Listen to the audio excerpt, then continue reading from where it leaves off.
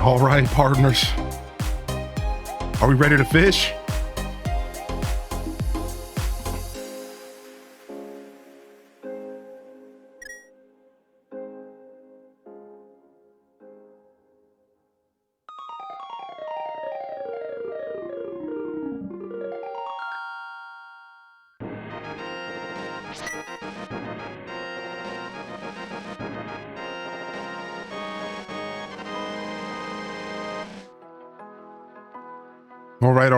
All right. Good morning, everybody, and welcome to the broadcast. I went to put on my farming sim hat, and then I realized today we're not farming,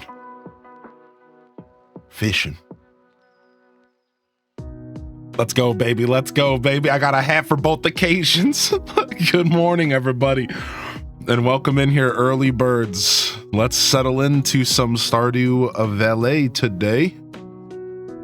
Oh, man. We're not farming today.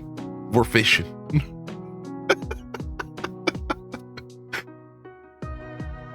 Oh, my gosh. Oh, my gosh. I opened up 5 promo packs, got the same Mankey card 4 times.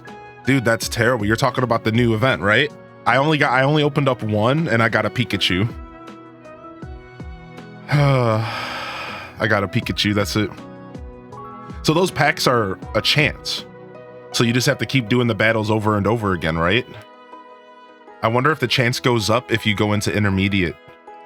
Whereas, like, couldn't you just sit there and do beginner matches over and over? If not, like, I don't know. I'm happy that there's another event already. I hope they keep doing this. Let me say good morning to everybody here today. Random first in the chat, you legend. Dude, love having you here bright and early. Thank you for the lurk this morning, Chow Dog, and good morning to you. Welcome in here, Porky Bird. Good to see you today. Jen Not Jen and Darcy. We got Just Jackie in the house. Welcome to the show today. Nug Isle, good morning. I'm still drinking my first cup of coffee here, so let me get a sip. And cheers to all the coffee drinkers out there, baby, all right? Welcome to the show. Welcome to the show today, baby. Porky Bird, good to see. If you have any questions about the schedule, man, just ask, all right? Just ask. We got Jess MP in the house, Kita Benita and Tima. Joopy-san in the building, Lucinda, Fat Cat Plush. Welcome to the show. Christine, yo. Just Jackie, solid as M. Daz about now we're bound for greatness. 16-bit Gambit. Coda Bear. Welcome back, Coda, excuse me. And good morning, Alith, good morning. M Bliss, good to see you today, yo. You've been taken down. A new contender entered the arena. You'll be back, I'm sure. Yo, Terps, welcome to the show, baby. The update's been great, my dude. Update's been phenomenal. It's nice to be on my Switch. I really do prefer gaming on my Switch nowadays. It's crazy to say that. As much of a PC gamer I was for a decade, the Switch is my home now, and it's nice to be on the Switch. Otherwise, to make the game fresh for myself, since we honestly just played 5-6 months ago, I'm doing a fishing challenge playthrough. So we're doing a kind of a little self-imposed rules that I have to abide to. The main thing you need to pull away is I can only make money off of fish or fish accessories. And what I mean is, if I open up a treasure chest from fishing, I can sell that stuff. So anything that has to do with fishing, if I fish up trash, so on and so forth. The fish ponds, we'll be doing fish ponds as well, smoked fish. So it's pretty cool. It's a nice little challenge to keep things fresh. So, but we're only 11 days into the game, and we have a lot to go dive back into today. We had Viking in the chat. Viking says, good morning and hello from rainy Houston. Sorry I haven't been here in a while. Don't know if you remember me from a few months ago. I do remember you, Viking. I do. And you never need to apologize for not being able to tune into the show, because my saying is, no matter how much time you put between yourself and this community, we're going to welcome you back. Listen, life happens. Plus, I really do encourage all of y'all to take breaks from Twitch. I don't just say this stuff, I wanted to make up my own word with the word perform, but I don't just say this stuff, You know, I really do mean it. You know, take breaks from Twitch, please. Go live life. Go do things. Come back. I'm sure the show will be better if you take a break anyways. You know, maybe. You know, ask the everydayers. What do they think? Yo, Wavy, good morning. You know, welcome back, Viking. Good to see you today. I didn't get a pack from the first set, but I did from the other levels. Pikachu EX destroys the hardest difficulty. Yeah, I've been using it. Yeah, I figured Pikachu was probably going to be the play. Good morning, Jupi-san. Yeah, we're talking about the Pokemon TCG game app right now. That's exactly what we were talking about. You got that right. Yo, Lamb Sync, welcome to the show. Good morning, Coach Parker. Good to see you today, and welcome to the broadcast. Welcome in. Sammy Dot, good to see you today. Shamrocks, welcome back. Miriam. Famed Guardian, Ham Labs, the legend, the myth, Mythos, the labs, the ham, the H to the A to the M. Labs. I don't know. Rachel Green Tea, good morning. Kitsune Gwen, good morning. What's up, Tai G team, the Triple T? Good to see you today. Effie Apples, enjoy the yarn lurk. Good morning to you, Ann. Welcome to the show as well. You need a Fish Fear Me hat for this challenge? I'll look into it. Thank you. Thanks for the follows today, by the way. And Rachel Green Tea with the first sub of the day. Thank you, Rachel, and welcome to the show, everybody. I hope everyone's feeling good here on a lovely Tuesday. If you haven't jumped into the Discord and dropped some love this morning, I encourage you to do so. It's our little home away from Twitch. We got a TCG channel in there. We've been yapping about Stardew in there. It's been quite a treat. Those of you that are going out and doing the voting thing, do your thing. We'll be keeping the political discussion to a minimum here today, but you know, it's gonna happen, and I think any kind of general conversation it's gonna happen, right? So it is the thing that's happening today in America, but this will be a place for us to relax and chill, and we'll be keeping any kind of drama or debates at the door as usual. That is one of two rules: no politics or religions here in this chat. Those types of discussions are for the Discord.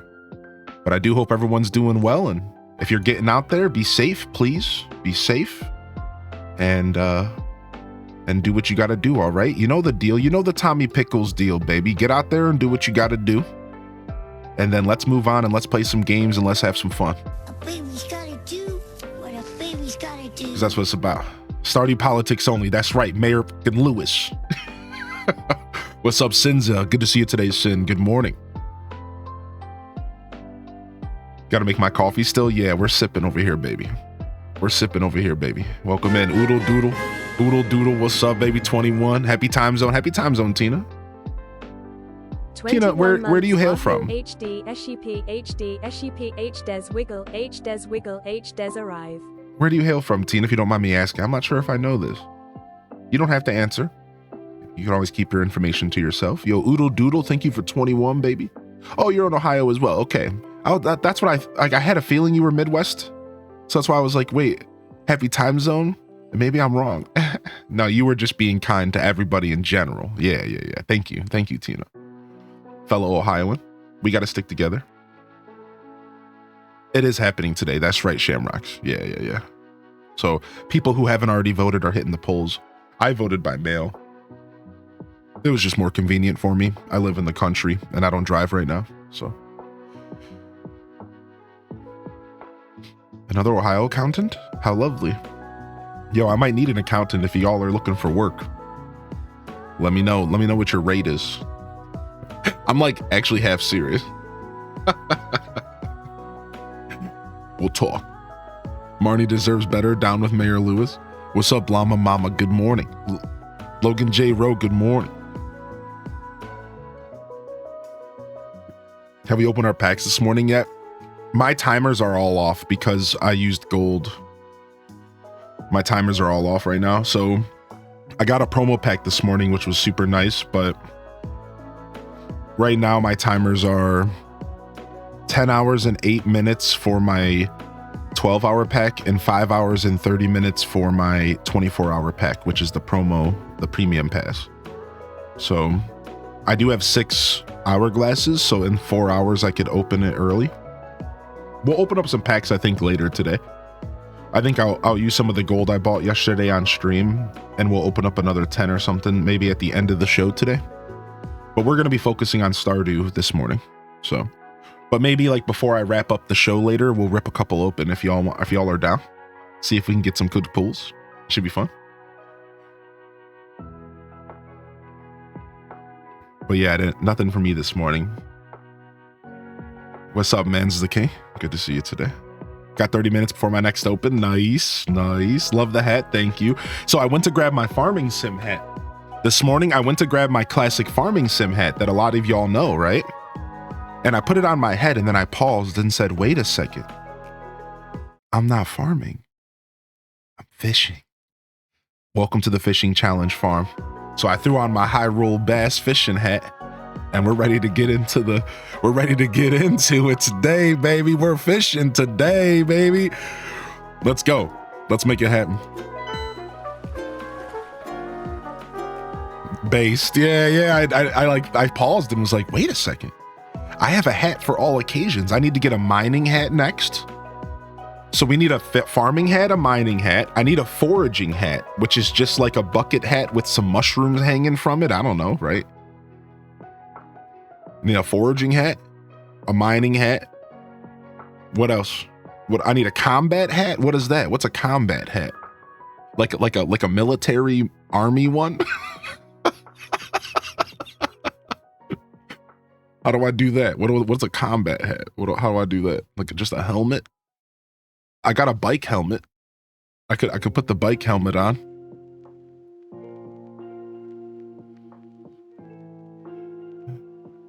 The hat is cool. I'm a corporate controller, but if you need recommendations in an area, send me a whisper. Thank you, Nugs. I might take you up on that one day. I voted early too. Just gonna watch and play some games. Nice, Joopy. Good to have you here today. Yeah, a knight helmet. Freaking knight helmet. We need one for all the different skills in Stardew. Does love. Yo, Clover, thank you for the tier 250, and thanks for adding me. You didn't you add me over to Pocket Camp, right? I think you did. I remember you adding me. I appreciate that. Either way, good to see you here today. Good morning. Good morning. Thank you for the support. Thank you for the extra tier support. Got some new emotes on the way, and these next 3 are going to be dropping straight into the collection. I'm not going to hold them, so. As soon as I get sketches, I'll tease the sub chat in the Discord. So if you're not in the Discord already, I do use the sub only chat to tease emotes sometimes. And I'll put the sketches in there. But you'll have to wait till the sketches to find out what they are. But to all my supporters out there, I have 3 animated coming. And to tease you guys a little bit, one is Tangy. 1 is an Animal Crossing character. 2 is Tangy, and 1 is a different Animal Crossing character. So I'm getting a batch of AC emotes done. I am working on some other game stuff though. So for those that would like some more variety, I do have some other stuff in the works. So like I said, I got 3 coming now. I got 2 more coming after that. And then I have another 5 that I'm going to be holding to release like slowly. They're all pretty much paid for at this point. And they're going to just be coming in. So, and then I want to reach out to some of my local artists and I want to see if I can get some other stuff done. Maybe some, I don't know, how do you say festive stuff? So I'll be getting that set up for y'all as well. So I just like to let y'all, you supporters know that you got some goodies on the way. All right. I'd like to let y'all know you're getting taken care of. Let me go ahead and make my announcement in the Discord and then we can start playing games. All right. I'll catch up on the chat in just a moment.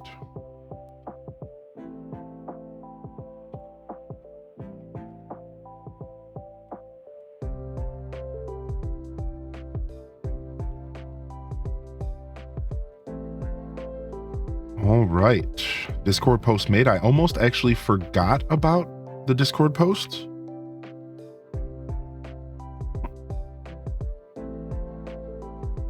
So I'm glad that didn't happen. Boom, boom, boom, boom, do, do, do, do, do, do, do, do, do, do, do.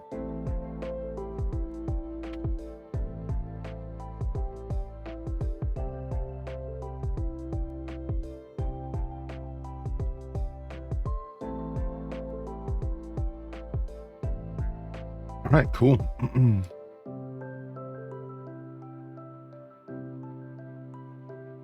Excuse me. Welcome to the show, everybody. Good morning. We're all set. You're all mine now. I shouldn't be distracted anymore. What's up, Mrs. Pirate? What's up, Voltage? Ambi Sick, good morning. Coach Boyvin?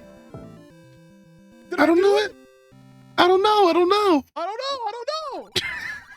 I was so hyped. You're the hero of Hyrule. First time I beat Zelda 1. Yo! I was so hyped, dude. Yo! Finally, peace returns to Hyrule. Damn, son. 3 Damn, years already. son. It feels like yesterday I discovered you and the wonderful The vibes you perfect provide. follow-up. The perfect follow-up. Damn, son. Thank you, Coach Boyvin, for 36, man, dude. Thank you for sticking with me, Coach. Seriously, it's been quite the journey. Damn, son. Yo, Tales from the Fandom. Enjoy the work lurk today, Fando. Good to see you back in here. Mirage Gaming as well. Good morning, Mirage. Good morning. For the Pocket Camp fans, I wanted to start with Stardew because this is the exciting hype thing, and you know, baby's got to do. But I will be doing some Pocket Camp tomorrow morning, just because that's not on the schedule, and I know I really liked what we did yesterday. I think we will be doing Pocket Camp tomorrow morning, so just like a heads up on that. I think that we'll bring that vibe back tomorrow. But today, this is it. The return to the valley. We're back.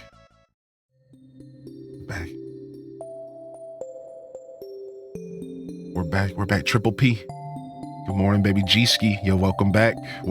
Dude, Ham Labs with the gift of the Jazz. Yo, Jazzberry. Yo, you pop in and you get a gift of the sub. What is this? The red carpet has been rolled out. Hello, friend. Welcome back.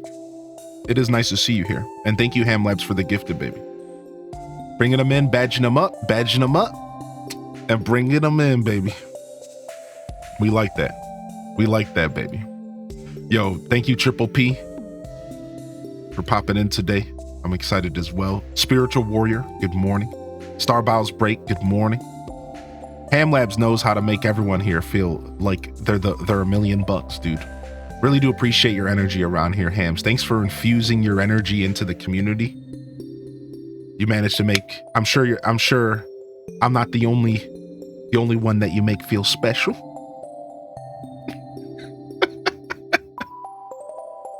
Yo, how was your show yesterday, Starling, dude?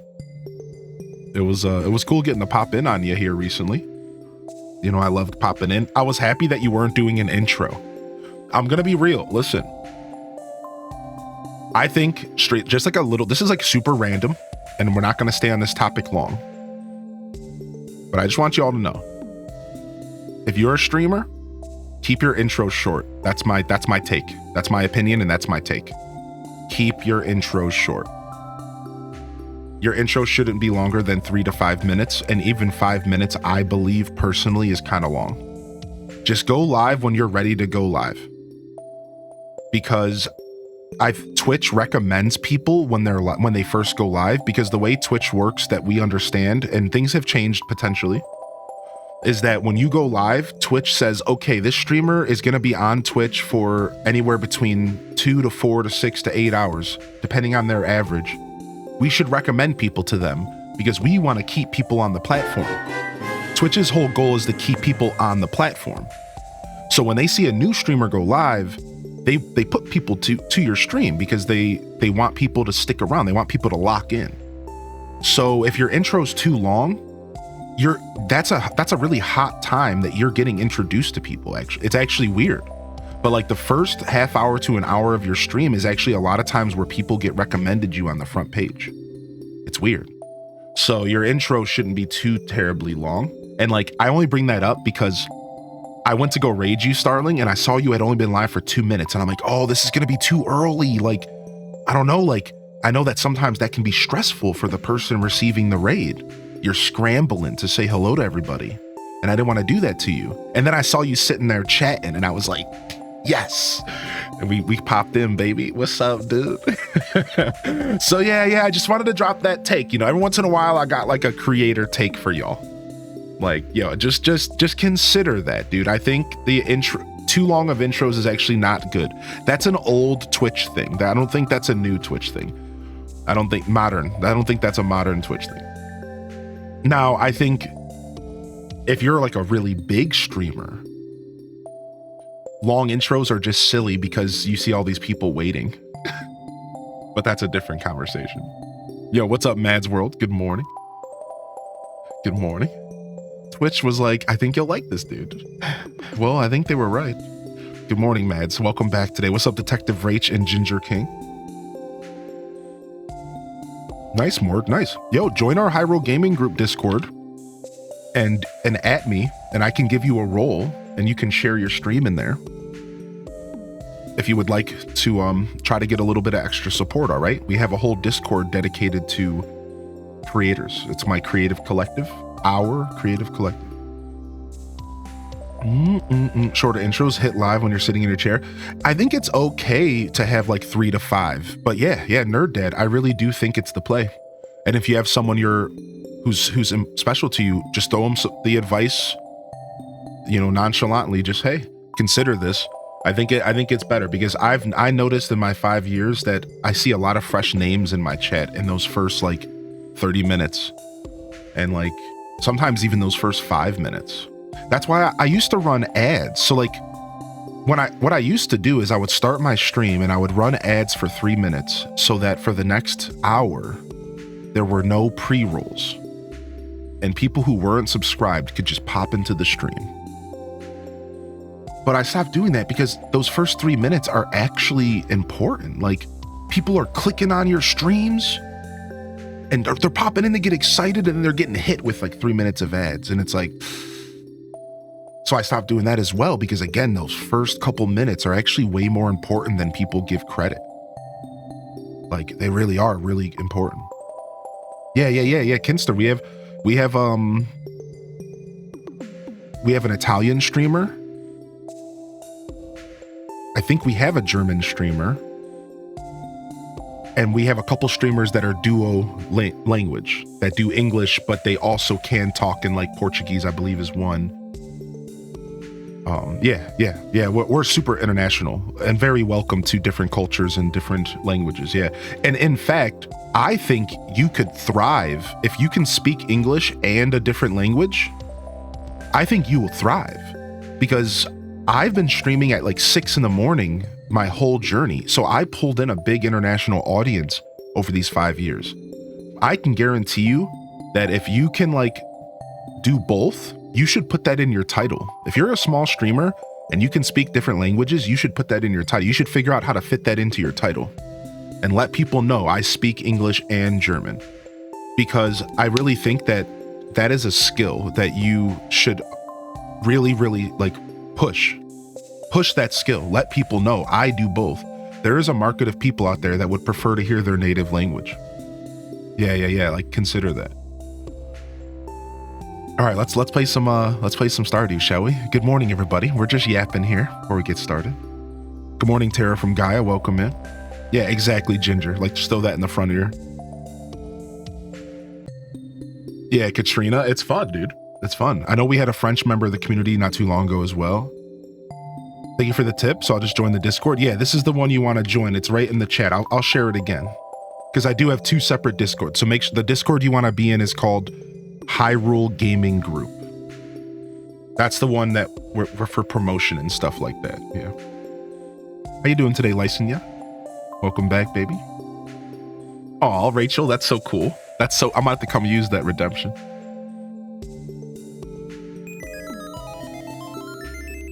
Yeah, exactly, Mrs. Pirate, right.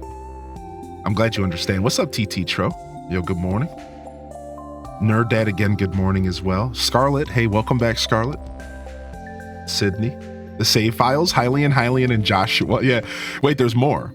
Hylian, Joshua, Hylian, Link, Down Under. I don't know what I was doing with Down Under. I don't know what was happening here. Cap'n, Wigwam. The last one is Wigwam, like a teepee. Mars Farm. I was feeling real weird I might have been, I don't know what was going on there. I don't know. I was feeling real weird. Mars Farm, Wigwam. I might have been, yo,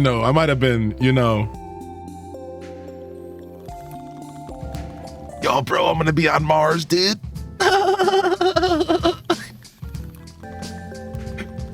I know. Why didn't I spell ranch properly? Like, what happened with Lawn Ranch? What's up, Misamo-chan?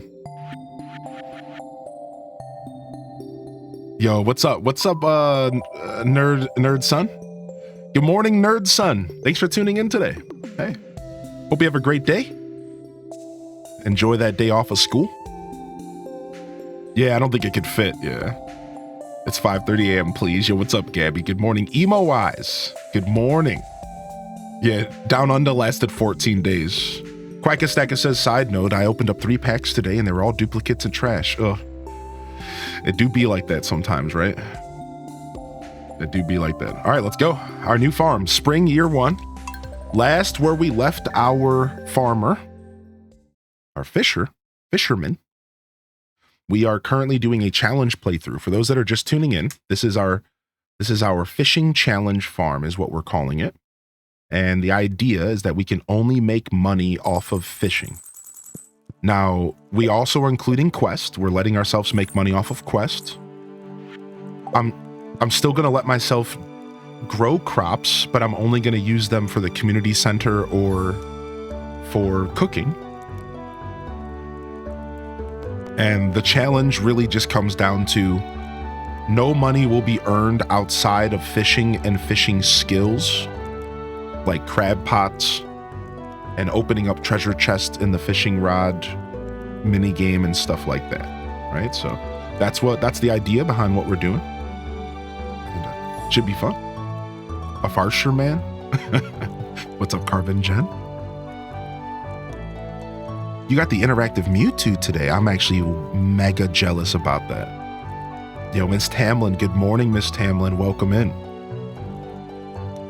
Yeah, it should be cool. So we're smoking a lot of fish. That's for sure. He's gonna CZG. I tried to frame by frame Wonder Pick where you screen record and get a fancy new card. Didn't work, at least for me. Aw, Mad's World. I never heard of that strategy. Lillian82 says, I had a crappy day at work, so when I saw you stream, I went happy. Sorry for my English. Aw. No worries. I think your English is just fine. And welcome to the show today. I hope that your day gets a little bit better, Lillian. And take a sub on the house, all right? Feeling generous today. Speaking of generosity, thank you, Mary948 for 46 months. Mary, I hope you've been well, dude. I'm not sure if I've had a chance to connect with you. I really do hope that you've been doing well, and it's wonderful to see you in here today, Mary. Thank you for the sub, dude.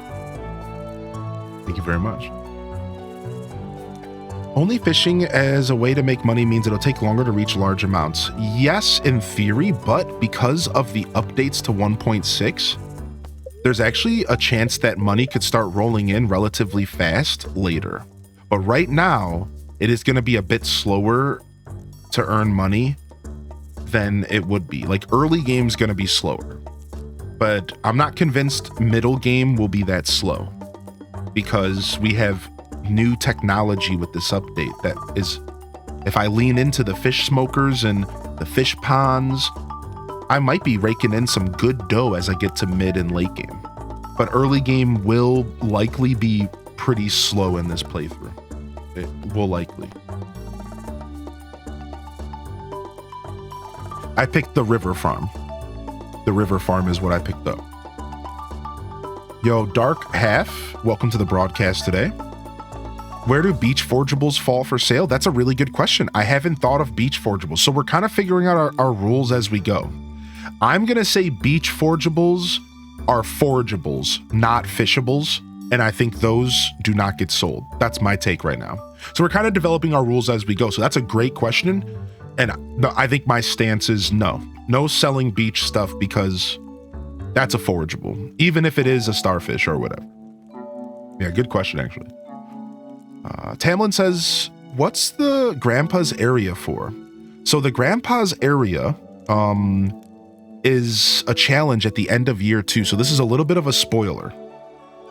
And at the end of year 2, the ghost of your grandfather's going to come and grade your progress. And that shrine has to do with that process. And that's all you really need to know for now. If you want more information, I can totally give it to you. But at the end of year 2, you're going to get graded, and that shrine has to do with grandpa. So.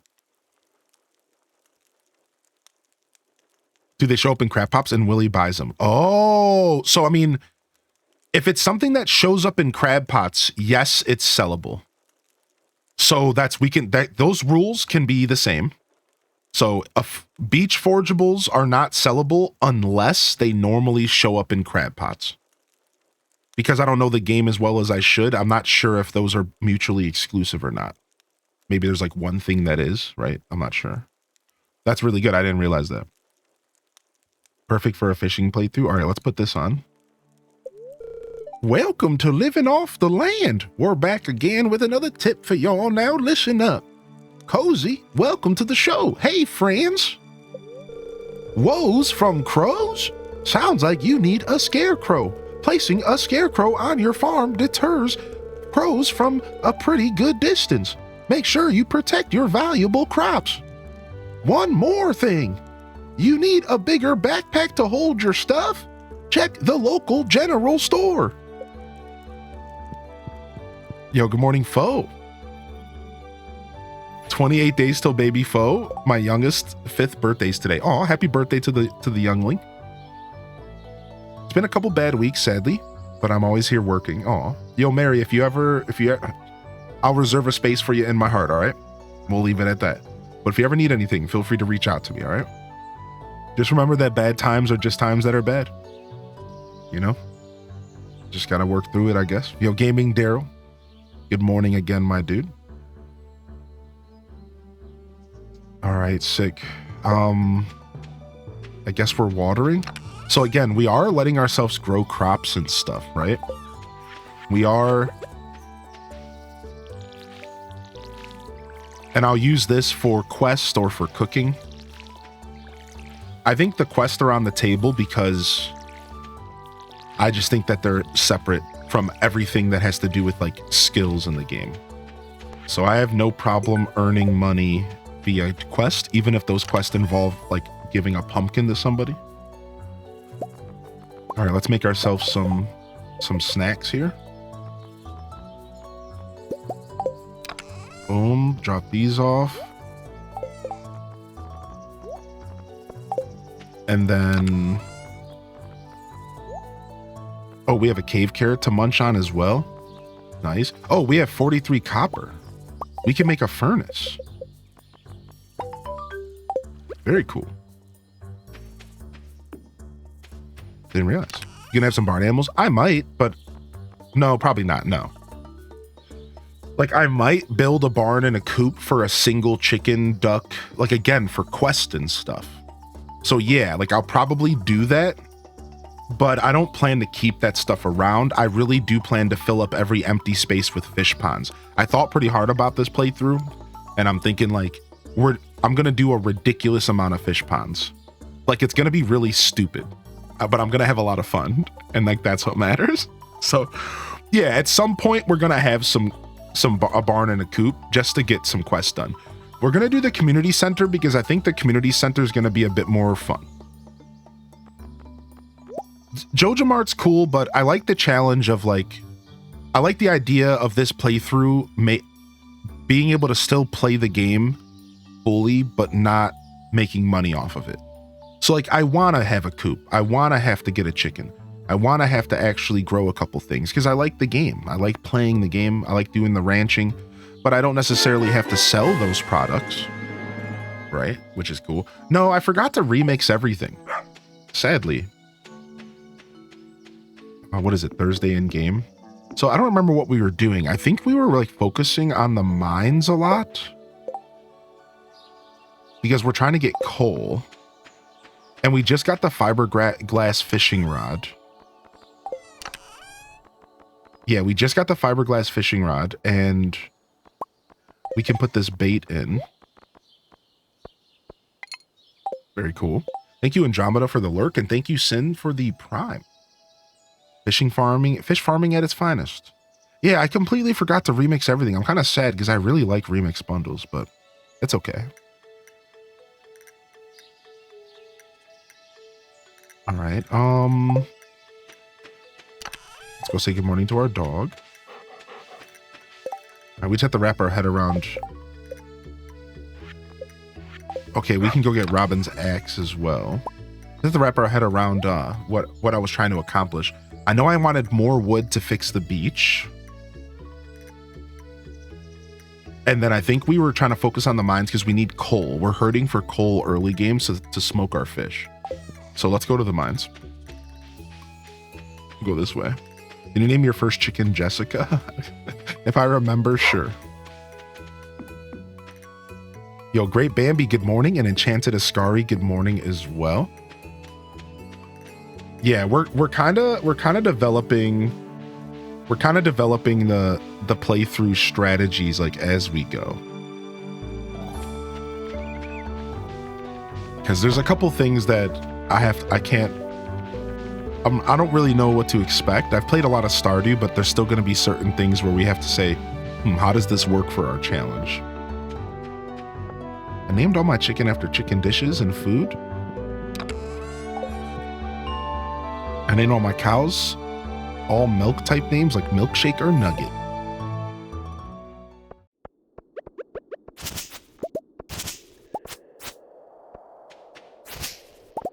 Nice, some mixed seeds. I think did we not kill all the slimes for the quests? I think we have to be close, right? We have to be pretty close to 10 slimes. I don't know what my luck was today.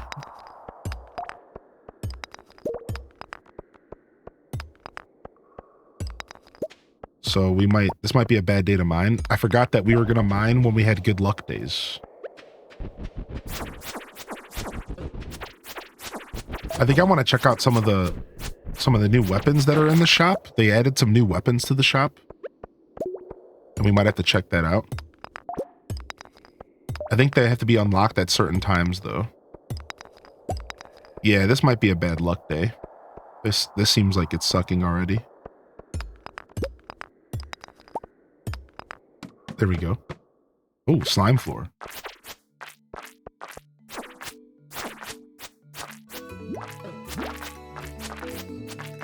Oh, there we go. I was about to say, are we getting mine music or not?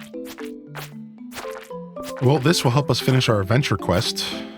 So that's nice. Dude, no. No, I was afraid of this. Gotta run.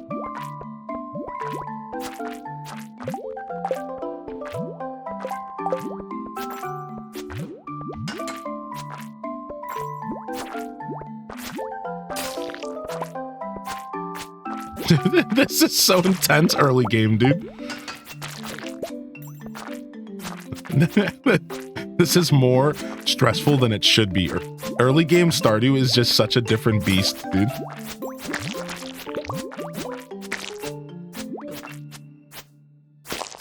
Early game Stardew is such a different beast, man. It's like, what is going on? I'm being jumped by green slimes right now.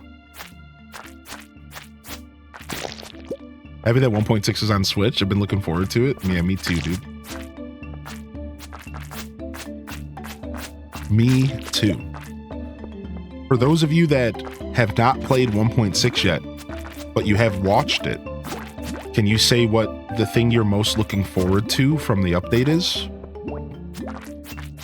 Anybody out there, like, if you've like watched streamers play it, you couldn't resist really. I'm sure there's plenty of people like that. What's something from the update that you're looking forward to the most? Is it the new Meadowlands farm and the blue grass? Is it the trinkets? I think the trinkets are some of the coolest content in the game. Dude, where'd this bug come from? I can't do this floor. I'm getting destroyed. All right, we got to run and we got to fight this bug solo. I hate the sounds of these bugs. I'm most excited for the desert festival.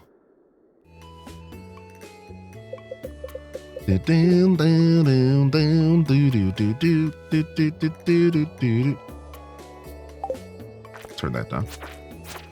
The Desert Festival is super sick. The Desert Festival might be the coolest part of the update. For me, it's the trinkets than the Desert Festival. I think the trinkets are probably the coolest part of the update. But the mastery skills are really cool as well. The books are really cool as well. There's so much to look forward to in this update. Yeah, there's trinkets that you equip, and there's like 8 of them, and they do special things, some cosmetic, some combat, some interesting, right? Then there's books that you purchase, and the books can be used for permanent upgrades. Like, you can get like 3 books total that make your character faster. So you buy like the first one and your character's like 0.3 faster. Then you buy like the second, then the third. And then you eventually be like, it's almost like you have a cup of coffee on always after you get like the 3rd speed book or whatever. So there's like permanent upgrade books.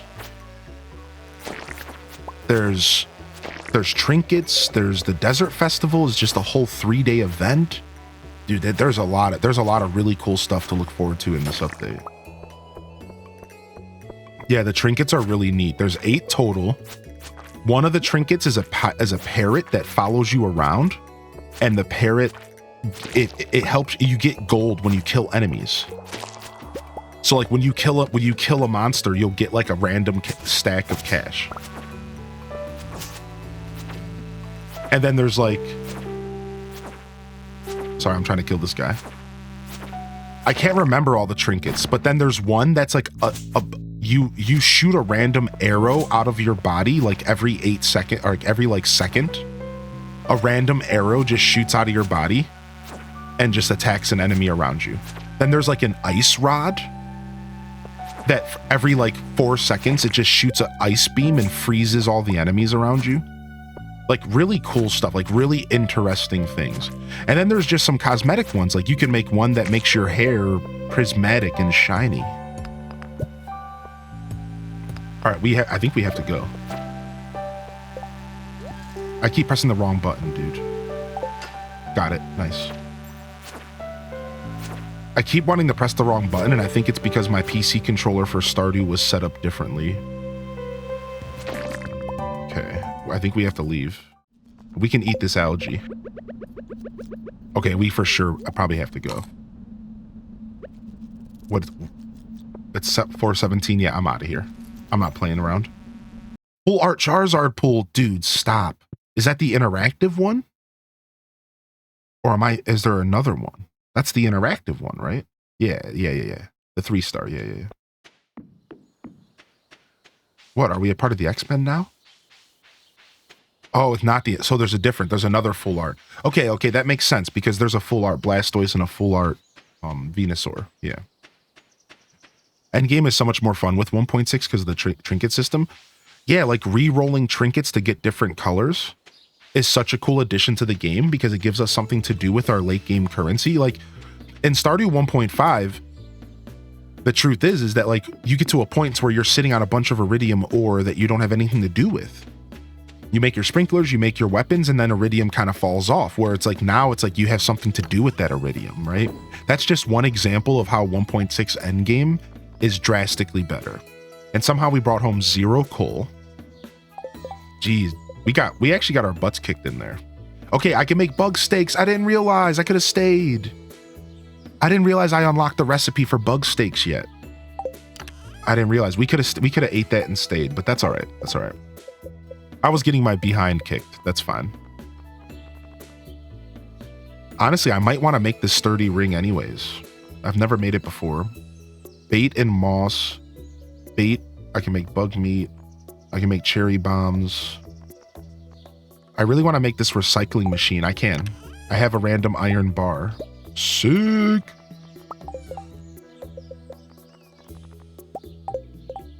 Okay, that's the button to quick open the crafting menu. I remember. We don't have access to hardwood. No way. Furnace, sign. Okay, so the charcoal kiln. I need 2 copper bars. We need this stat. I might actually go buy 2 copper coal to just make this. Because if I invest in 2 coal, then I can get more coal. So we might do that tomorrow in game. Wait, isn't Clint closed on Fridays? Of course Clint is closed on Fridays because that's when I would need him, huh? Of course, the day that I need Clint, he decides to take a day off. Yeah, no wonder Emily doesn't like the dude. Unbelievable.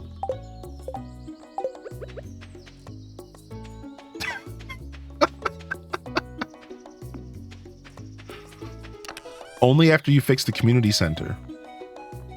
Oh, okay, good. All right, he's lucky. I was mad.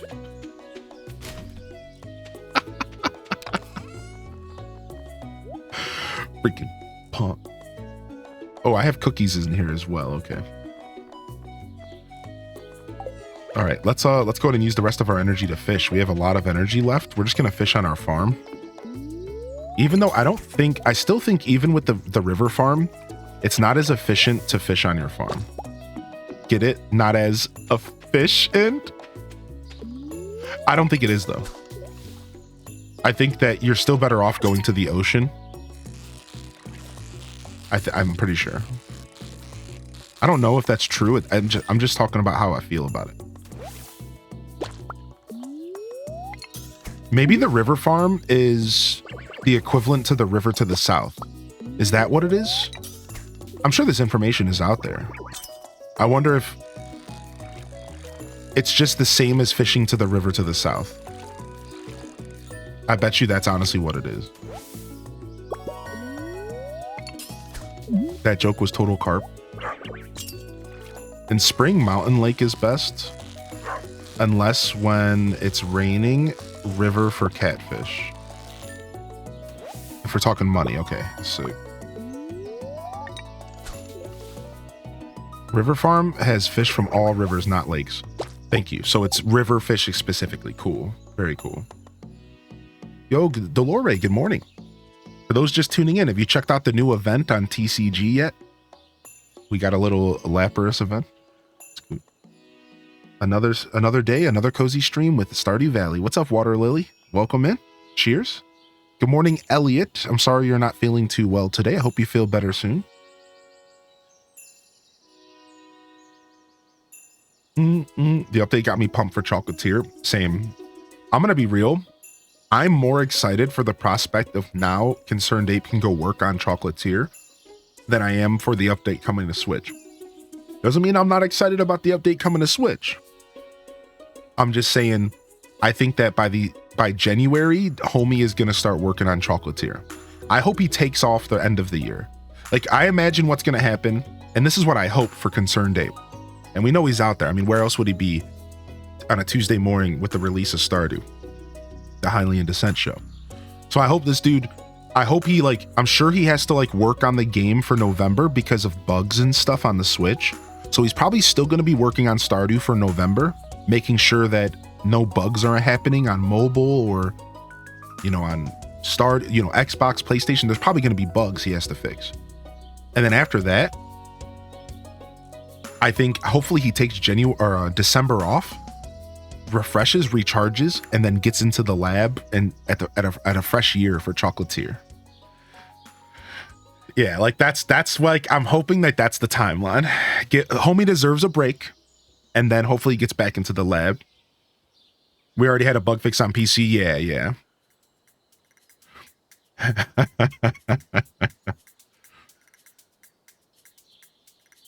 Remember when we thought Chocolatier was coming out in 2023? Ha.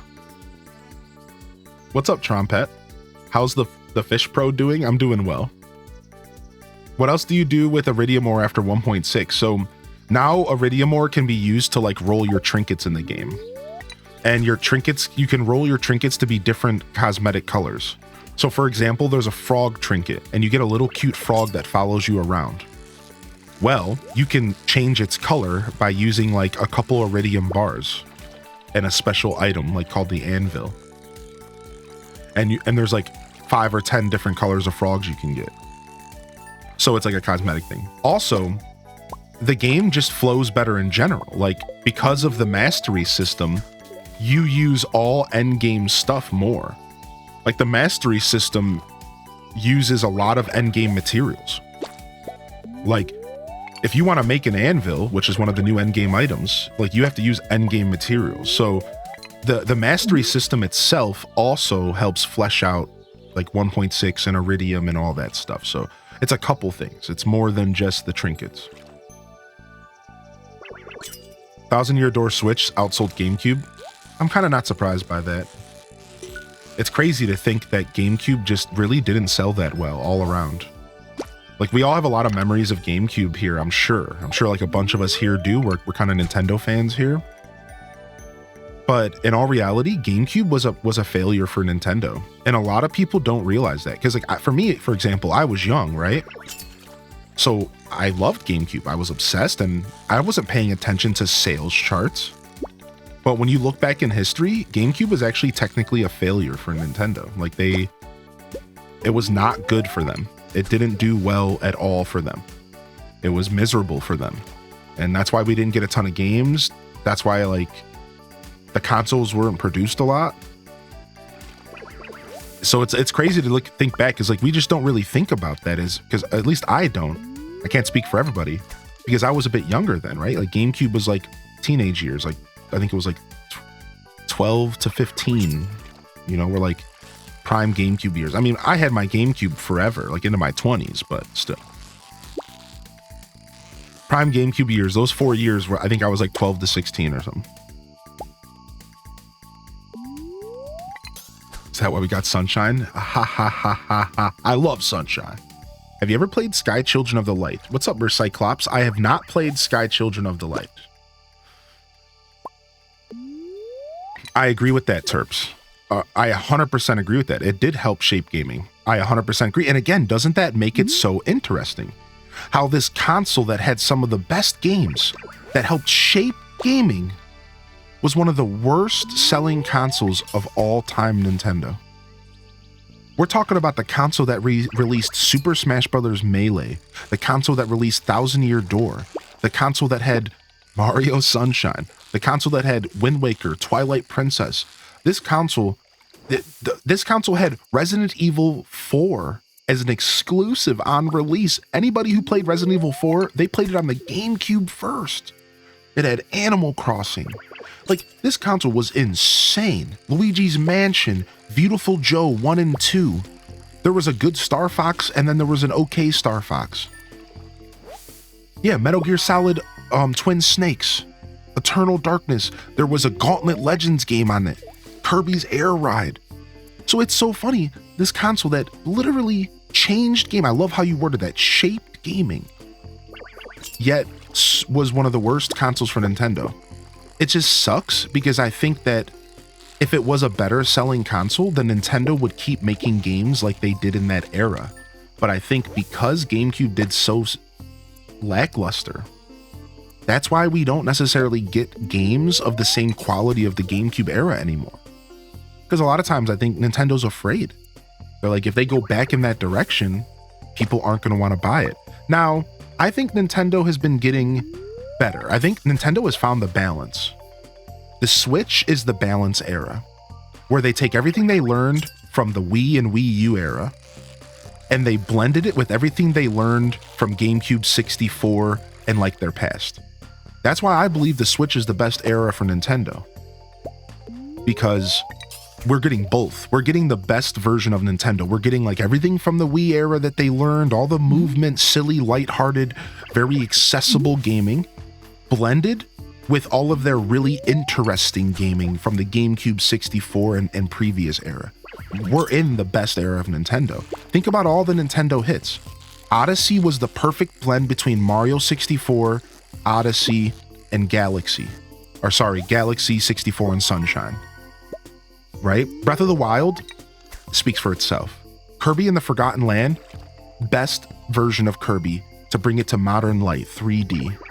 Right? Like, a lot of the games, I bring up those three a lot because I think those three are really, really showcase the Switch's like ability to like reinvent these games, right? And I think if you take a look at the Switch's library, they do that over and over again. Over and over and over. You see them innovate and like take all of their learning of the past and kind of put it into one really, really good experience.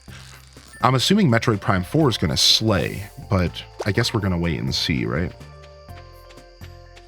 I'm pretty confident in Metroid Prime 4, but I don't know. I think it's because I played the first 3, and the first 3 were really good. So I think I can be kind of blind. I can have like blind confidence, right?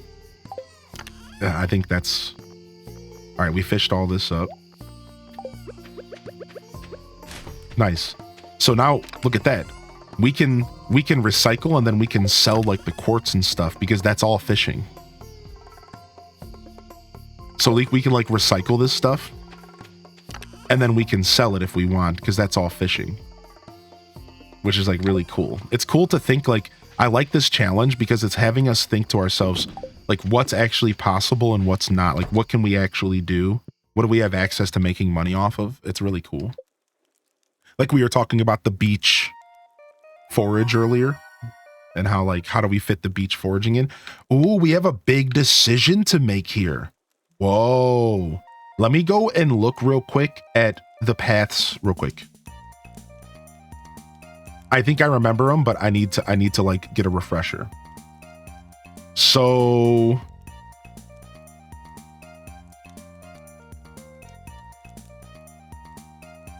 I'm looking for the skills. Okay, here we go. Here's the skills.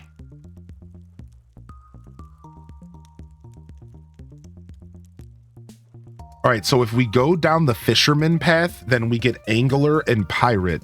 And if we go down the trapper path, we get mariner and lure master. So fishing gives us 25% fish are worth 25% more. And then we could go into angler after, that makes fish worth 50% more. Or we can go into pirate and have a double chance to find treasure. The other option is trapper. Now, I actually tried to do a fishing only playthrough in the past. You remember those save files on my Switch this morning called Cappin'? Well, that was me trying to do a fishing farm and I never finished it. And what I did was crab pots. It was a crab pot playthrough. I had hundreds of crab pots all around my farm because I used the river farm. And every day I would go around and collect everything. And it was kind of fun, especially when you got to mariner and you didn't have to bait them, or sorry, lure master. And you didn't have to bait them. Now, truthfully, mariner's better though, because no junk items. So this is interesting. I'm not looking to be the most efficient person here. I'm looking to have the most fun. Part of me wants to go pirate. Part of me wants to live off of the treasures. Good morning, Floral Green and Big Doggo. How you been, Big Doggo, baby? Yeah, like part of me wants to like, let's just live off of treasures. Should my first 1.6 playthrough be with mods? I would say that giving yourself a couple mods for quality of life is totally fair, dude. I just think you shouldn't overly mod the game because there's a lot of new stuff to explore. So I think if you're coming to 1.6 for the first time, I would avoid any mods that add like items to the game and like Stardew Valley expanded, because that stuff you might not know what's new and what's the mod. You know what I mean? Like it might muddy the waters a little. But like if you want a mod for quality of life, if you want to walk faster, yeah, go for it, dude. That's not going to change your that's not going to change your 1.6 experience. Give yourself a walk faster if you want to have like what's that one thing that shows you where the grid when you're trying to put down your scarecrows and stuff, that one UI, that really nice UI mod. Yeah, if you're going to do the UI mod stuff, go for that. Yeah, that's if you're the kind of gamer that likes the quality of life, just go for it. I think as gamers, you always want to prioritize your fun over everything else. But I do recommend checking stuff out vanilla first because it's a more rich experience. So if you are a patient gamer and you can deal with the slow walk speed, try vanilla, just as our friend Hailey and Julie said. Good morning, Julie. You know, try vanilla, test it out. But if you've already played Stardew for years, you already know the experience, just have fun, man. Yeah, just have fun. I have a mod that gives me a task list. What's up, Jerry Newman? Good morning. Anybody I missed out there? Rabby, good morning. Welcome back today. The name Rabby instantly made me think about I have made a mistakes comment about PSO. What were those things called? Rappies? Dude, I want to play PSO again. Oh. Dude, wouldn't it be sick if we got a modern PSO? The other day, I read an article about a potential rumor that we could get PSO. Because Sega recently announced that they're remaking 4 old games. But I don't think they announced what all the games were. The only one they announced was Crazy Taxi MMO. So I wonder, like, would we ever see PSO return with a brand new remake? Cleaning the whole game up and just making it like a fresh experience? Like 2024 status? Because I know there's PSO2. PSO2 is still alive. I downloaded it and played it a little bit not too long ago. And it was fun, but it wasn't quite the same. Like, I don't know. It didn't click. So.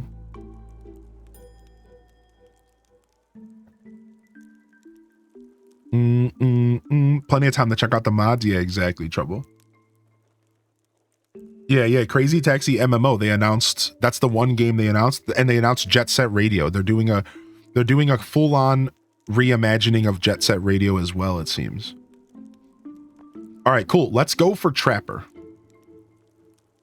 Now, I really don't know. We're going to have to decide Mariner or Lure Master. What's more value? Not having to bait or no junk items? Because here's the thing. You got to listen to this. Here's the thing. Bait isn't hard to get in 1.6. Like, at all. I mean, it was never really that hard to get. But in 1.6 makes bait even easier to get. I can't remember why. I think there was like some kind of like, if I remember correctly, I think there was like new deluxe bait worm bin or something. I just remember bait. I remember having so much fishing bait in my playthrough a couple months ago. So, spirits are neutral today. Apple toaster strudels, sick. I was looking at toaster strudels just the other day at the store.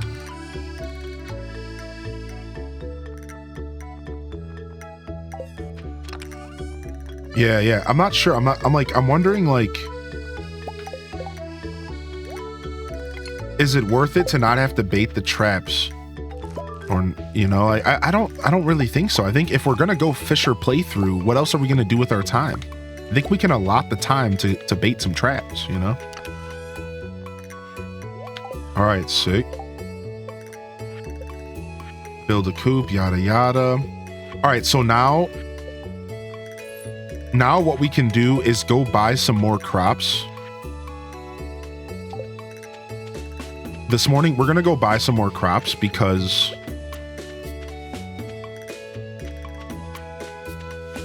I do want to plant like a couple of each crop. Just a couple of each crop. So that I can do community center stuff. So. And like do quests. So I think I have some cauliflower I could plant right now. I think no junk is better. I'm pretty sure. Like if we actually want to make money off of trapping, I think it'll be cool. I think we're going to have some fun with it. I think the obvious choice for doing a fishing playthrough is clearly to do fisherman. But I really, really love the idea of having tons of traps all over my farm. And we could always switch it later. So I'm pretty excited about this. Yeah, we got these. Let's plant these. Let me get my watering can.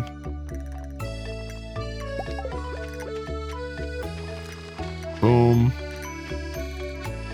Boom, boom, boom, boom. We don't have a scarecrow yet, but I think we might get one tomorrow. Because I think we get farming level 2 after we harvest those 15 parsnips.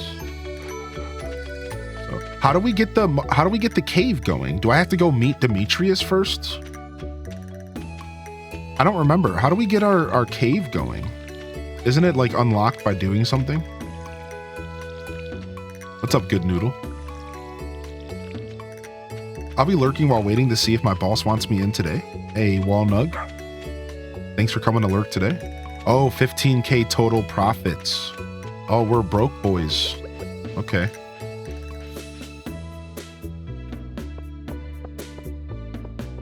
You used to play the original Phantasy Star on dial-up, you and me both.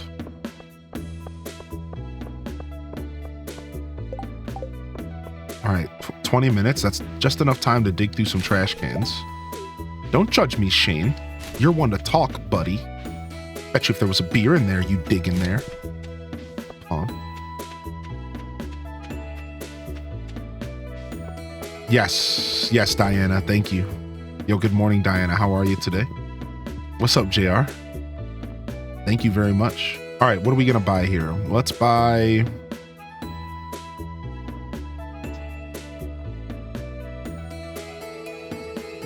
$10. We could get a couple beans if we buy them now. I might just skip the beans till next year.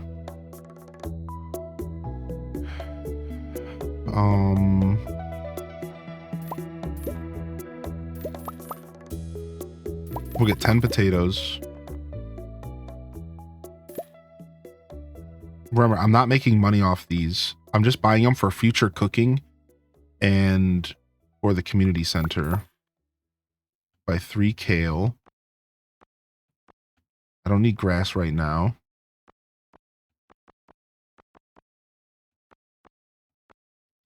I'll buy 3 beans. All right, that's all the money I'm spending. We spent $800. So that's all negative profit, sadly, because we're not going to make this money back. Can't stop playing TCG Pocket, dude. It's really bad, actually. It's actually really bad. Yeah, I'm right there with you, dude. Gonna lurk. I'm sanding my hardwood floors, yo. Good luck. Good luck, dude. All right, boom.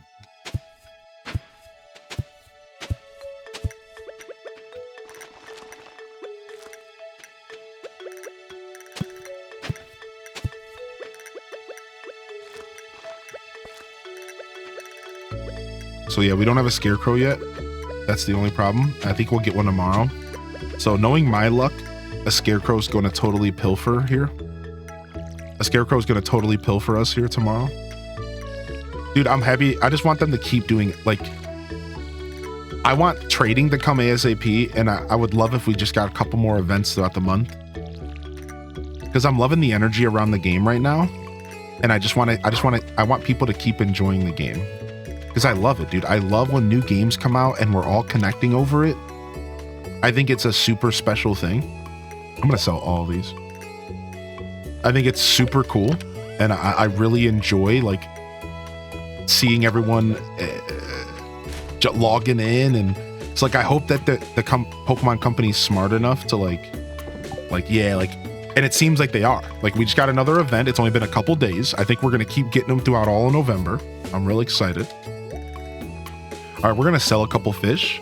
Well, we don't need to. There's nothing I want to buy right now. It's actually really interesting, this playthrough, because we don't buy seeds. It's like, I don't actually have to rush the process of, you know what I mean? Like, I don't actually have to rush anything. Like, I kind of just do whatever I want with my cash right now. Like, I can't think of anything I would want to buy besides for like maybe upgrades for like my pickaxe and stuff, right? Or some coal so that we can make more coal. So why don't we do that? Let's go to the blacksmith. We should be able to make it there if we leave right now. Let's go buy 2 coal. Then we can make a kiln. And then we'll save up and we'll start trying to get our tools upgraded. Because getting our pickaxe upgraded and our axe upgraded ASAP that's what we want. We want to get our axe upgraded to get hardwood. And we want to get our pickaxe upgraded to make our mining journey a lot faster. And I think we're in a really good position because the fishing rod upgrades come with levels and just raw gold, so it's not like we have to worry about those. Oh, I didn't see your question actually. Give me just a minute and I'll answer it. Yeah. Yo, give me 2 coal, punk. All right, I'm out. Okay. Wood and coal buy wood and coal while it's cheap year 1. Oh, I didn't realize that. You're right. Oh, dude, by the end of the year, we could stock up. Ooh, that's smart. And then it goes up in price.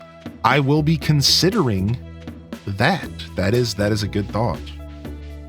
All right, let's head home and hit these trash cans on the way. Yo, Sam, don't mind me, dude. Don't worry about it, dude. Yo, you got anything in here? Oh, that's a bad report card. I'm gonna talk to your mama. See you later. I think he's in like college. Imagine some bald purple dude comes up to you talking to you about your grades.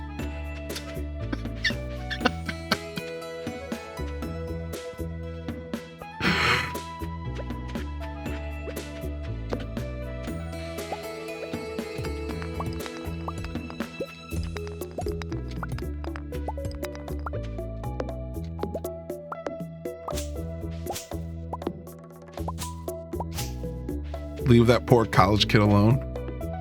He has junior high energy. Thank you. I was going to say it. You said it. I didn't have to say it. It sucks because people can only discover a game together once. Yeah, you know what I mean? And like once it's over, it's over. So that's why I think we really should cherish these moments as a community. I think they're special. I really do think they're very special. And it's super cool. All right, we got the coal. Let's go ahead and get this copper cooked. Copper cooked. All right, we're going to go ahead and quickly change up our settings. And we're just going to rock our jams. All right, while that's cooking up, we got ourselves some bread to eat, which is super nice. Got ourselves some bread to munch on, which we needed. And like, let's go ahead and we need to get wood. I want to go unlock the other side of the beach. So let's cut down some trees. Like, oh, a stranger, you're in my living room. Yeah, you could just like walk in their house right at the beginning of the game. It's a small town though, you know? So here, we got an Ask Me Anything. Compilation of resources for streaming and on OBS. If you'd like to share any resources you have? Sure, I don't know. I might have some resources bookmarked and stuff laying around. I could definitely look into it.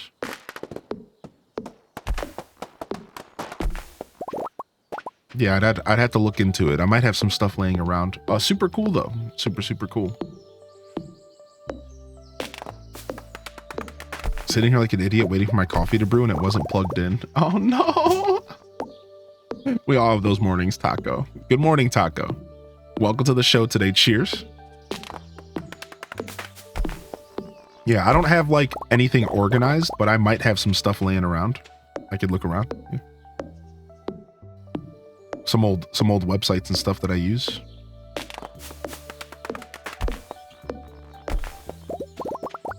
It's definitely that kind of day. Today is full on that kind of day. Yeah, for sure.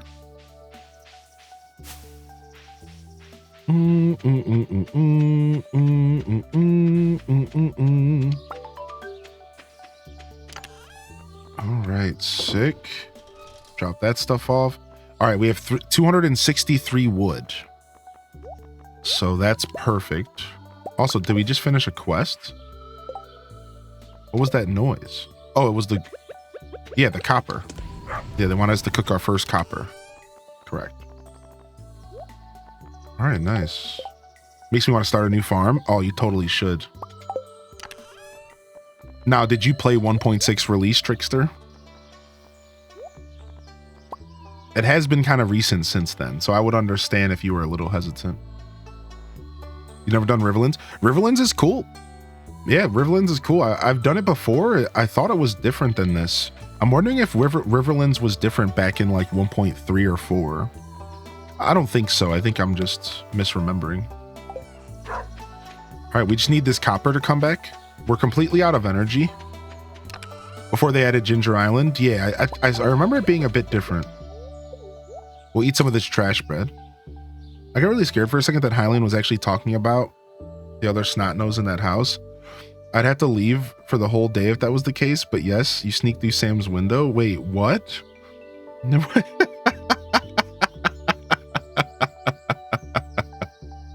Whoa. Yo, good morning, weirdo of kings. Are you going to play Mirthwood? Here, let's unpause real quick, and then let's see what Mirthwood is. Chat's mentioned Mirthwood yesterday as well. You're lurking while you get ready for work. Yo, keep on slaying, Diana. Get it. Hope you have a wonderful day today. All right, nice. All right, I got my 2. Boom. All right, we got our charcoal killing. Boom. All right, sick. So this helps out a lot. Any other food in here? Where did I put all those cookies at? They're in there. Okay. We'll probably end up eating these parsnips actually. Nice. So, and I don't want to burn all my wood right now. We might as well. Let's just get it going. Because we want this coal. We want to get this fish money, baby. All right. And then we're just gonna fish the rest of the day away. Let me check out Mirthwood real quick. This is looking like a Zelda game. Let's see what this is. See what this is real quick. I'm just gonna mute this right now.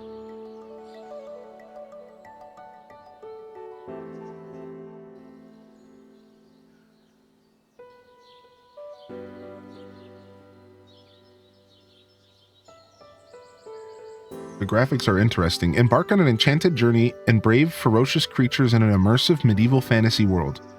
Will you settle into the homestead to live a life of farming and trade, or you pick up the sword and take up the adventurer's path? The graphics are interesting. Looks like a Link to the Past, kind of. But like, not a Link to the Past. A picture I have of a Link to the Past that somebody made to look like fancy. Like, I don't know how to describe it. I had to go find it in my wallpapers for you guys, but... It's labeled as an RPG, a farming sim, a sandbox, and an immersive sim. Yeah, this game wasn't on my radar at all. I don't think I've seen this game in any kind of showcases or anything. Like, I don't remember this game at any indie directs or anything. Like, where did this game come from? You would have think this game would have been on our radar. I don't remember seeing that at all. I did end up liking the Shire game. Yeah, I'm looking forward to playing it next year. We can put legendary fish in fish ponds. Is this fake news? No, it's not fake news. What's up, Lunar? No, you can put legendary fish in fish ponds. Yes, it's only one legendary fish per fish pond, and it'll change the color of the fish pond respectively per legendary fish. Like, I assume if we do the mutant carp, that it'll probably turn swamp green, right? Like sewer green. Ooh, Bellbun, you're checking out Stardew on Game Pass? Nice. Very storybook-like graphics, yeah. Dude, you're gonna love it, Bell. Yo, good morning. Oh, well, hopefully you love it. Hopefully. Good morning, Ali Bobali. Good to see you today. Thank you, Trickster. Thank you for confirming that, dude, because I could have sworn that the last time I did River Farm, it was way different. I was like driving myself kind of crazy over it. All right, sick. Yeah. Lord of the Rings Shire game was dope. It has a lot of potential to be, honestly, a very similar Animal Crossing experience, because the whole game is based off of just like living life. And like, when you think about Animal Crossing, maybe not you all, but like the general you, when you think about Animal Crossing, I think for me, it comes down to like the life sim side. I think about the idea of logging into this home away from home, this reality away from reality. And I say hi to my villagers. I see how they're doing. And the game kind of captures this feeling of a small town that the life keeps going on without you. That's like the whole point of Animal Crossing, right? It feels like when you log in that they've been hanging out without you being there. Like your toys are playing in your bedroom at nighttime without you. It's like you log in and it's like, oh wow, what's been going on? Where the drama, right? And like, that's kind of the vibe of AC that I love the most. I love the idea that the game keeps playing without me there. That was like what they sold me on in the GameCube. That was literally like the price, like that was literally on the box. The game that keeps on playing when you're not around. Like, that was the selling point, right? Like, and it was like this really interesting idea that the game is always going. and that the villagers are always hanging out. And like City Folk captured this really well. If you ever played Animal Crossing City Folk, that game captured, oh, I just ate that raw fish, gross. If you ever played City Folk, it captured this feeling really well because in City Folk,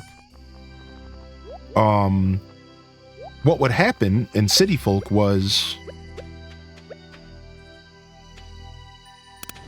the villagers talked a lot of drama.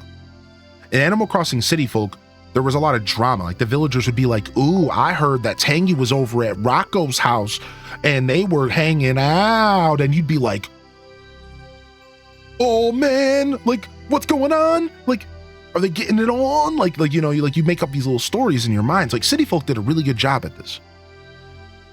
So I think what Tales of the Shire is doing is that you log into the game and you go around town and you cook for you have house parties and you invite the hobbits to your house and you treat them to food and maybe that's almost a politics thing, and maybe you're doing that to get in good with Mrs. Shoreberry, and Mrs. Shoreberry, once you get her experience up, maybe she gives you a really sick piece of furniture that you can only get by getting her friendship level up. So you're like, you wake up every morning and you log in and you say hi to Miss Shoreberry, but today she's like, oh, did you hear that the Tooks fell into the river again?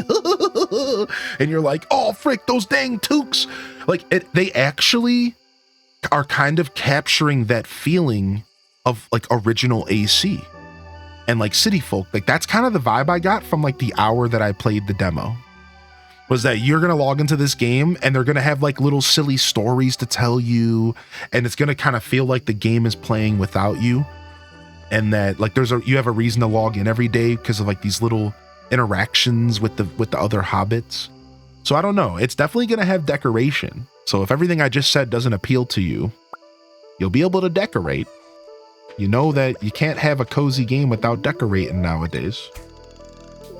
So they added Donkey Kong Country 2 Diddy Kong's Quest to Nintendo Music. Dude, nice. I didn't know they updated it. Nice. I did not play Roots of Paka. I really meant to, but I just never got around to it. I also never played, where's the other quest here? Question. Hello Kitty Island. No, I never. I told the chat I will never play that game. I've sworn it from the community. I'm never playing Hello Kitty Island. I don't care how good the game is. I'm not playing it. You can't make me. You can't. I'm not playing it. Yo, what's up, Peanut Butter Beagle? Welcome back. That's what AC&H is missing? Yes, I agree. Animal Crossing New Horizons is a beautiful game, but the one thing the game is missing is that feeling of logging into the game and that it's been playing without you, and that your villagers have drama and things to talk about. The game is too focused on the player. You log into the game, you know what they talk about? What you did the last time you played the game. You log into AC&H and they're like, oh, I saw you on the island yesterday and oh, you had a friend come over. And it's like, no, dude, what's going on with Tangy and Rocco? I swear I saw them kissing. But there's like they kind of took all that away for some reason. It's strange. AC&H is definitely a different game for sure.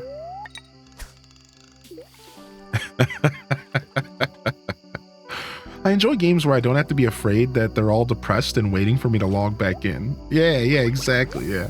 So anyways, there you go. That was a long-winded response, but you know that's pretty much what you get here on this channel. To say that I did like Tales of the Shire and it seemed really promising. And you all know I'm always searching for that Animal Crossing high.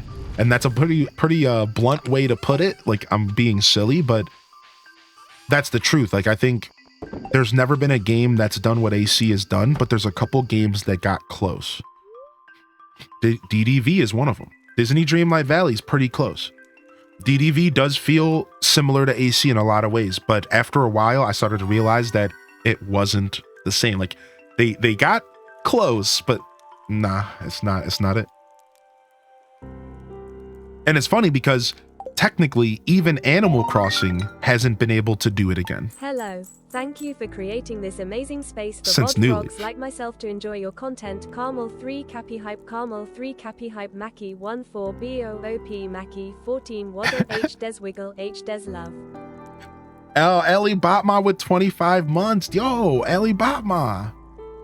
Thank you for creating an amazing space for VOD frogs. Aw. We were just talking about VODs yesterday and how like a lot of people would like to see me put my full length VODs on YouTube.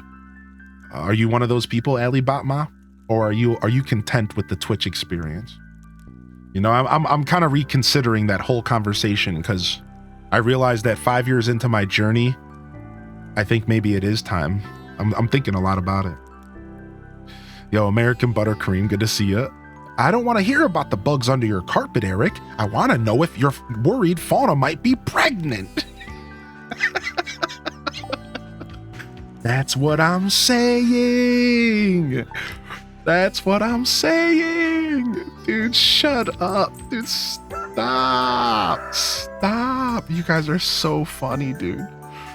Dude, good morning, Sunset. Yo, Weirdo of Kings, I hope you're well, bud. Again, good morning, man. I might have missed your message, dude. But thank you for popping in. If I missed anybody rolling in, jump in the chat. Let me know you're out there. I might have missed a message or two. I'm keeping up today, but I'm also kind of letting myself focus on the game. I mean, I say this as I'm paused and yapping, but you know. Thank you again, Ali Batma, for 25. I prefer the Twitch experience. It's nice to see the separate chat. YouTube as a place that brings additional new folk.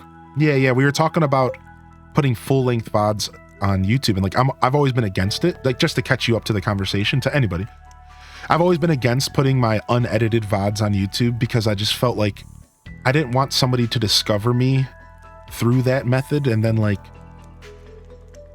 I go take a break for 15 minutes and like that's all there, and like I just didn't feel right. So over these years I had a philosophy that was something I wouldn't do. But like I really started thinking about where I'm at in my journey right now, year 5. And I started thinking like, I mean, to be honest, I found success. Now it's really about harnessing it and nurturing it. And like, if putting my unedited VODs on YouTube is a way to nurture my already established audience, then I might actually have to change my philosophy after 5 years. I might actually have to make the Highly in Descent VOD channel or something. I might actually go ahead and set it up because I'm realizing like it's a new era. You know, I'm not year 1, 2, 3, 4 anymore. You know, this is year 5 Highly, and we've come a long way, you know? So yeah, so exactly. That's my belief voltage. Exactly. And that's why I hesitated doing it for 5 years. But I'm realizing now, like, you know, maybe it's time, because I think I do have a big enough audience of VOD frogs. I cherish the VOD frogs. I really do. You guys deserve everything. Like, if you're willing to watch my content after it's live, I think you are I think you are a road dog. Shout out to the VOD frogs, love in the chat. And the reason I say that is because the live show is what I do best. This is what I do best. This is the draw of the Highly in Descent brand right here. But if you as an individual are able to watch VODs too, I feel like you're a road dog. You really enjoy the show and you deserve to be taken care of. Like, that's just it. Like because like, that's crazy to me. Like that for me is like special. That's like, wow, like you're willing to go and watch that. Like, that's so special to me. Like I get teary eyed. I swear, like, I know it's crazy, but it's so special to me that people want to do that. So I've learned over these years to really appreciate y'all. And it's like, I think you guys deserve more attention, you know? That's why I work so hard to like archive everything. Cause it's like, you know, you guys, people want to watch my old stuff. It's really cool, man. You know? Proud Frog. Yeah, well, it just comes down to like, there's a feeling that never goes away as a Twitch streamer. And then we can get back to the game, all right? If you're here for Stardew, good morning. Welcome to the Hylian Show. We at HDES chats. We at. But there's a feeling that never goes away as a streamer. And it's that when you're not live, you're not relevant. It's just true. And I'm sure every streamer who grinds can relate to this feeling instantly. It's that when you aren't live, you aren't relevant. So that the fact that I am, and that people watch my old content is like really comforting, and it wells me up. So But like, that's a feeling, like, you know, just to kind of be transparent, like that never goes away. Like even in 5 years, I've never got rid of that feeling. So I don't know. Yeah, what's up, Jules?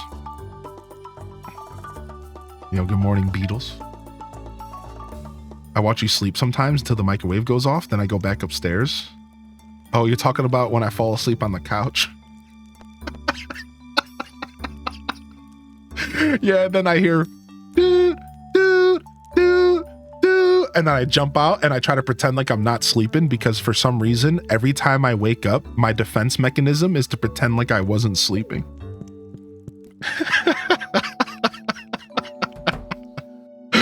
So I just like wait, I'm like, oh, yeah, I'm loving Simpsons. I'm like worried that people know I'm sleeping. Like it's weird. I don't know why I do that, but I've been my whole life. Anytime I wake up, the first thing I do if somebody's around me is like pretend like I'm not sleeping. I don't know why. Like it's like a defense mechanism. All right, we're going to the mines. We got good luck today.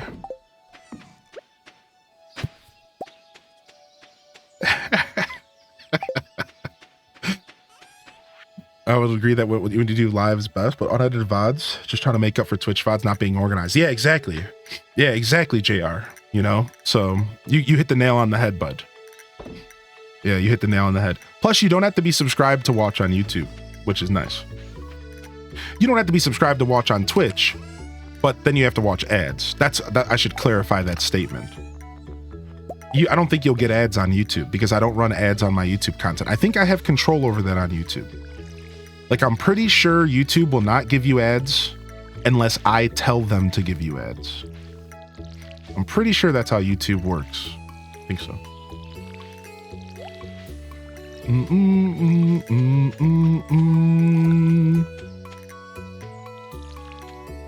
That sounds right. Yeah, I'm pretty sure. So I do the reverse and pretend like I'm sleeping. My pillow hiss.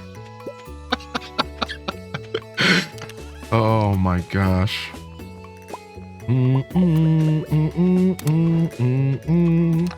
right, to the mines we go. To the mines we go. And then we need to bring some food with us today. So let's bring the cookies, the Joja Cola, the algae, and the field snack. We're about to be eating good. Boom. Drink the cola. I forgot to check the traveling merchant yesterday. All right, let's cruise. Oh wait, I want this food on this row. I'm trying to figure out my organization on Switch because the Switch is just a little bit of a different beast. And the Switch controller's reverse from PC. I just saw your hat, incredible. Yeah, this morning I went to, you all know that my classic farming sim hat that I wear. Well, I went to go put my farming sim hat on this morning, and then I looked at myself in the camera and said, "Wait a second, but we ain't farming, we're fishing." And then I grabbed my Hyrule fishing bass fishing hat. I went to go grab Baby Blue, my classic Baby Blue farming sim hat that I've been wearing for 5 years, and I was like, "Wait, we ain't farming though, are we? It's fishing season." That's right, Turbs. Left the house at 6:30 to go vote. I was one of the first 10 people, so it was worth it. Now I don't have to worry. Yeah, exactly. Right. Now you can sit back and relax. Good on you, Auto Girl. Did I find that child's hat at Goodwill? No. The farming sim hat I got from Blaze. It was Blaze's hat. And one day he gave it to me and we went to a club together. It's a story for another day. But I was going to my first nightclub experience and he had this random farming sim hat. And I was like, "Yo, I want to go hit on girls at the club wearing a farming sim hat." And he was like, "That's the best idea I've ever heard." And then we proceeded to go to this club in Cleveland and I hit on girls with a farming sim hat.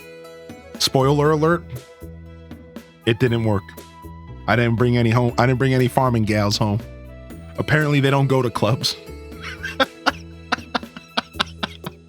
Spoiler alert, it didn't work.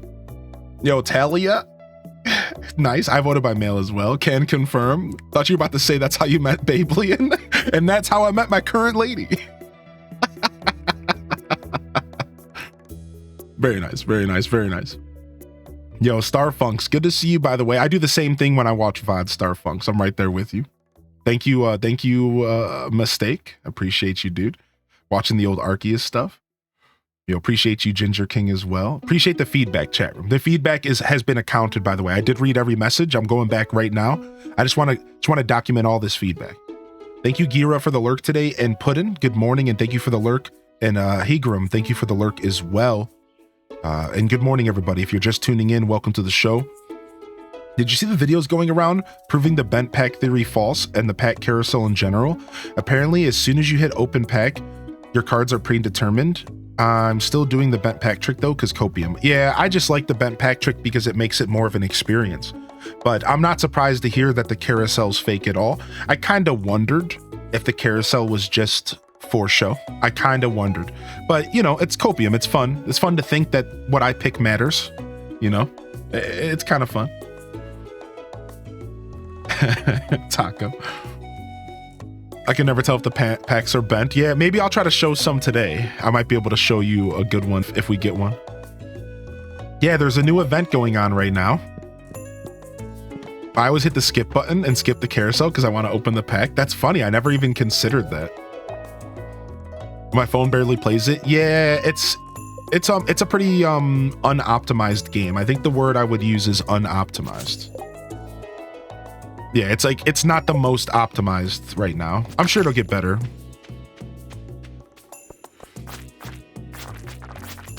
You can just blue stacks it maybe later.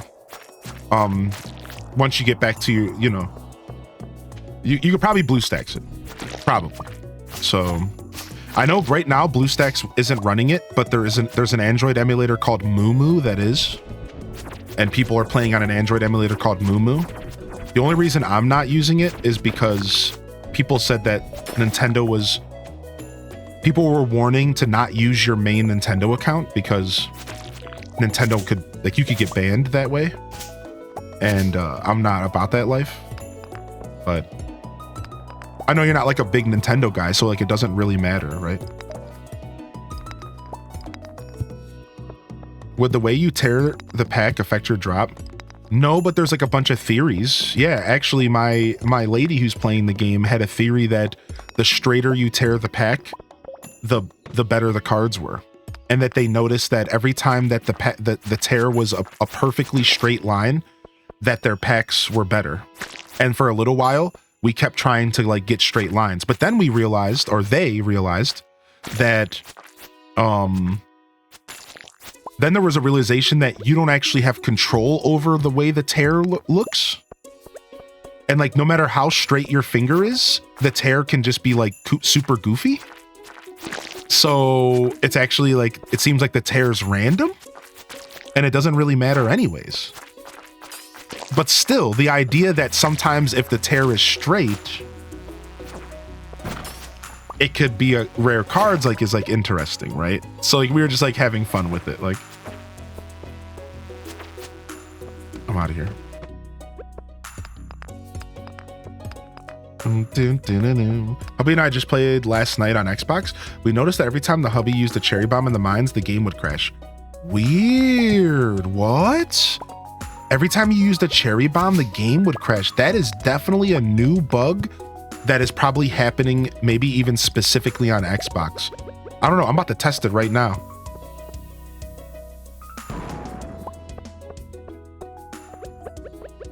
I've been stuttering on Switch. Yes, same. I noticed yesterday, the Switch has a stuttering problem right now. So, yeah, I've noticed that the Switch is doing some stuttering for sure. I have noticed that. You had a couple, you and the hubs had a crash on the Switch yesterday.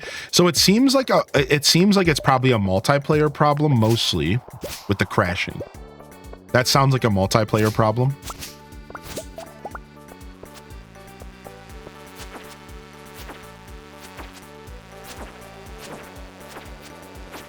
And yeah, an off day, I appreciate you confirming that because I was noticing stuttering on Switch yesterday, and I didn't know if it was like my capture card being weird. But I was pretty confident it was the Switch, so thank you. That damn coyote. For my starters in multiplayer, it can't be fixed. Solo, you just have to re-download it and it fixed for me. Oh, nice. You're talking about on the Switch, Terps? Did you re-download the game and it fixed it? I might try that after stream. I love all these pack tricks. Yeah, same. I think it's fun. I think it's a part of the fun, you know, Flip? Like, I have a new... You guys want to hear about 2 of the new philosophies that I heard? So Ham Labs joined us in Discord and said that they noticed that the more packs they open in a day, the worse their odds get. And they felt that once they get like a good EX or something, that every pack they open after tends to be doo-doo. So they, like, once they get one real good pull for the day, they're like done. They just want to stop because it seems like the pulls like just deteriorate. And then my theory, here's my own personal theory, is that if you pull between like midnight and 3 a.m., you get the best pulls. That's my my current theory is that if you pull, because when I woke up at like 1 in the morning and I did 5 packs, I got a full art 3-star interactive art Charizard, and I got a gold crown Pikachu EX. Now, the only problem is I haven't since then woke up in the middle of the night to open packs. So I don't know if this theory is going to work again, but I'm going to do it soon. Like soon I'm going to try to wake up in the middle of the night on my day off or something, and I'm going to open some packs. I sound like a fiend right now. I'm going to set my alarm clock. For 1 in the morning, I'm going to wake up. I'm going to rip open a couple packs. I'm going to see what I get. I'll let y'all know. I'll report back. The addiction is set in. I'll report back, chat. We're talking about TCG Pocket Buggy. Good morning, Buggy. Yeah, we're all, a lot of us here in the community are playing this new TCG Pocket game, this mobile, free to play mobile game, and we've been chatting a lot about it. So, just some commentary about that game. Too late. I tried. I worked the night shift. Frick. This is why the Nintendo Alarmo came out. Shut up. See if his hands are shaking. Yo, I just need them EX cards, baby. Scratch his neck. Just give me some of that EX.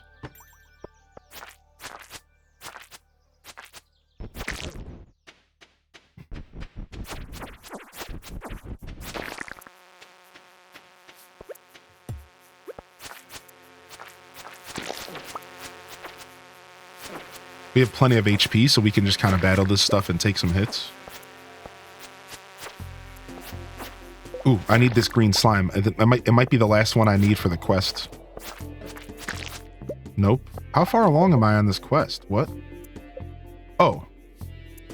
I can go right now. Okay, let's try to get to the next floor. Bigums, that's exactly what I was doing, yeah. Good morning. Downloading it? Nice, you should. It's fun. And you can play it completely free. They just started a new event. Been replaying that recently. Meadow Farm is very different, rolling on the floor laughing. Dude, Meadow Farms is very different. It's cool though, right? Dude, I think the Meadow Farms was such a cool addition to the game. It almost feels like you're playing a modded version of the game. Meadow Farms, at first glance, like it almost feels like you're playing a modded version of the game. Like you're playing some kind of mod. And I find that to be kind of funny how it does that to you. All right, let's go to the Adventurers Guild right now. I didn't realize we were at that point. Nice. Still not bringing home much coal, but I know the further we go down, we're going to start running into coal nodes. So what? Oh, it's a holiday. Rip. Wait, what time's the holiday end? 2 to what? Did I already miss it? Oh man, I missed Egg Day. I missed getting my Sou'wester. I totally missed it. That's all right. Let's just go home. You started your first time Beach Farm. I'm digging it. Beach Farm is really fun. It's really interesting because you get those little packages that come on around the ocean. The boss detected. They want me staying home one more day. Nice. Hopefully you can get some more relaxation in Walnut. Sick day with Heinlein. I was 100% raging about where my parsnip seeds were until my friend said you start with chickens. Where are my dang parsnips at? I've been had. I've been had, I tell you. All right, we got our food here. Put that away. This stuff can all go in here. We're gonna have to make another chest soon. However, we can get some fish smoked, so let's do that.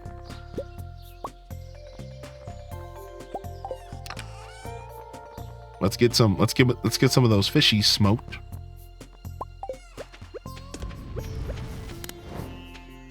There's a glitch with the co-op and chickens, the coop and chickens disappearing. Wait, really? Oh my god. I mean, I think bugs are just unavoidable to some extent, right? What's up, Bottled Up Jam? Hope you're doing well, Fantasy. Good to see you back in here. Uh-oh, we're starting to feel exhausted. We need to be careful here. Stardew Valley Day. That's right, Jean Grey. We'll do some Stardew today. We'll do some Stardew tomorrow. And then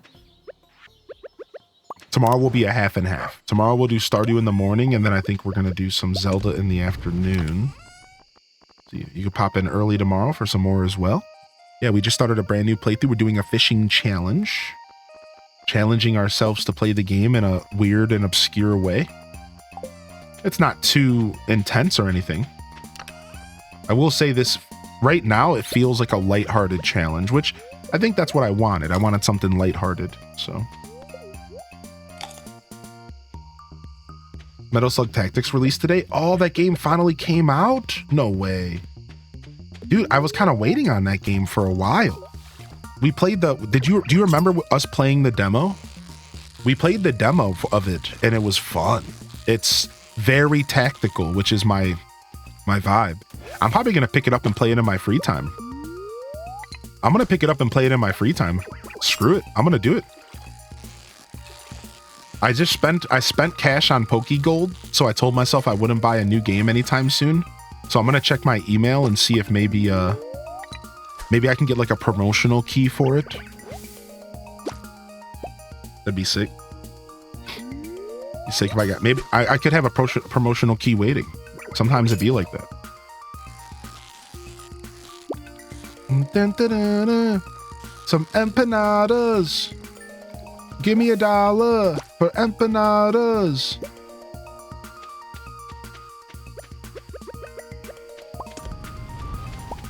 Bum, bum, bum.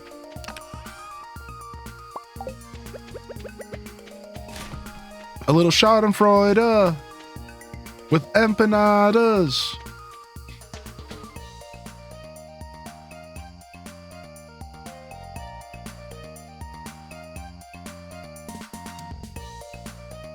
This channel has my favorite emotes. I always hear compliments when I visit other streamers. Aw, that makes me so happy, dude. What? We got a couple new ones coming. I'm real excited. I think y'all are gonna like the next 3. They're all AC themed, and then I'm cooking up some stuff outside of Animal Crossing for those who want some variety. So don't worry. We got 3 new AC ones coming, and then I got some ideas for a couple variety ones. You know, we got some silly stuff cooked up.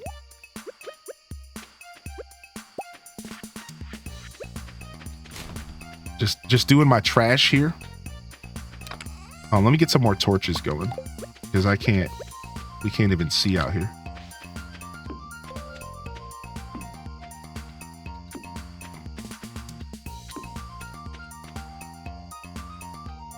Until we get our light ring.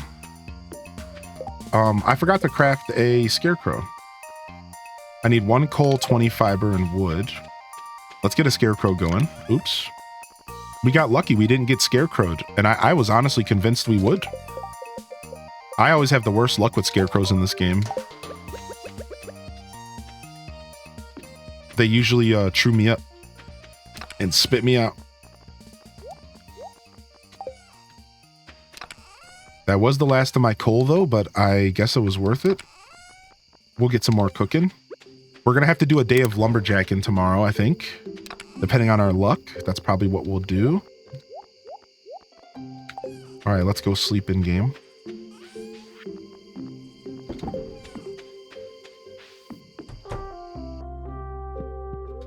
Easy peasy. No crows coming to eat the harvest. What's up, Sarcastic? Good morning. What's up, Crompop? Love your hat. Thank you, dude. We're trying to stay on theme today. Good morning, everybody. The farming sim hat can still apply to this farm. Aren't we farming fish? I mean, true. This one's popular with the Sonic fans. Dude, HDS Sonic was a stroke of genius. I was randomly looking for, it was for something else. Like I was Google searching something about Sonic, and a GIF of this, like of that, but a bigger version of it shows up in the Google images. And I'm like, wait a second, why is that the sickest emote ever? And I just quickly converted it into an emote. I was like, that's an emote right there. It just like hit me that it would be sick. I like it a lot. What's up, Sarcastic dude? Thanks for bringing that good energy in here, as always. You got an Umbreon Stella Terra? Oh, wow. Wow, Miss Tamlin. You won the egg race? Suck it, Abigail. Jean Gray, good to have you here again. Good morning, Jean Gray. I'm just scrolling up to make sure I didn't miss anybody coming in here. Good morning, Ann Manara. Good to see you, by the way, Ann. Always wonderful to have you here. Appreciate you. I started saving my hourglasses until I can do 10-pack pulls because that's how I get the best cards. My theory is that if you open packs while eating a banana upside down wearing my favorite Pokemon shirt, I get the best pulls. Oh. Have you tried the theory that if you open up packs while you're on the toilet, you actually get better pulls? It's all about that restroom pack opens. Just pull out your phone real quick. Bruh. Have you heard about that theory? I swear that one's real. A poop in a pack. The PNP, the classic PNP. A poop in a pack. Bathroom theory is false. Yo, what's up? What's up, Buka? What's your fishing challenge? How you doing, lady? Welcome in. I'll go ahead and I'll explain it in just a moment. Let me take a deep breath. Greetings, it is I, the Queen of Sauce, here to teach you a new mouth-watering recipe from my secret cookbook. This week's dish is coleslaw. Envisioning bland mounds of limp cabbage? You're not alone. But a great coleslaw can be so much more. Make sure you have juicy, fresh cabbage for this one. You know, I actually prefer my coleslaw to be dressed in like a vinaigrette style. I've learned over the years that I just like fresh cabbage dressed in like a beautiful balsamic vinaigrette, right? Like something like real tasty, like a nice light vinaigrette. That's the best way to make a coleslaw, in my opinion, especially if you're going to put it on top of like a taco. I don't mind the mayo combo. I don't mind what the mayo stuff. It's fine. But I think you want to do like something nice and light.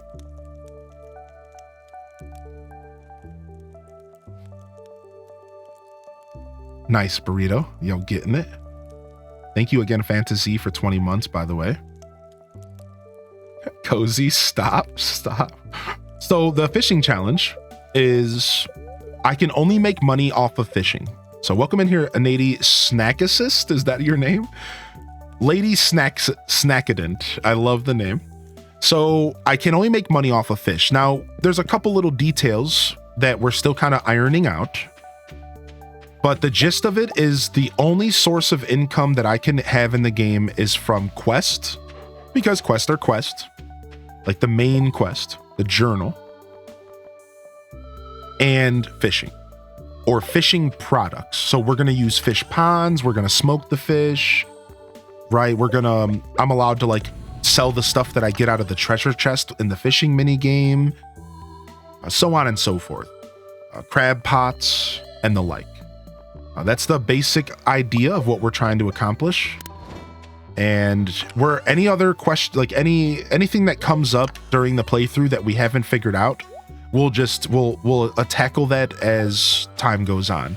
Like, for example, the first thing that hit us was the treasure chest. Were the things that I get out of the chest allowed to be sold? And we all agreed yes. So if I get a quartz out of a chest, I can sell it. A diamond, I can sell it when I'm doing the fishing minigame. So anything out of the recycling machine, because trash comes from fishing, sell it.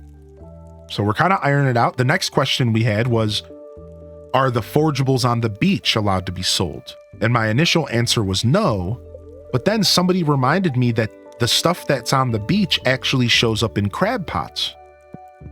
So anything from the crab pot is totally sellable. So these are just examples of some stuff that we're kind of tackling as we go. And I'm sure something else will come up later that we don't really have an answer for. So this is a very, evolving challenge. But again, the gist of it is money only comes from fishing. So now I'm letting myself play the game though, because you'll notice I have some crops here. Well, I'm doing the community center challenge. So I still want to be able to grow crops and be able to do quests, but I just won't be selling these crops ever, which is like, that's the vibe. So I also decided that any of the bulletin board requests, I can only do bulletin board requests that are fishing focused. So if I go up to the bulletin board and Haley's like, "Hey girls, I need an eggplant, wink, wink. You know what it's for." I sadly can't fulfill that because I can't grow eggplants. H-Des said. So, that's not a part of the gameplay here. Wait, no, that's a real thing in the game. That's a real request that she puts in the game. Don't come at me like this, chat. I'm just talking about real things in the game. That's a real thing that she says. Haley does that. I swear to you. Like I'm not out here spouting off. Yeah, Haley is something else, man.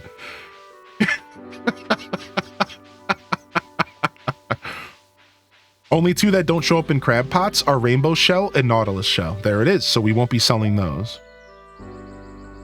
Terra, stop, dude. Hardwood fence, crab, pine tar, red plate, max energy, cranberry seeds, coral, artichoke. We don't really need any of this stuff. We outie. All right, we're gonna go back. We're gonna do some lumberjacking today. We need to stack up wood. Oh wait, I don't think they're off. It might have just been a punk. Let me see. Thank you for saying something. My sometimes my internet resets and I have to like re-log into the bot. No, it's just being a punk to you. Oh, it does say I'm offline. No, I'm not. Here, we'll reload it. Like, hello, I'm here right now. So, love the purple skin, thanks. I just wanted to do something different, We played a lot of Stardew. You can get rainbow shells from the rainbow trout pond. Oh my gosh, see these little details. So the way I look at it is I think I'm gonna be separating where I collect things from. And I've actually already started doing this. I'm gonna be separating in my mind, like in chests, where I collect things. Like if I get a rainbow shell from a source that's not fishing, I'm gonna put it in a chest that I have labeled, I don't sell this. So I've already kind of thought about that. I need to generate a new token here. Hold on. So yeah, if something can come out of two locations, I will only sell the ones that specifically come from my fishing or whatever. Oh, oops. We can connect.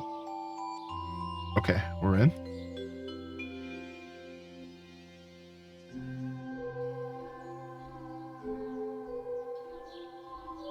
Okay, we'll see. We'll see if the bot fixes. Just had to fix my authentication. Thank you for your patience. Lots of other things you could do with the shells other than sell it. So you're allowed to fish in the mines? Heck yeah, we'll be fishing in the mines.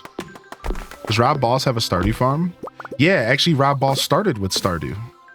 I never got a chance to finish writing the lore down. One day I'll have a document with all the Rob Boss lore. I swear, one day I'll actually do it. But actually Rob Boss the villain all started with Stardew Valley. And here you go. If you're in the mood to watch a clip or two, why don't you take a blast to the past real quick, all right? Check this out. All right, hold on. RB1, RB2. These two clips are the original origin story of Rob Boss the villain and where it all started. It's real old goofy stuff. If you want to take a trip down memory lane. What's your favorite type of bread? That's a loaded question. That is a loaded question. I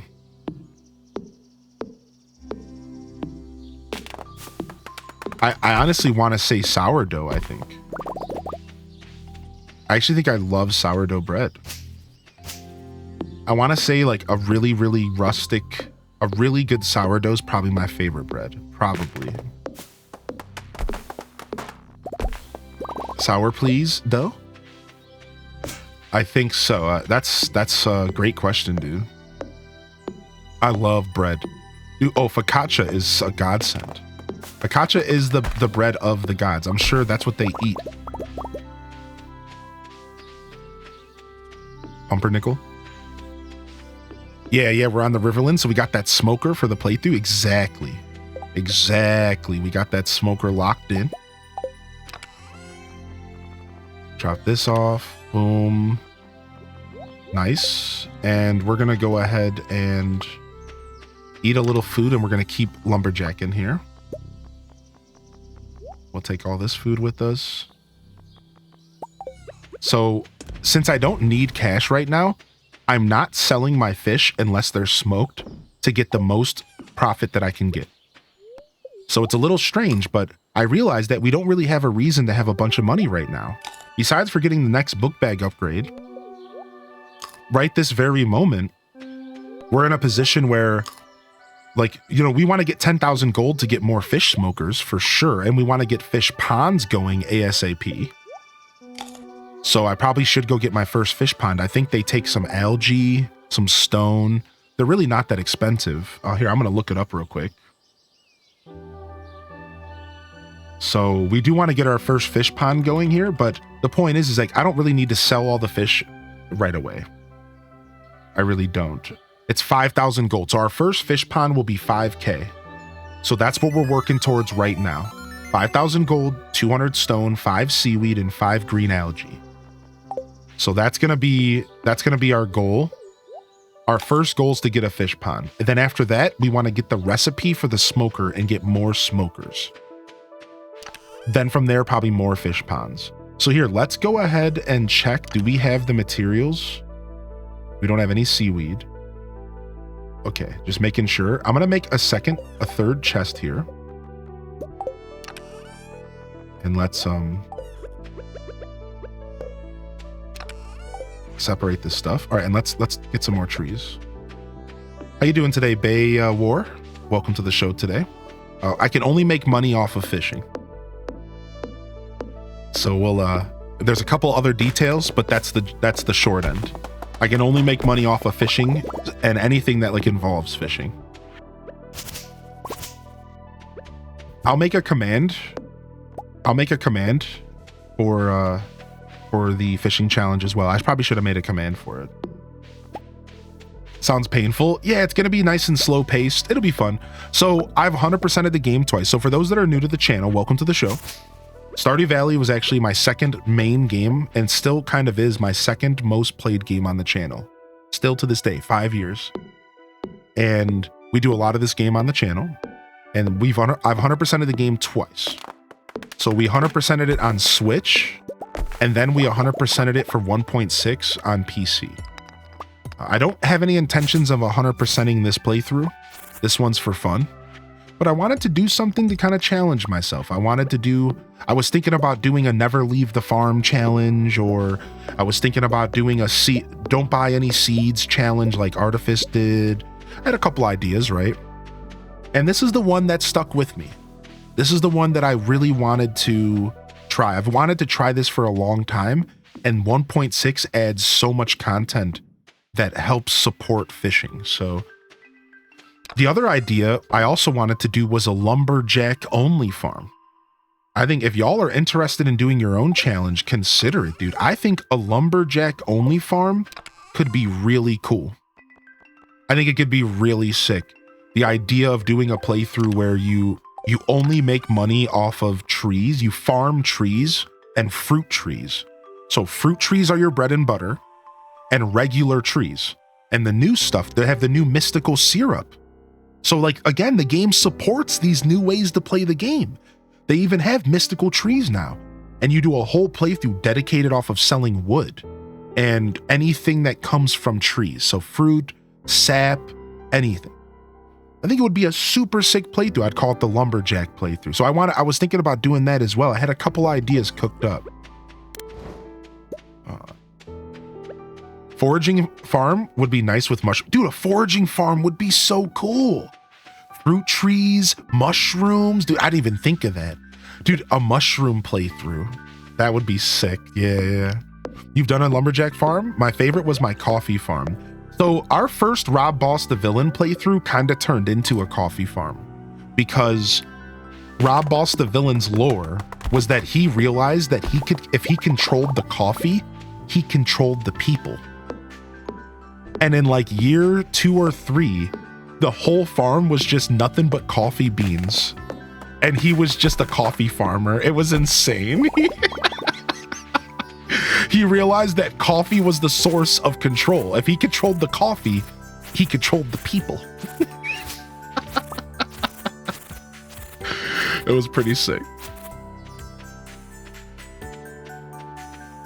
I hope Hylian writes a Rob Boss book we can buy. I swear I'm writing all this lore in Google Documents. I have like the first little bit written. I need to finish it up, dude. The villain. Rob Boss is a genius. Let's not give him too much credit. He could hear us. Sometimes he shows up and takes over the stream. It's terrible.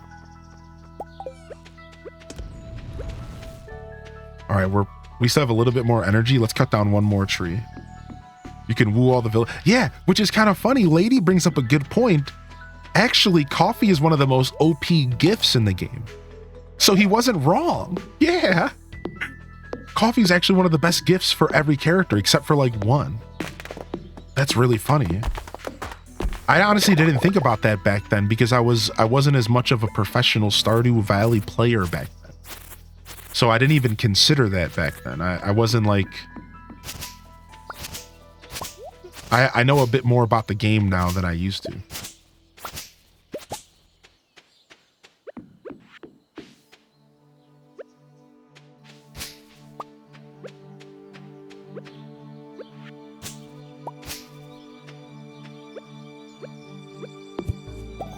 Okay.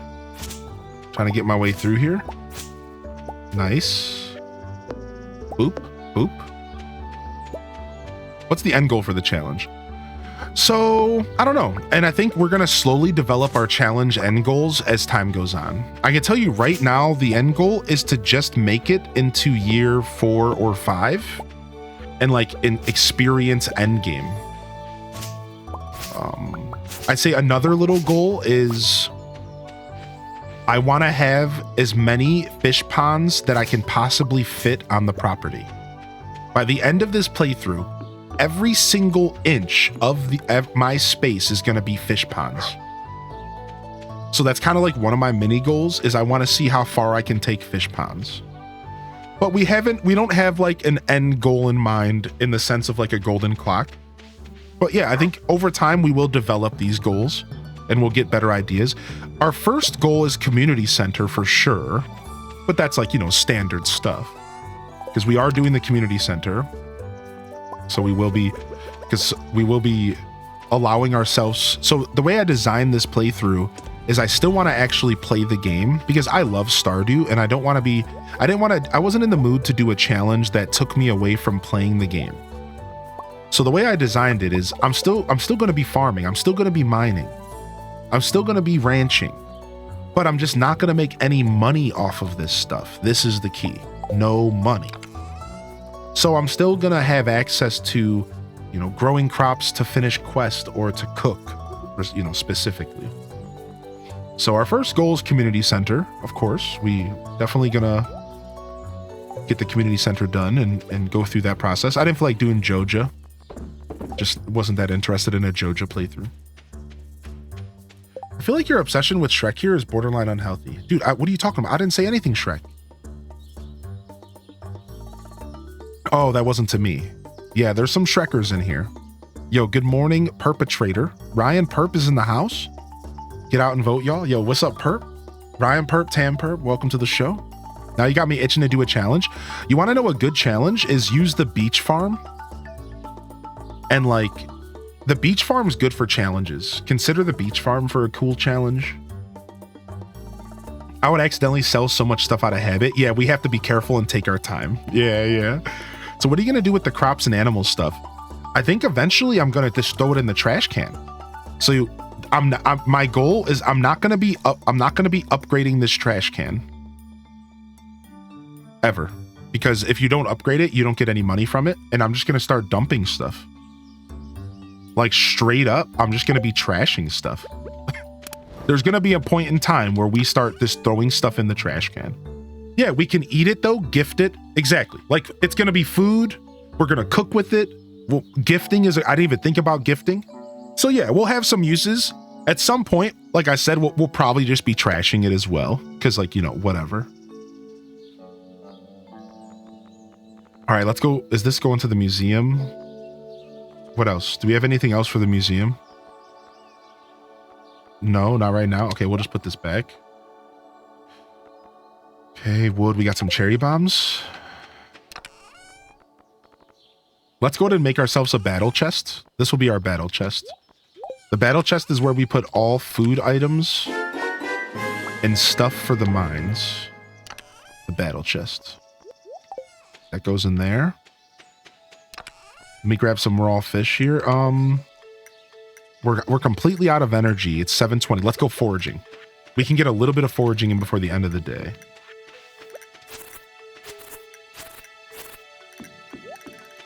All right, got to clear some paths. So you walk slower through grass. So if you're a new player, you're recommended to cut some of your grass, all right? You new players out there, thank you so much, Baywar, for 2 months. Welcome back. Thanks for the follows. And thank you for the lurk, Sammy Dot, as well as the lurk, Red Museum. And thank you, Blood Raven, for the lurk as well. So if you're a new player to the game, here's a tip for you. You're new to the game. Walking through grass actually slows you down. So you want to clear some of that grass on your farm. Don't clear it all, though, because the grass will continue to propagate itself. So if you don't clear it all, leave a little bit of the grass so that it continues to grow on its own, and then you could cut it again later. The thing you might not know about grass is that grass automatically turns into hay, food for your animals, when you have a silo and you cut it. So what your goal should be is to build a silo by the end of summer, at least. I think is usually a healthy goal, if not by the end of spring.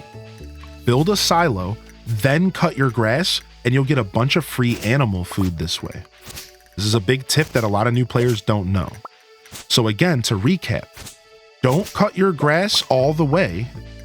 Leave some of it, but clear yourself a path, because you want to make sure that you're able to walk around your farm efficiently and get yourself a silo as soon as possible so that you can get your free animal fodder. All right. I think that's a big tip. Otherwise, the game used to, here's a little bit of a fact for you. Before 1.6, the grass would die in the winter. And if you didn't cut your grass by the end of fall, it would all die.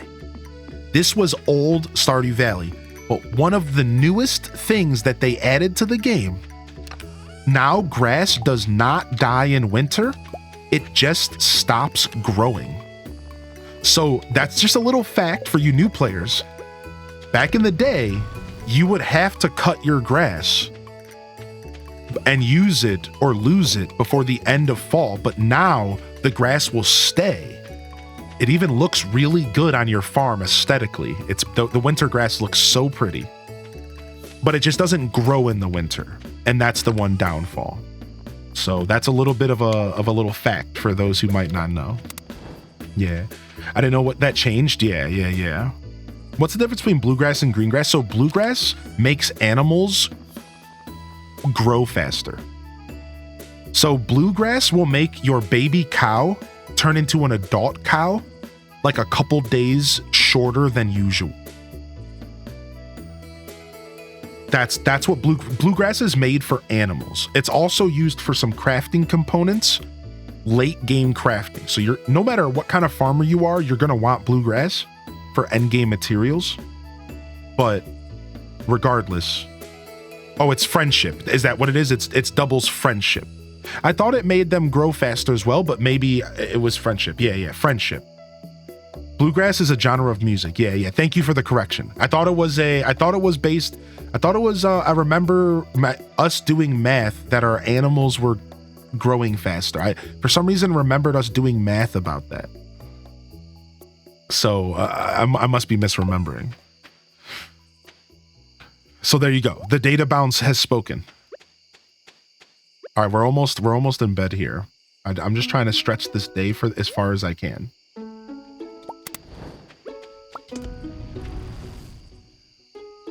No, it does make them grow faster. Yeah, I thought so, but either way, the friendship is the important part anyways.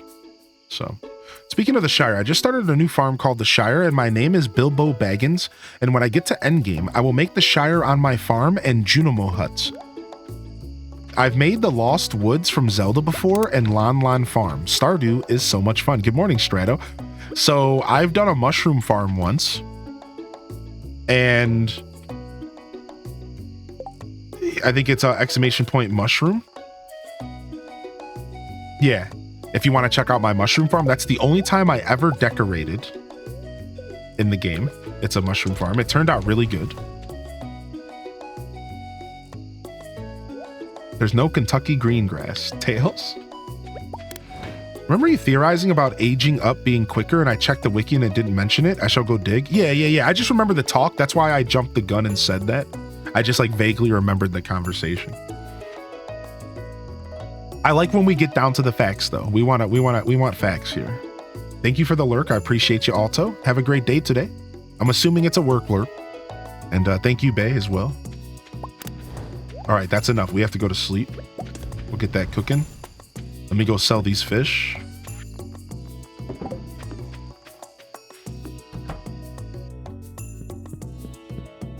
All right, once we get our hands on the 5 seaweed that we need, then we'll sell some raw fish to get our fish pond faster. So that's going to be our goal. So like right now we'll keep selling only smoked fish, but as soon as we get the 5 seaweed we need, then we'll change that. Now, I need to make crab pots. I just remembered that I actually have what I need to make crab pots now, because I needed an oven here. So let's make today a crab pot making day. Say good morning to our doggo. Where can I buy more storage space? At the local Pierre's local shop. It costs 2,000 gold to get your first book bag upgrade, then 10,000 gold for your second. It is highly recommended that your first 2,000 gold go to your book bag upgrade. You have bubbles. So excited to be playing as a console player. I've been waiting and everything is such a treat. That's so cool. I'm so happy that the console players are finally joining us on this journey. Rob Boss's evil plan is to make Stardew Valley kids become addicted to coffee.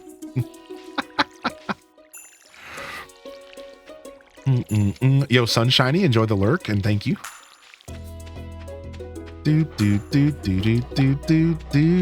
All right, our first crab pot can be crafted, and boom. Let's get another one going. Cute little dog. All right, we could start our crab pot journey here. And we need bait for them. Sick. We're also going to want a crab pot at the beach at some point because there's separate stuff at the beach. Okay, Granny Evelyn gave us tips about spring crops dying. Thanks, Grandma. All right, I think 2 crab pots will do. And then we're out of wood again, so. We didn't check our luck, but I think it might be a mining day. We did not check our luck here. Boom. And we have a bunch of bug meat. Let's turn this into bait.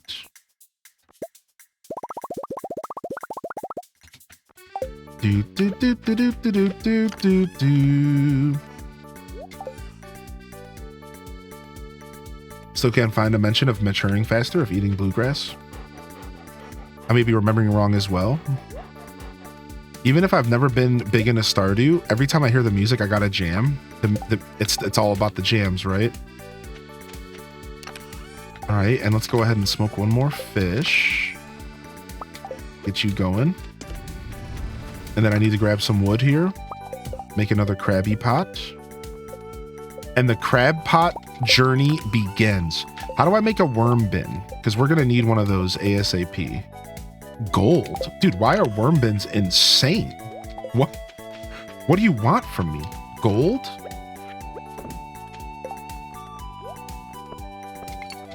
Sheesh. Do I need to have progressed to a certain point before I can buy the storage? No, not at all. The book bag, the first book bag upgrade is purchasable right away. You just have to click on the little book bag that's on the counter. So you have Pierre, and then there's a little book bag next to him on the counter. You don't actually buy it from Pierre. You just have to click on the little bag in his shop. It's kind of counterintuitive, actually. Hopefully that helps. Welcome to Living Off the Land, Quelth, and good morning. We're back again with another tip for y'all. Now listen up. It's salmonberry season. All across the countryside, bushes are teeming with juicy little berries, and they're free for the taking. Harvesting them is a great way to earn some extra cash. All right, I guess we're going foraging is what we're doing because it's salmonberry season. Hop to it, everybody. Let's go, baby. Yeehaw! All right, let's go up first, I guess. We're on the same day in game. Yeah. Oh my gosh, Twitch Thomas. Funny. That's actually good. That voice needs to be trademarked. Good old Jeffy Smith. So what's the fishing challenge playthrough? Yeah, I'm only making money with fish. And there's like a couple other details that need to be ironed out, but yeah. That's the short of it, if that makes sense. I'm new here and I'm clearly in the right place. Hey, welcome to the show today. A hearty welcomes in the chat for Sunshiny and anybody else out there. Thanks for tuning in today. And yeah, welcome in. We're all pretty hyped about this update here, as you can tell. We're having a lot of fun with it. Excited to have another Stardew Valley playthrough in rotation here on the channel. And it'll definitely be an early week thing. I do have a schedule that I post every week, and I also post it in the Discord if anybody out there is interested. But I'm thinking Stardew will definitely be an early week thing for us. And as the week progresses, we'll get a little further into variety. I do play Animal Crossing here as one of my main games, if you're new. But Stardew Valley and farming sims are the bread and butter for sure, right? We do a lot of that here as well. And I plan to play this game a couple days a week, maybe 2-3 days a week on the channel right now. We're currently doing some Legend of Zelda stuff. We're big Nintendo babies. And on Friday night this week, we're having a party, I guess. And we're going to be playing the new Mario Party game as a night stream. So for those that missed that announcement yesterday, we do have a cute little night stream planned. We call it an Adult Swim. And we'll play some little Mario Party, maybe get a little tipsy. Should be fun. Should be fun. So definitely got some shenanigans. Oh, and I should mention, there's actually a new Mario and Luigi game coming out this week. It's called Mario and Luigi Brothership. So this is a new like RPG style game where Mario and Luigi go on an adventure together. And these games have been made before. This is like the next in line in the series. And that comes out Thursday. So I will tell y'all tomorrow we're going to be doing more Stardew. So more Stardew tomorrow morning. And then I think we'll do a game switch halfway through the day. And then we have Mario and Luigi Brothership on Thursday morning. So if you want to check out that game, if you want to see what it's like, I pride myself in the ability to showcase games here. And this could be your place to come check out the newest Mario Luigi game. So if you were curious about what that game's going to be like, stop on by. That'll be on Thursday. So yeah, welcome in everybody. We're just relaxing here, doing our thing here in the valley and doing it well. Having a good time playing this game. This game puts the biggest smile on my face. It's just such good energy. Ah, cutscene. Ew, it smells.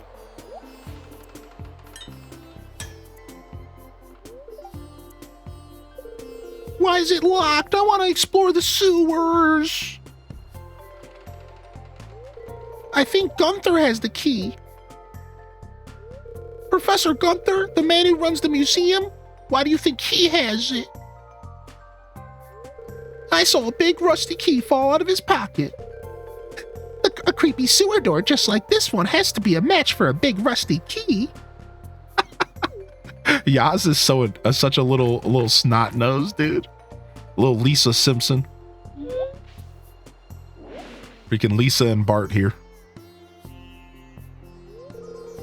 There's something moving around in there.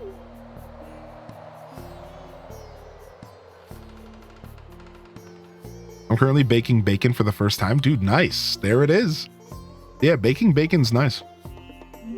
Making bacon pancakes. Sick. Yeah, very cool stuff. I'm trying to set up this cooking stream for the weekend, but I opened up the Stardew Valley cookbook, and it is the most complicated cookbook I've ever seen in my life. It is insane. I don't know what I'm getting myself into. Dude, these recipes are like upper echelon recipes.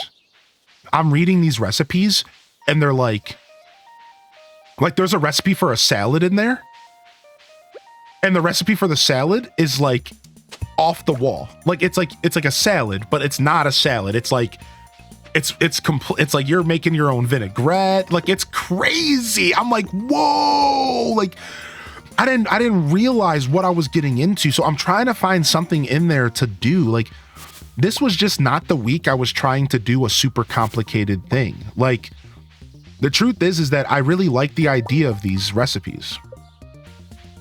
And I would like to do these. I think that it would be really cool for us as a community to sit down and take some of these challenges on. But like this week specifically, I just have a lot going on. And I was looking for something a little simple, right? And I don't have level 10 cooking.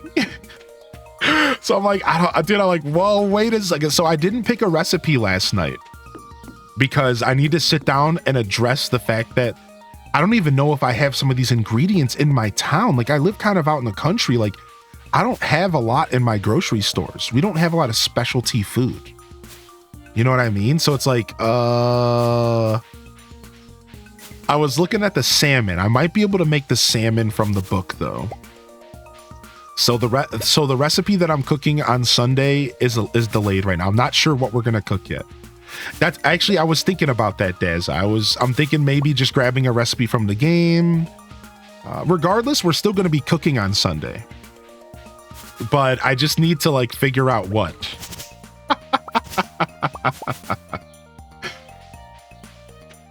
Bacon. Taking some bacon and you put in some bacon. Bacon, bacon, that's what I'm gonna bake. Baking, bacon. Dun, dun, dun, New York. Shut up. I was summoned. Yeah, like, I couldn't express my thoughts, Mrs. Pirate, but here, I have the book right here. Let me read this to you, right? Like, hold on, just give me a second. All right, hold on. I found the book. So, listen to this. Like, so, all right.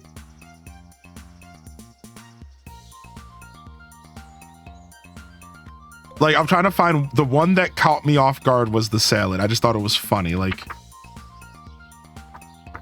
carp surprise, stir fry. Here it is. So it says salad. And I'm like, oh, I can make that. With wild dandelions, leeks, and grapefruit. I'm like, what? I don't even, where do I get wild dandelions from? Do I go pick them out of my front yard? Like, how do I do that? Like, what do you want me to do? And then as you go further into the recipe, they're like, oh, you got to make your own vinaigrette. And it's just like it just, honestly, this is really cool though. Like, I think this is super amazing that they did these really step-by-step thorough recipes. Dude, there's a recipe in here that's 3 recipes in 1. The Autumn Bounty is 3 recipes in 1, and it's supposed to be a feast for your family for autumn. It's like, so I just didn't realize when I told y'all that I was going to use this book to do a recipe, I didn't realize that I was going to get Lucky Lunch, shrimp ceviche on a bed of greens, like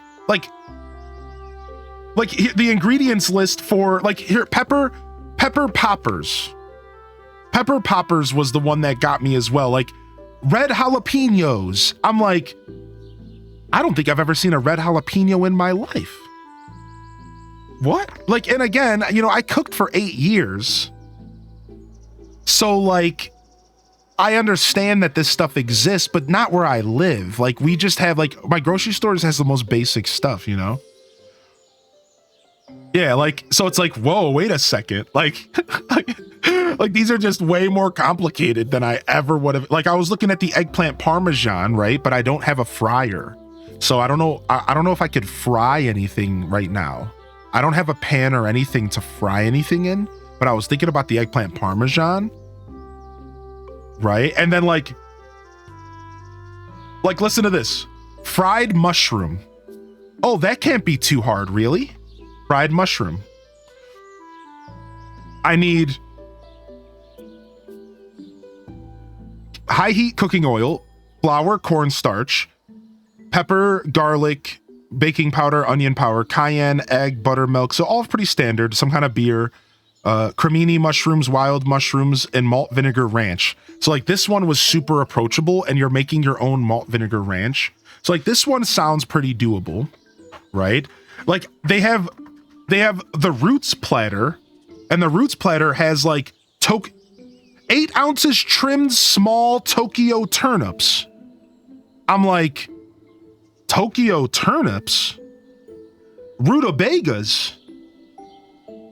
What is that? Like, like, Frank, dude, I really don't know. Like, wait a second. Like, how do I get a Tokyo turnip? What's that? Yeah, like, I went, there's the radish salad, right? Listen to this, radish salad even got me. I was like, oh, I can make a radish salad. That's pretty basic. And then I look at the radish salad and it's like, you need 3 different types of radishes. And I'm like, I know I've only ever worked with one type of radish in my life. Like, what do you mean? Like, there's different types of radishes? Like, oh man, I was thinking about maybe making the cheese cauliflower. So yeah, the point is I'm still figuring out what we're gonna make, right? Now I could do like a dessert, and then I could use like a cheater crust, because I don't know, I don't have the equipment right now to do like I mean, yes I do, because you can make dough with just like water and flour and a table. But I would prefer to do doughs and crust and stuff in the future when I'm like a little bit more equipped in my kitchen. I've never done that stuff in my house right now. So like, Yeah, it's pretty interesting. So this was me last night flipping through this book. Like, is there anything in here that's not gonna be like, I need to spend a week finding different specialty shops? Like I'm gonna have to go shopping like 30 minutes away from my home to buy this stuff. Like maybe even 45 minutes. There's a stuffing recipe in here that's pretty straightforward. That one looks good. Yeah, radish salad. I need French breakfast radishes. What's that? What's a French breakfast radish? I'm like, dag, dude. Dag, what's that? What is that, dude? You must live in a small town. Yeah, I do. I really do. I live in like, it's a very like small community. There's not a lot out here at all. So yeah.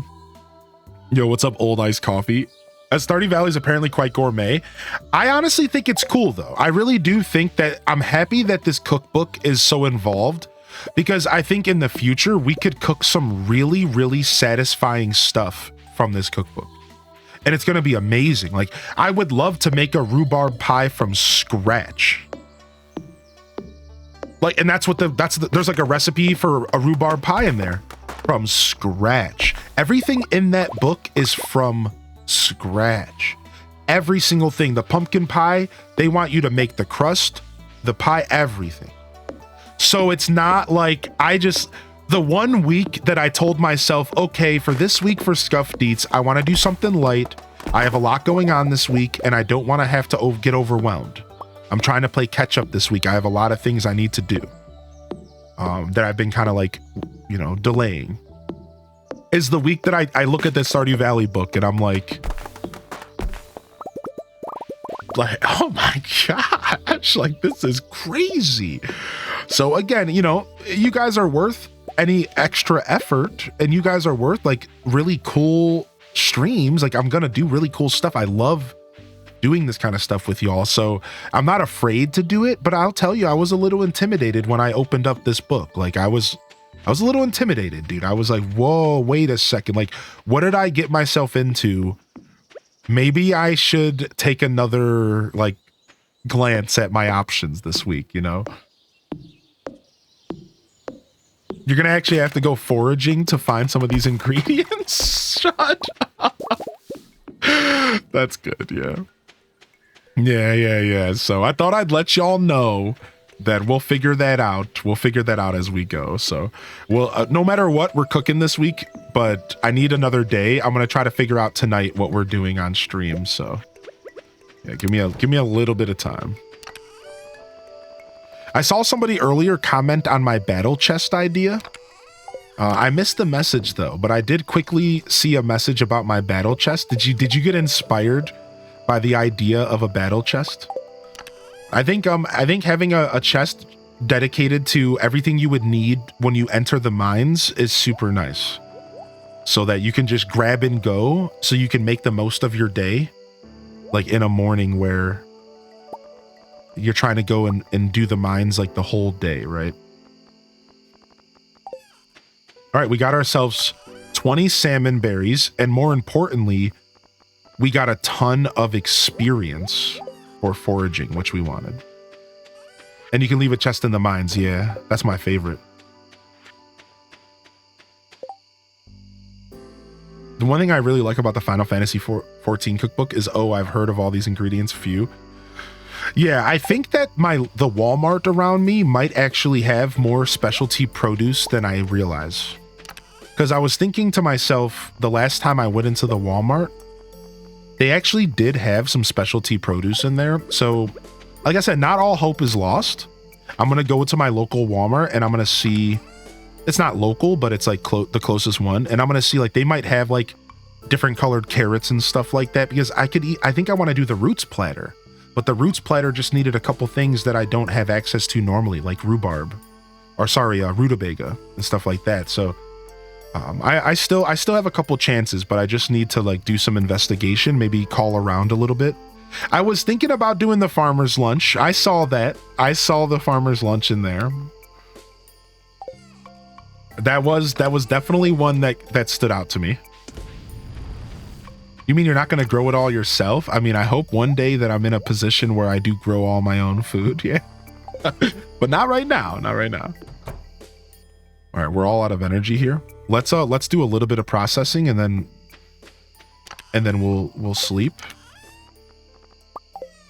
A little bit of processing and then we'll sleep here. Just get a little bit more fish cooked up and some coal. Do do do do do do do do. One more copper bar and then we'll go to bed.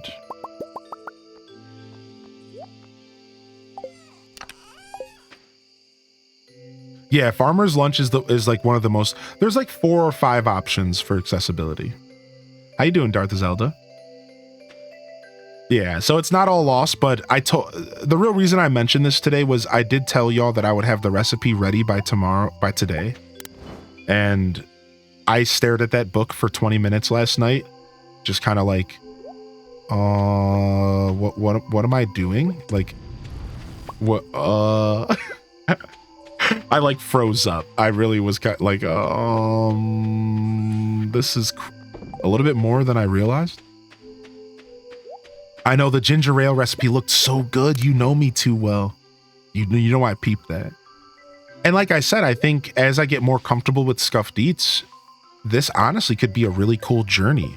Like cooking everything in the Stardew Valley cookbook, or, you know, just some of it, like, could be really, really fun. I think I actually love how elaborate it all is. It could be a good lesson through cooking, I think, for me.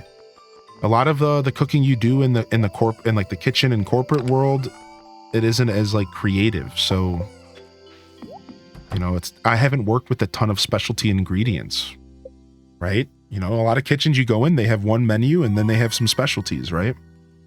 I've worked in a couple places. I've worked with some specialty stuff, but like not a lot. So, all right, we got a cooking kit. Yo, thank you, Toad. I appreciate that. Yeah, if you feel like sending it to my DMs, but no worries, I can look it up myself. Thank you, bud. And good morning to you.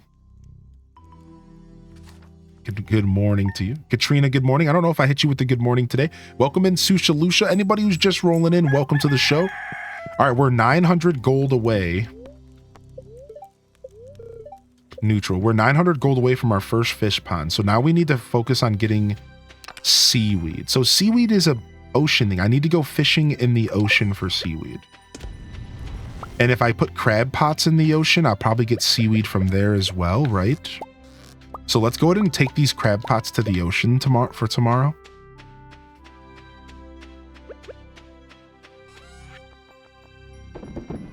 Oh wait, can you smoke the snails and the periwinkles and stuff?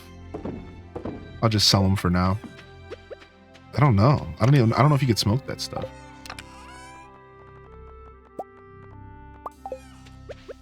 It says fish, so maybe. Do you have any tips on making a 20 card Pokemon deck? I would use the auto build, buddy. Use the auto build feature. It's really good while you don't have a ton of cards. So since you're new to the game, I would use the auto build. I know that you're a deck builder. I know you've played card games for years, so you might scoff at the auto build. But the auto build is actually really good and useful, especially when you don't have a ton of cards. I would use it. I swear. Just go to the auto build and choose. You can choose up to 2 to 5 types. I would stick with the single type deck, but if you want to get froggy, try a double and let the auto build hook you up. I'm telling you, especially because you're kind of new to Pokemon. The auto build is actually really, really good. Again, like once you start to get more cards, then it's easier to make your own decks because you can strategize. But like early on, I found that auto build was the answer all the way. All right, let's go to the beach. We need to get ourselves some seaweed up in this. Yeah, we got the smoker. That's right, baby. You actually get the smoker with the fishing farm. So for those that don't know, the river farm actually comes with one smoker, which is actually a really big deal. Because if you didn't know, early game is hard to get a smoker because they cost 10,000 gold for the recipe. And I think you need cave jelly to make it, which I don't have any cave jelly yet. So the River Farm's biggest advantage, and it's a big advantage, is we get a smoker early on. Yeah, look into auto build, dude. Otherwise, my recommendation is this. If you're trying to do the solo challenges, you should make a deck of every color. And I would also take a look at the rental decks. You can unlock rental decks as you earn cards. All right, so hear me out. The rental decks are actually really good. And you can use those to do the solo challenges. And they also will help you take a look, like go take a look at the rental decks, and they'll help you structure your decks. So the information that Beatles really wanted, and this, anybody playing TCG who are new, this is advice, is you're probably gonna run like 8 support cards, 12 creatures. All right, I find that 9-11, not, no pun intended, I guess, weird. Anyways, 9-11 or 10-12, or sorry, 8-12. Again, supporter is always the smaller number. All right. Supporter is always the smaller number. So 9 support cards, 11 creatures, or 8 support cards and 12 creatures is a really good place to start. My current deck is actually only 6 supporter cards and 14 creatures. But my deck is also a copy paste of one of the best decks in the meta because I have every card that I need. So I don't think that 6-14 is always the ratio. I think 8-12 is also pretty viable. I'd say 6-14 or 8-12 is probably your play. Yeah, there's already a meta and everything. Dude, there's already been tournaments. There was already a bunch of Japanese tournaments as well. And right now, Pikachu EX is dominating, and Articuno Starmie is dominating, and Mewtwo and Kirlia or Gardevoir. Mewtwo Gardevoir is dominating. Those are the 3 most dominant decks in the meta. So you'll notice a trend. What's the trend that I just said? All of those decks have really strong basic Pokemon or tier 2, like 1 evolution Pokemon. If you want to compete in the competitive stuff, you kind of need to avoid 3 evolution Pokemon right now. The sad truth is, Charizard, Blastoise, Venusaur, anything that evolves 2 times are actually struggling because I can turn 1, put a Pikachu in front of you that can do 90 damage. Turn 1, I can put a Mewtwo in front of you that can do 150 damage. I can put an Articuno in front of you. So you have to realize like the basic no evolving Pokemon that are out that are just super, super OP right now. So if we're talking about the 3 best decks, it's Mewtwo, Pikachu, and Articuno Starmie. Because of what I just said, because of those facts. Now, again, the 4th best deck I saw was Charizard. So listen, we're talking about like the tip top of the meta. It doesn't mean that Venusaur, Charizard, and Blastoise isn't relevant right now. They're just struggling against the meta decks. And that's all. So just keep that in mind. When we talk about meta and stuff, you can play whatever you want. We're just talking about the upper echelon, like the tip top decks, like the best decks in the game. Right? So I lost to an Arbok deck last night. Freaking Arbok destroyed me. Dude, the Arbok is sick. He has a 2-cost 60 damage attack that makes it to where you can't switch out. It's insane. So this dude comes out, he Charbox me. I can't switch out. My Pikachu has 120 damage, 120 HP, slays me 2 turns, I'm dead. I'm like, wait a second. Then another time, I had 130 HP, right? And I was like, I'm okay, I have 130. So he hits me with 60 damage, he locks me in. What does he do? Giovanni, plus 10 damage, kills me anyways. So Arbok is actually super lethal right now because Arbok can lock you in and do 130 damage and you can't rotate out. So in the wrong situation, you're screwed. I'm like, wow, like I got played. So, anything is valuable, right? Yeah, they're dark type, correct. They're dark, yeah.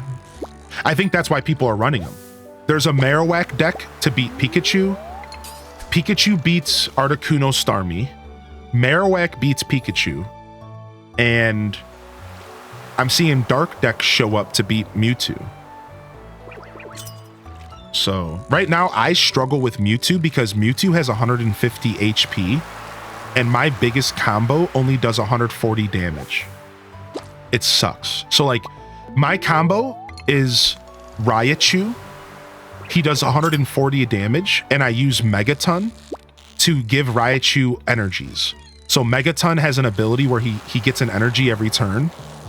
And then I use Lieutenant Surge and I give Raichu the energies and I can do 140 damage in one attack. Right? So it's really OP. The only problem is this freaking Mewtwo. Because Mewtwo has 150 HP.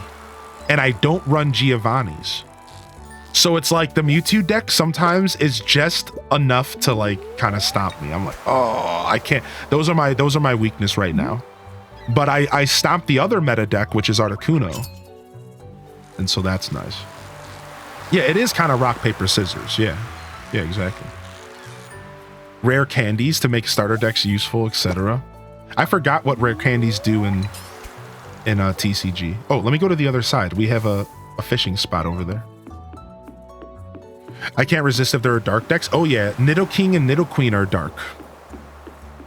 Yeah, it's Nidoking, Nidoqueen, Arbok, Coughing, Wheezing. They're all dark types in this game. It's sick.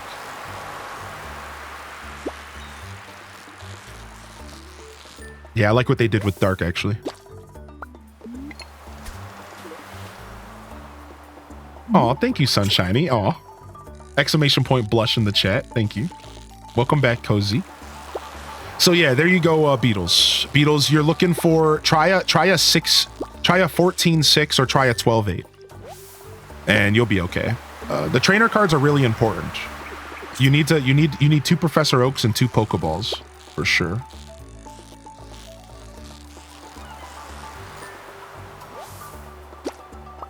I think to make things interesting, if we do a little tournament in-house, or if we do battles in-house, I'm gonna have people do like no rarity decks and stuff, and it'll be a lot of fun. Yeah, Dazabound, I agree with that. I think the beginner category should be tweaked. It's rampant with high-end decks. Yeah, there should be a category for people who want to use decks that aren't EX cards. Like there should just be like I've already thought about. We should have non-EX battles. And we should also have non-gold star battles. You can only use 4 diamonds or lower. I've even thought about saying 2 diamonds or lower. Something like that. I think I want to do that. I want to do that stuff because I think that stuff's really fun. I think that stuff's really, really, really fun. And it'll take away a lot of the like meta nonsense and let us have some fun with the game, right? There's a lot of cards that aren't being used because of the meta. So yeah, we should do that. We should do that for sure.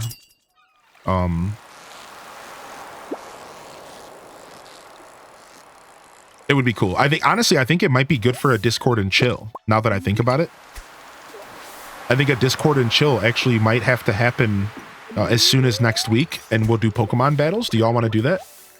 Does that sound good? We could do it on Twitch, but I honestly think it might be a little bit more fun for all of us if we do it in Discord and we could all hang out and battle each other. I think it could be really, really cool. This way, it's not just about battling me, it's about battling each other, and I think we could all have some fun, right? Yeah. Maybe we'll do a Discord chill Pokemon. That could be really cool. Yeah, yeah. I went and voted. It wasn't too bad. Nice. Yeah, you can get on with your day. Good on you, Dr. Stim. Welcome back. What's your go-to farming professions? So that's a really good question, right? What are the farming professions again? Let's go ahead and take a look real quick, right? Farming. So let's go take a quick look at the professions. So you have rancher or tiller, and then you have coopmaster, shepherd, or artisan agriculture. If you're talking about efficiency, and I can say that I'm a relatively efficient player at this game. I don't think I'm a Dazabound efficient. I think Dazabound's like the next tier of somebody who's really willing to buckle down and strategize. I'm a bit of a looser strategist, but I still am pretty high end. And I can tell you right now, it's all about tiller, artisan, because wine is endgame. Wine, wine, wine. However, if you're starting 1.6 for the first time and you're on the meadow farm, you can do what I did. My last 100%, I went rancher and I went coop master. And then eventually I think I switched to shepherd because the meadowlands are all about animals with the blue grass. Eventually I switched to shepherd. I think you should maybe try something new. If this is your first time on 1.6 on Switch, I would say go rancher and have some fun, mix it up. If you catch yourself doing artisan every time, you know what I did? My whole income was based off of cheese. And eventually I switched to artisan endgame because I was trying to grind the 100%. So I will tell you this, by the end of the playthrough, I believe we switched to artisan because I was trying to 100% and I needed to make my cheese worth more. So I will tell you that I did end up switching. So if you 100%, you might end up switching as well, because that golden clock is so freaking expensive, is it not? So, but yeah, I think you could have some fun with rancher. Yeah.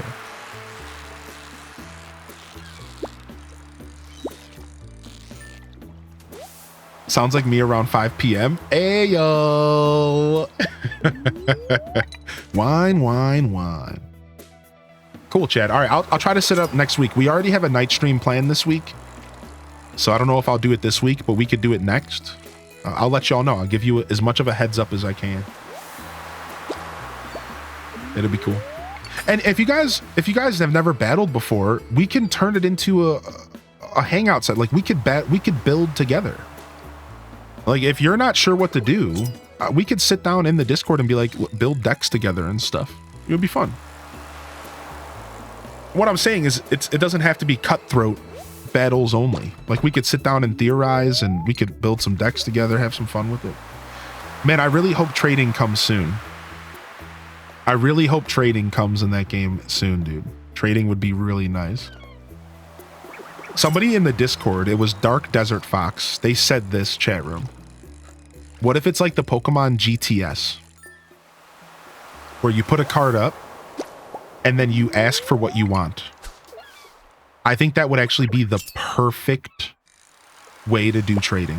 Personally, I think that would be perfect. GTS. That would be amazing. Put up the card and you say what you want. Boom. Just throw it up to the market and say, I want this for it. I think it would be, that would be so clean, dude. That would be so clean. Hi dear friends, HD's love life has been crazy lately, but I cherish you all and hope everyone is doing well. Oh, Gil, I haven't got it. I got the Pikachu, though. Random. Yo, Lady Scientist, thank you for 33. And I appreciate you. Thank you for your generosity and support and the beautiful message. And I cherish this community as well, so I'm right there with you. Yeah, random. There was a lot of that on the GTS, wasn't there, back in the day?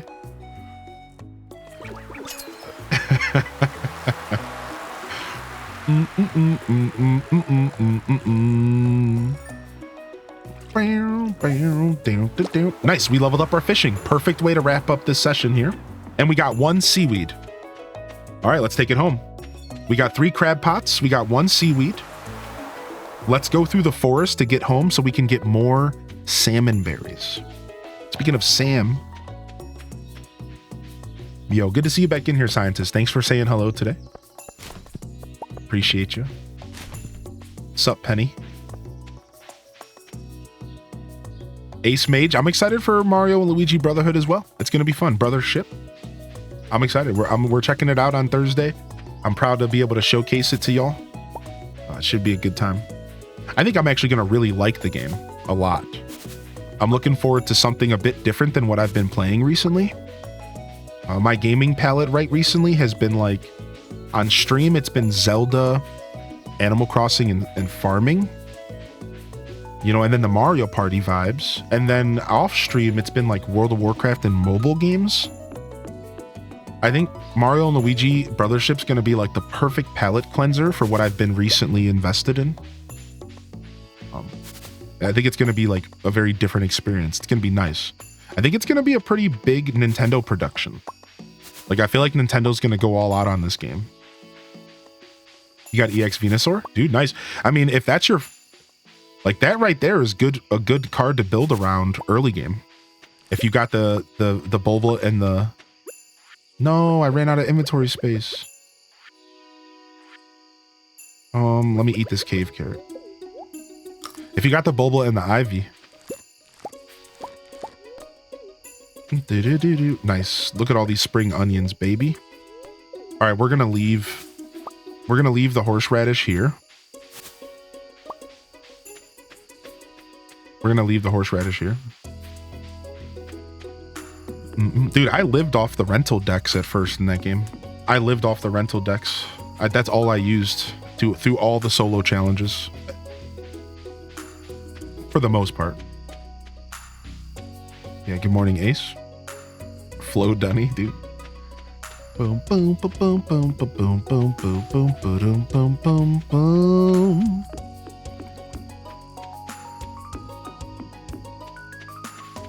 Hope everyone's feeling good today. It's already 11 a.m. Time sure flies when we're playing this gorgeous game. How's our mornings going so far, chat room? Let's get a little sound off here for the PS tiers rolling in, the late morning squad. If you got an emote that best represents your mood today, I'd love to see it. If you haven't gotten a good morning from me, this would be your time now to jump in and say hello. I'll gladly hit you with a solid good morning here. And yeah, welcome to the show today. Don't be shy, but of course you are very much welcome to do your lurking thing. Lurking is appreciated. It is valued. Yeah, 5 green algae. We need to say 5 green algae. So do we have any in here? No, we don't. Okay. Old iced coffee getting ready for work. Oof. Stuck in bed in the most uncomfy mattress. I'm thinking about getting a new mattress as well. Mine's starting to go.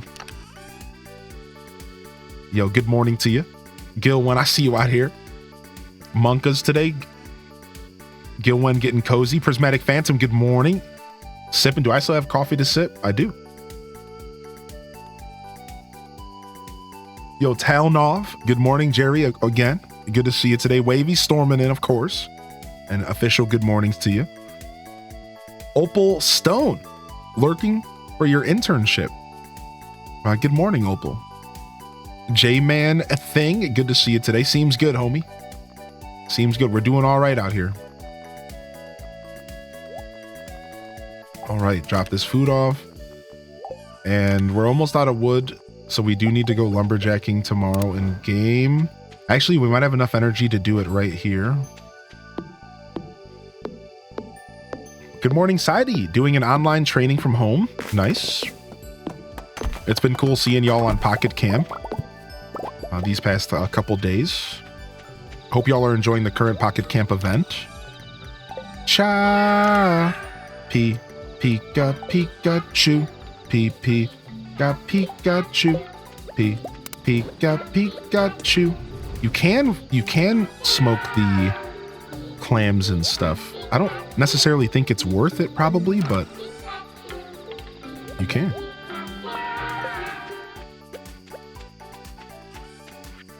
First new cards after 4 packs. Sometimes the game wants you to tear a pack from right to left. I had the perfect tear. Dude, we're getting new theories. We got double colorless and a card that works like rare candy. Pokemon breeder, then Dragonite would be so much better. Dragonite does seem like a hard card to run right now. It does seem like that. I'm sure those cards will be coming, Twitch Thomas. Good morning, bud. And good to see you today. Welcome in. Famed Guardian. Getting a little stinky out there. Check out Casper. Thank you, Sidey. Yeah, I might commit here over the next couple months. I'm going to get a computer chair first, I think. Char Bear, good morning. Hope everyone's feeling good today. Good afternoon. Happy time zone, wherever you're from. Day 2 of the Stardew Valley update. We're cruising along in our farming playthrough. And hey, we're actually making some solid cash. Our total earnings are at $8,600. and we are only selling fish and fish accessories. It's like propane, but a little stinky, a little stinkier. I mean, to be fair, propane reeks. So maybe not. All right, we need 200 wood for this as well. I tell you what, 200 wood for this as well. We'll take this flounder. Yeah, I'm not terribly stressed about the community center, but I probably should start keeping some of these fish for the community center. So let's do that. Oh, we don't even have that section unlocked yet. True. All right, let's go enter some stuff into the community center and see if we can unlock some more rooms. We still have most of spring to catch fish, so I'm not actually too worried about completing the community center year 1 or anything, but it actually would be nice to get to the fishing section. I think there's like some good loot in there for us. I think there is some good loot in there for us. I think that's what I'm mostly worried about.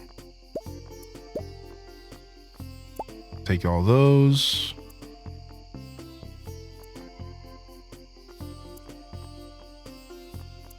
Take one of these.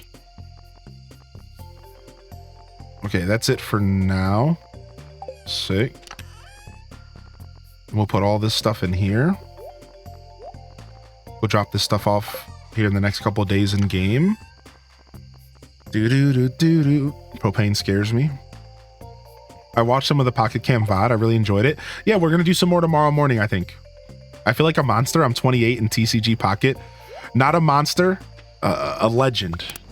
Not a monster, a legend. I can't wait to rip some packs open. I think we're going to open up some later at the end of the show. So if y'all stick around, if you're able to stick around for the show today, I think when we go to wrap up, we're gonna rip open a 10 or 2, or maybe 50. I don't know, whatever I'm feeling. You know, maybe 10, maybe 20, maybe just 50. You know, something in that ballpark. You know. Yeah. So, hey, there you go, Wavy. Like a performance review of one of your employees, something like that, or your own performance review.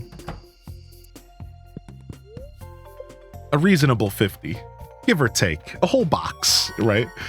So yeah, and then we'll do Pocket Camp tomorrow morning before we start Stardew.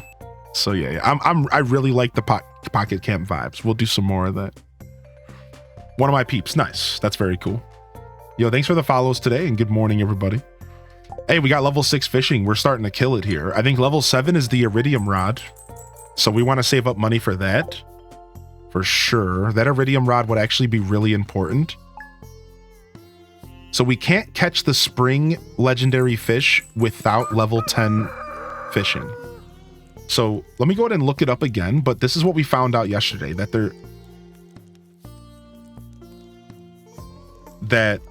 specifically the spring legendary fish requires level 10. Specifically the spring. Yeah, here it is. So for spring, it requires level 10 fishing. But for summer, it only requires level 5 at the beach. So we can get the level 5. We can get the crimson fish in summer, and that's our goal. That's the first legend we're going after. The second will hopefully be the mutant carp, but that would require us to get the sewers open. So that's just RNG, really. And then fall is level 3 and winter is level 6. So we can do all of these. The only one we have to wait for is spring. And you're right. We just unlocked the new fishing rod. You're right. So we can go buy it right now. I think we're going to go buy it right now. You're 100% right. We just unlocked it. So let's go get the new fishing rod right now. We also got access to a bait maker.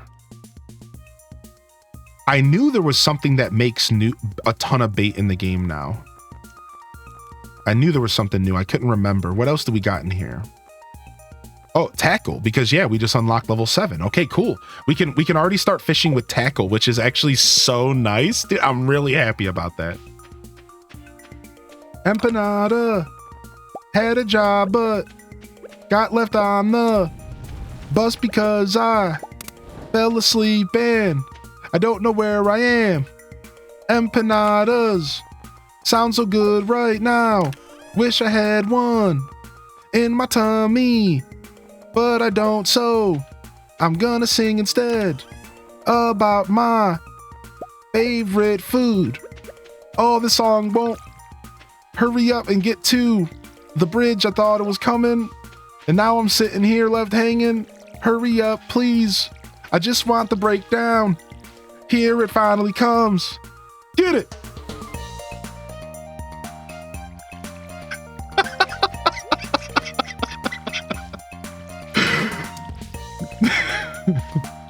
Whew, that took forever. I love the song. Thank you.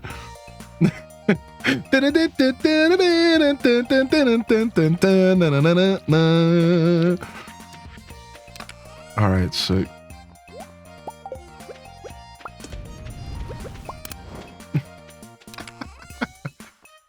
All right, let's go check our crab pots on the beach. We'll do some more fishing. And we're going to go buy that fishing rod. They open up. All right, let's roll. You were close. We should have enough for the fishing rod. Does anybody know what the fishing rod cost by chance? I'm going to just look it up.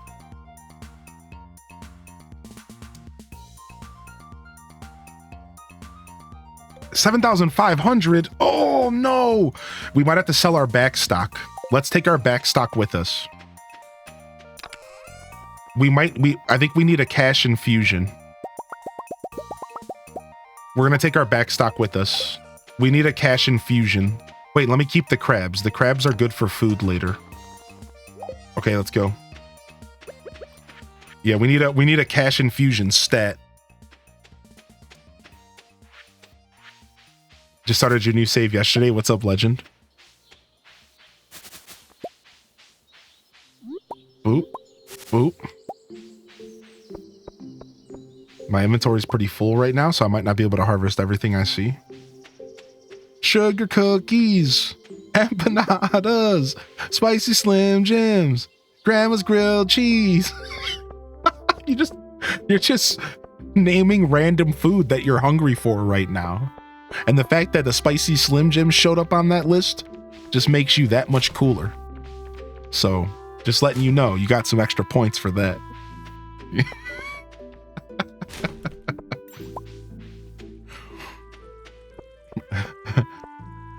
Exactly, Beatles. All right. Crab pots didn't yield what we wanted. All right, Willie, take my stock. I'm not going to sell everything. I'm just going to sell enough here to get this fishing rod. 75. Herring. Let's start with the low-level stuff first. Now on to silver. Now on to gold. Oof, we're close. We can buy it today. I think we can get it today. We just need to go fishing right now.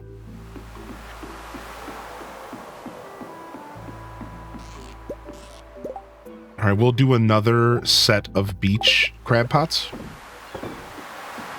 because we're trying to get that seaweed, and I think it comes out of those.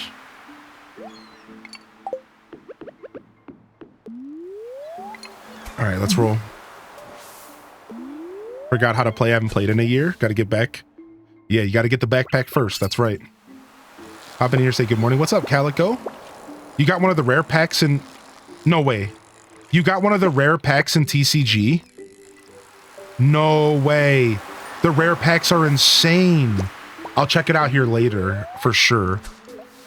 So for those that might not know this, in the TCG Pocket game, there's a thing that's called a rare pack. And this can happen, and rare packs have their own odds, like separate odds from regular packs. And like, there's a chance for rare packs to be like tons of hollow cards and stuff, right? Like, can't every card be a hollow and everything? Like, I've heard that they're insane. I know Dazza mentioned it the other day, but I don't really know how it works. I just know the rates are better. Yeah.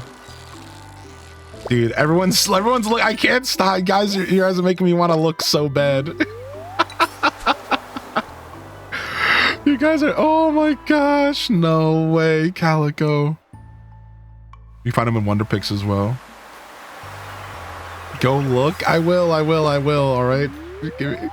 That's so funny. You got a God pack today? What's up, Quell? You really should look. Stop, chat. Yo, Iris LeBurb, welcome to the show. Making sweet potatoes and eggs for breakfast? Ooh, that sounds delicious, Charbear. When can I stop over to get mine?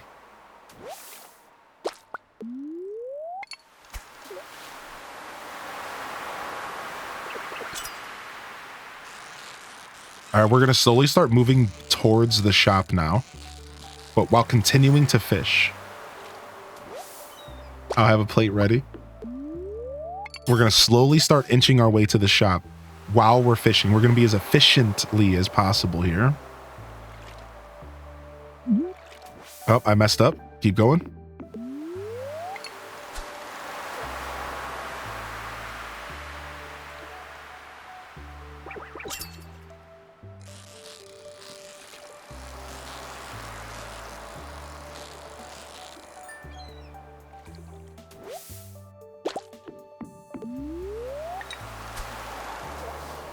Empanadas, eggs for breakfast. Empanadas, eggs for breakfast.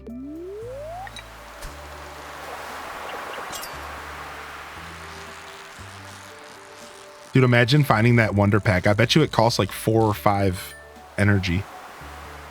Mewtwo EX, nice. What's up, little kid? Just slowly inchworming around the pier here. I need to get 600 gold, so that the reason I'm doing it is I don't think I've caught enough fish yet. So I'm trying to make sure that by the time I get to the shop, I have enough to get this fishing rod. It would be really nice to just get it done and over with. Then we go back to being broke again, and then the next purchase is the fish pond.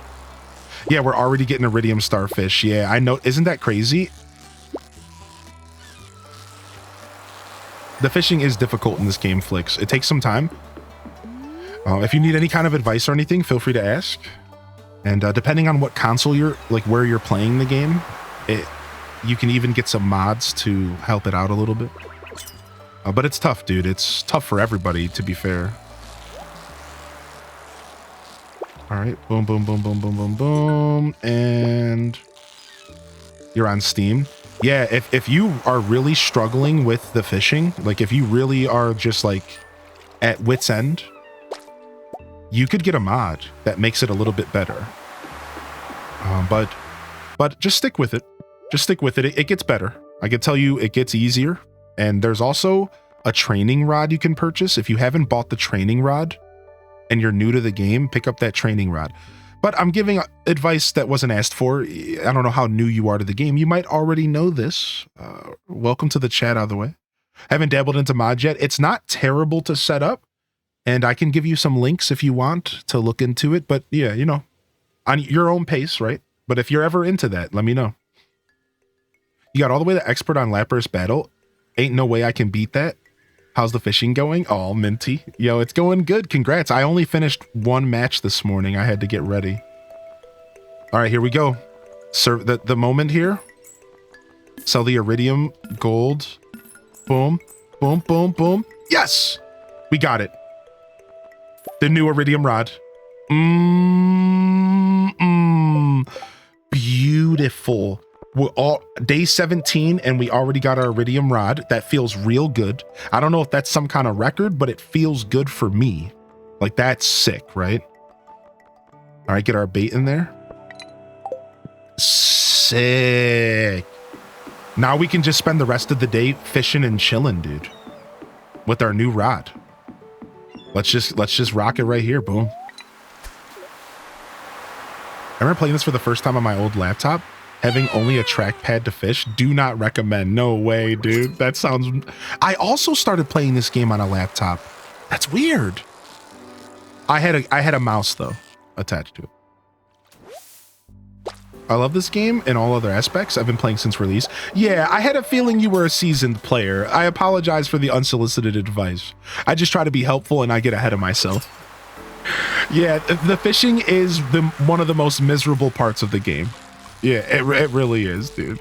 Yeah, if you're a seasoned vet and you play on PC, I'm telling you, look into modding, dude. Yeah, just go ahead and Google Stardew modding, and the first link that comes up is a little guide to help set it all up. Yeah, it's really easy. Once you kind of set it all up, like once you get past the initial learning curve, the modding is really comfy. So thank you, Leafeon. Yeah, I was just thinking about that earlier. Actually, we should go stop at the community center today. Thank you for the reminder. I have a little package set up for the community center.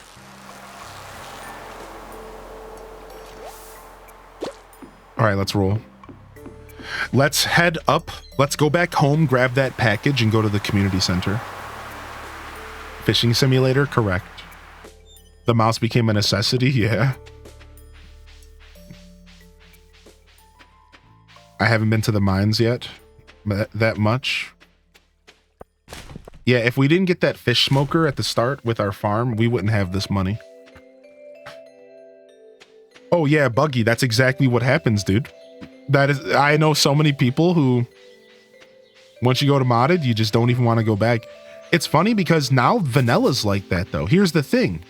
Once you get to endgame Stardew, where you constantly have ×4 speed, you don't want to go back. Like in vanilla Stardew now, you can have ×4 speed at like all times. And you're zipping around the map, and then you go back to a fresh farm, and it's like, what did I do to myself?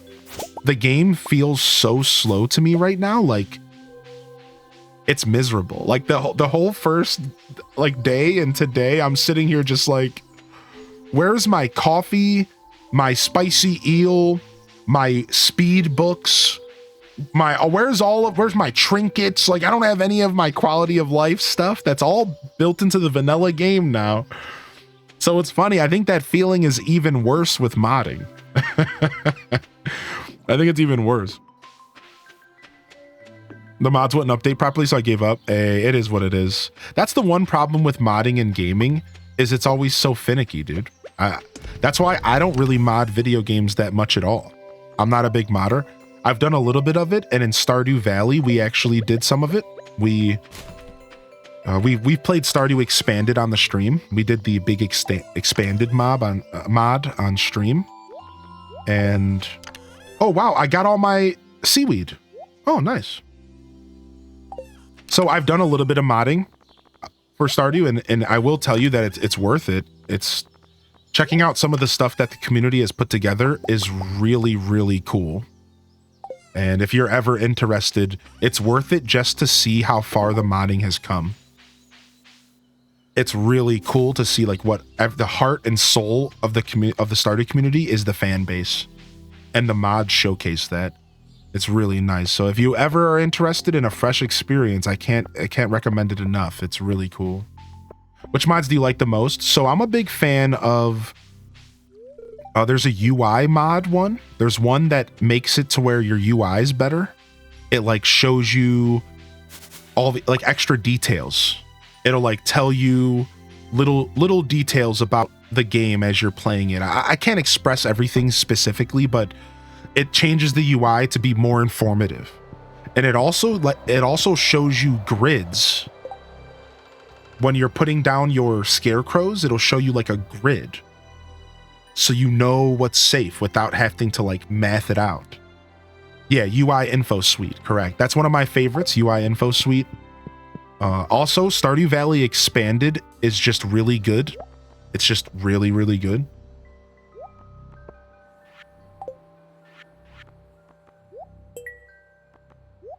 So, but Expanded's a big deal. I don't recommend Expanded right away because you're changing the whole game with Expanded. And like, not everyone's looking to change the whole game. So the kind of modding I like to do is just quality of life stuff. that just kind of... All right, we can do the construction bundle, and that'll probably help as well. So, all right, nice. I was about to say, won't we hopefully unlock the next tier here? Because I think after this is the fishing one. Okay, we got the fishing one right now. Thank you.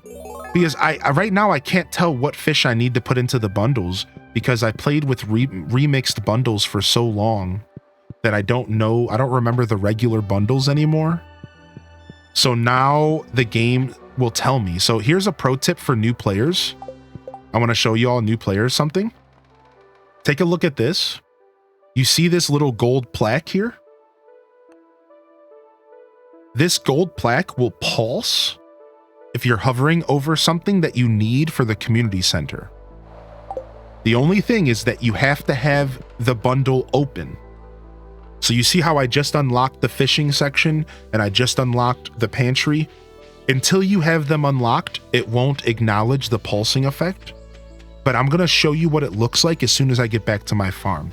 For new players, this is a big deal because this will help you better figure out what you need to be saving and what you could maybe get rid of if you aren't too into hoarding, even though I just recommend you hoard everything.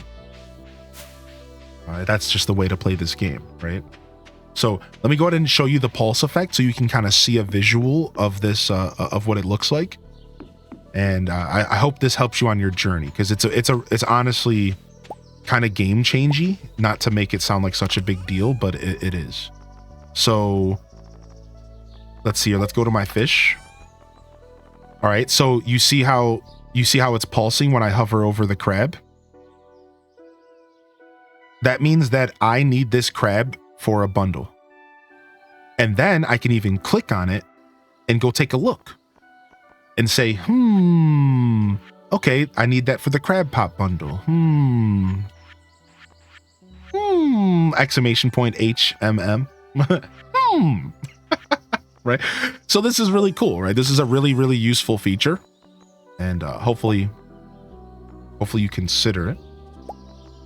Oh, why is my bot not working today? I'm so sad.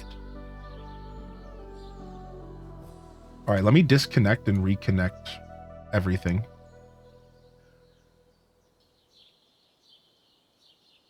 I think I haven't updated my bot in a while, and that's maybe why. It might just be like needing a fat update.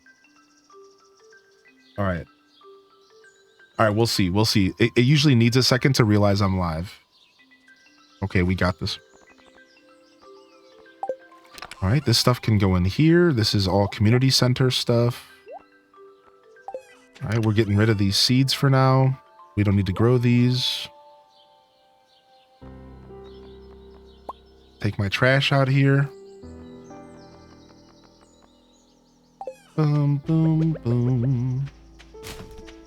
And let's go ahead and cut some trees down.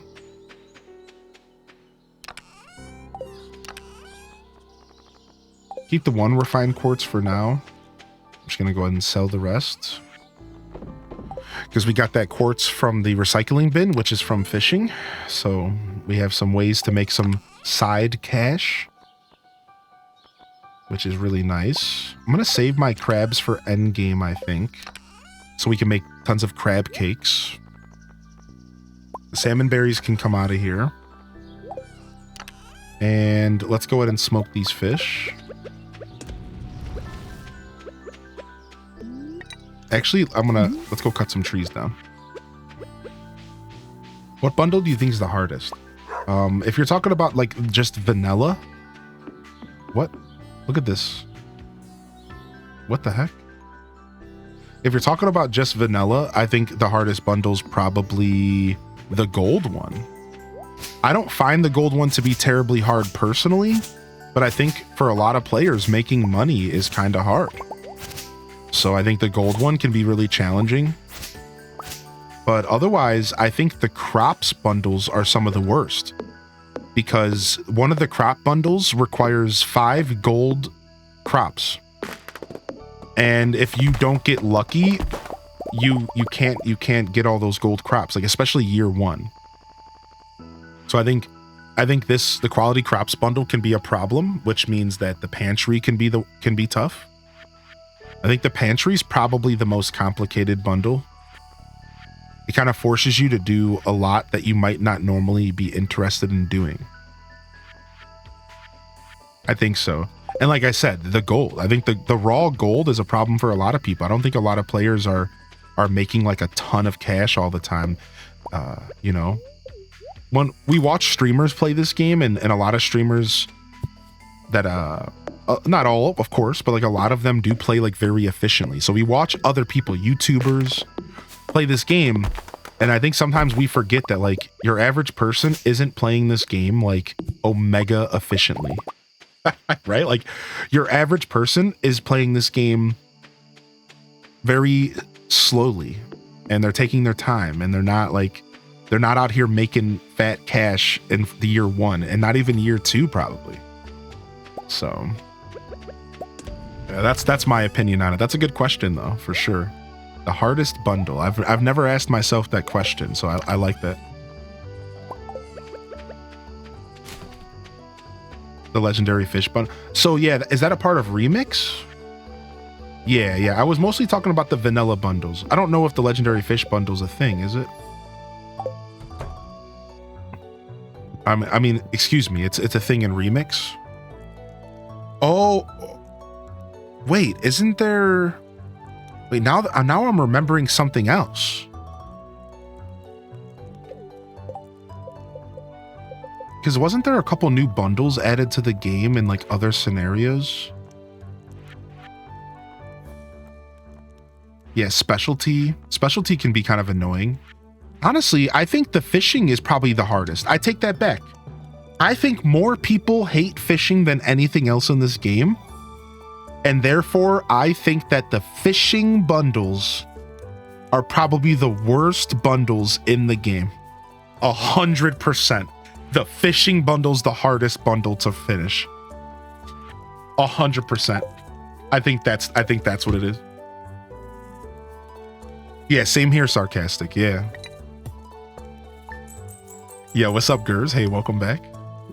Massive bundle. Nice. Got ourselves a couple bucks. All right, I'm going to stand up and do a quick tinkle. Yeah, you forget where they all are, what season to get them. I think you're right on point there. Let me take a quick tinkle. I'll be right back, chat room. Just a moment. Just a moment. Just a moment.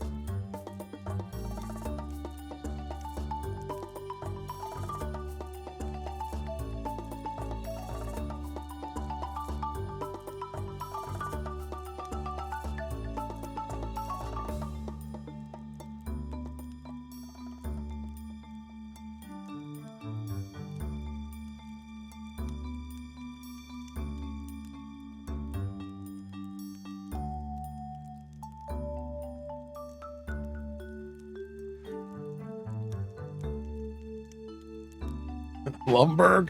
Hey, I'm sad. I'm sad that my coffee's gone today. I've only been drinking 1 cup, but I could go for another cup of coffee, dude. Edge.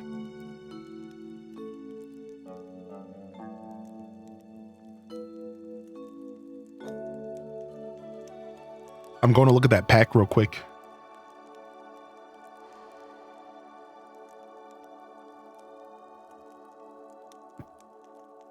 Oh my God. What? What? Did they get a gold crown? Isn't that Charizard a gold crown?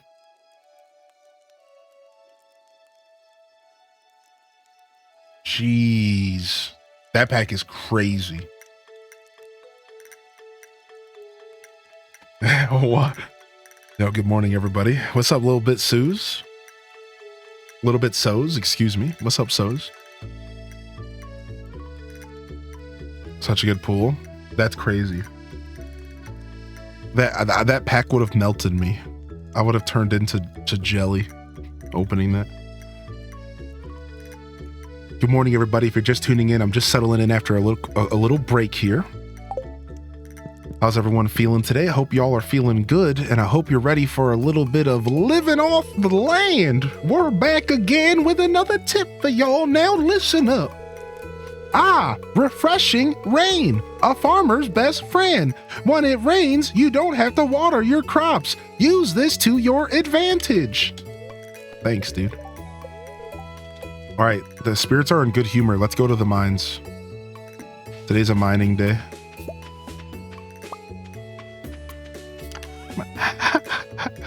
April. Use it to your advantage. Drop off our fiberglass rod. All right, let's grab some food. Boom, boom. Boom, boom. Oh, salmon berries all day. Salmon berries are a good source of snack. And then we have to go check our crab pots on the beach and bring them home. We'll do that at the end of the day because we'll probably leave the mines early. We could stop at Robin's and drop off her axe, though. That's a nice little perk. And then, of course, we have to water these crops. Ooh, nice. And the potatoes are already done. Requires scythe. Bingo bongo.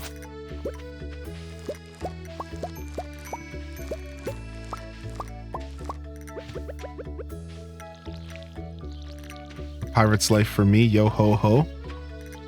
Yo ho ho and a bottle of rum. Welcome back, Croissant. Do, do, do, do, do, do. Wait, what did Willie say? I didn't read what he said. Rip. I can go check my letters, can't I?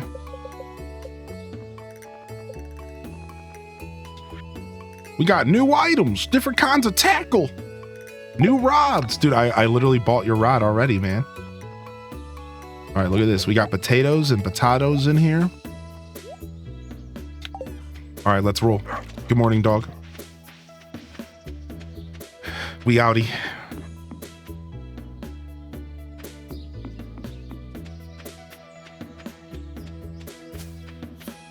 Dang, salmon bears are still going? I thought it was only 3 days. Must be 4. Salmon bears are such a good way to get early game experience for foraging.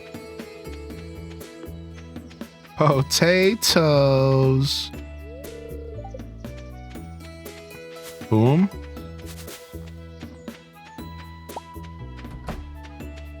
Yep, nice to meet you. I don't know if I met you yet. Man, this place doesn't open till 9. You're cramping my style, dude. Or we can go foraging a little bit.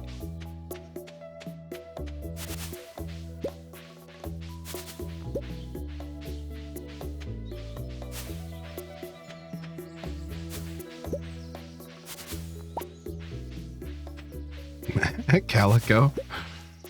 Not the finger guns. All right.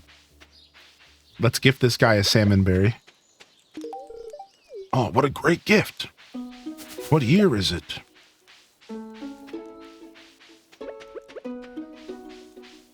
That was actually a good meeting. We don't always say that getting out of a work meeting, right? Assuming it was something with work.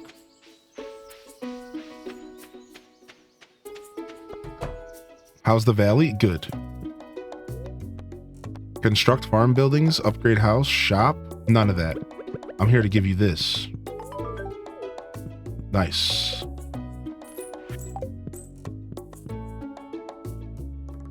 Oh, and you know what? We haven't gone into the Adventurers Guild, so we can probably do that today.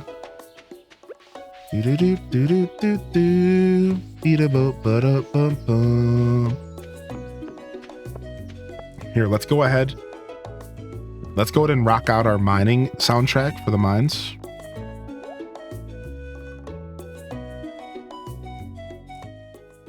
We got the mines down here too. Sick. Boom, boom, boom.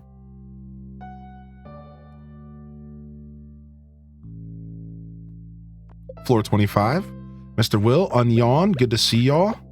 Dang, I organized my inventory wrong. There we go.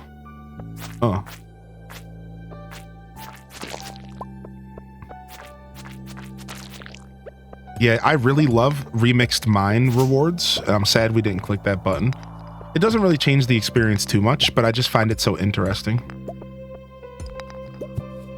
Keeping an eye out for some business that I could steal Wi-Fi from and download this dumb app. Dude, I know all about that life. I've been there many a years.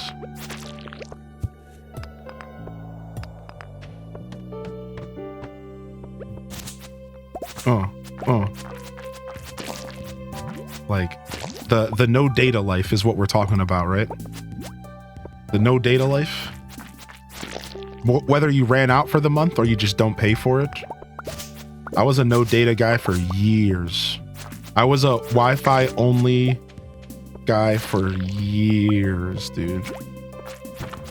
It wasn't until about 3 years ago that I finally got data for the first time in like a full decade and a half or something. Like it seriously, like it wasn't until about 4 years ago that I got data for the first time in like a decade. I swear to y'all. I did not have data on a phone for probably a decade. For all of my 20s. I just didn't care. I didn't live that life. I liked people not being able to reach me. I didn't even have a phone plan. Mind you, I didn't just not have data. I didn't have a phone plan. I used an app called Text Now. So you couldn't find me. You couldn't reach out to me. Only I could reach out to you. And I would only use Text Now to do things like authentication for like apps that like require a phone number, or if I needed to get a hold of somebody for like a job interview. Oh, it was nice. I tell this story all the time to people. It was so nice. Dude, that life, the life of luxury, no one can get a hold of me. No one wanted my attention. It was bliss, dude. It was bliss. I miss that life. I miss just not having a phone in my hand all the time. I say that while this whole stream, all I'm thinking about is Pocket TCG. But I do miss the era where like a phone just didn't even exist for me. And that was seriously only about 4 years ago. So like, it was a cool era, dude, but it's a bygone one for me. It's bygone. I'm a phone guy now.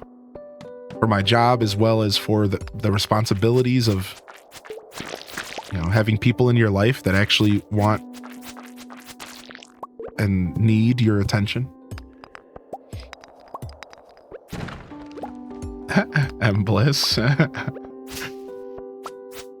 My best friend of 20 years held off getting his first ever smartphone until Pokemon Go dropped. Dude, nice.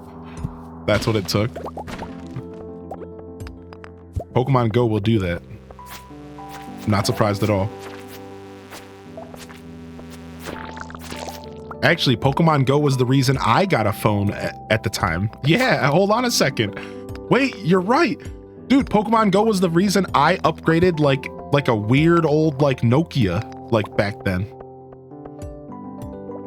Like I remember like I had like basically didn't have a phone and the phone I had was trash. And then Pokemon Go came out and like 2 months into Pokemon Go, I was like, must play. And I got a real, at the time I called it a real phone. I was like, Pokemon Go was the reason I got my first ever actual smartphone instead of just a kind of dumb smartphone. Because there's different types of smartphones, you know. Text Now offers SIM cards. That's kind of crazy. I didn't know that. Wait, did I see the ladder? There it is. He's level 42 now? Dude, that's actually nuts. What a dedicated Pokemon goer. I don't know what level I am, but I recently hit like 30 for the, I think I'm like maybe 32, 33. I've been climbing through the ranks. All right, we made it to floor 30. Let's go to Adventurers Guild. You could also slap Nokias as hard as possible and they never break. True. My mom literally ran over my Nokia with her car and it survived.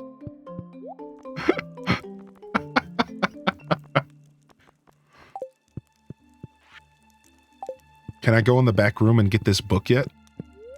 I need to slay 1,000 monsters. Okay. That's fair, I guess.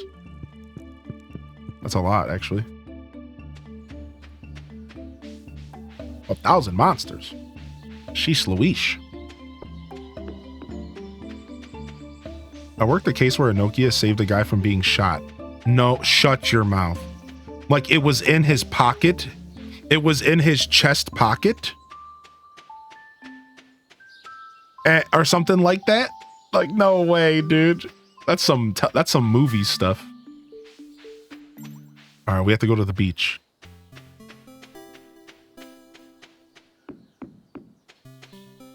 I hate how much more smartphones are being needed. Yeah, same. I agree. Like it went from being like a quality of life to like required for life, you know?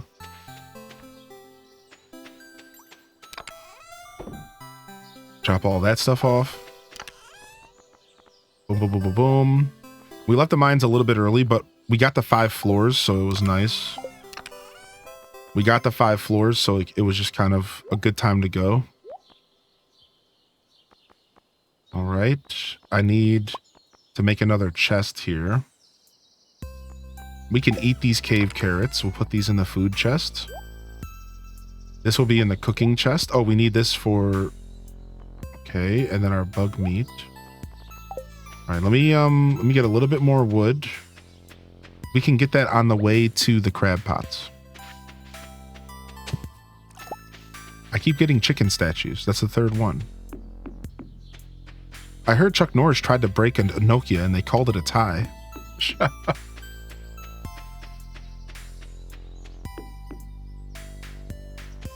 Good to have you here bottled up. Thanks for vibing. M Credible's in the house. Good morning, M.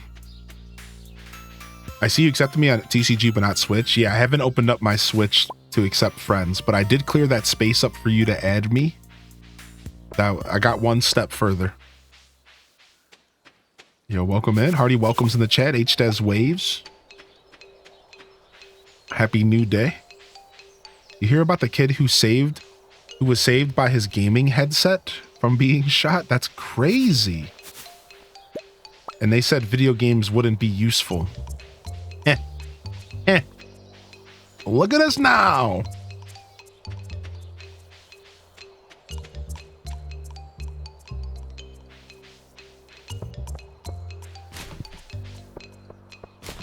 Boom, boom, boom, doom, doom, ba-doom, boom.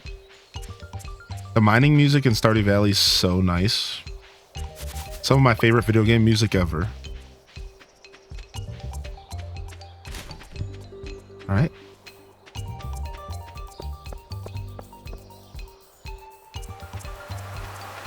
We still need to open up the other side of the beach. We just haven't done enough lumberjacking. We need to do that soon. Grab this. Grab this. Is there anything in here? Nope. Okay, let's go. We can go try to cut the rest of the trees down on our property. That's probably a good start. Can't wait for Nintendo to release this soundtrack. It's on Spotify if you do that, so that's a nice start, right? Oh, wait. I just passed up a salmonberry bush.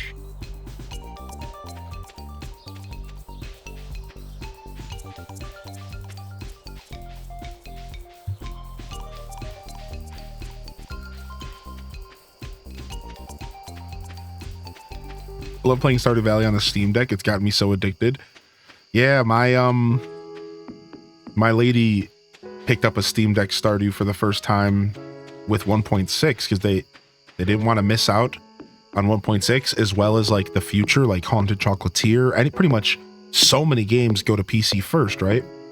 and they had the same experience. They were really, really, really happy with how it all turned out. So I don't have a Steam Deck myself, but from them, I've heard that it's pretty nice. Plus, if you ever want to get into modding, you could mod your version on Steam Deck. And that's like a nice little perk to be able to mod it, right? I lightly modded PC Stardew. It's hard to go back. Yeah, it'd be like that, M. It'd be like that. Mockingly, it's going to be clear and sunny all day tomorrow.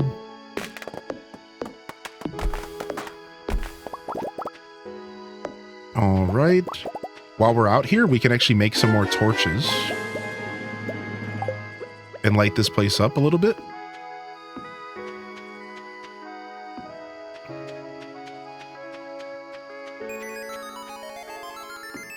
It's kind of dark over here. All right, I think we can do one more tree. Mods work on Steam Deck? Yeah, I believe they do, yeah. I believe you can modify Steam Deck the same way that you would modify a PC version. Yeah, I believe so. I don't know the details, but I'm pretty sure I've heard of people doing that. Yeah, because I think a lot of the modding works with Linux, and it's just a Linux device, right?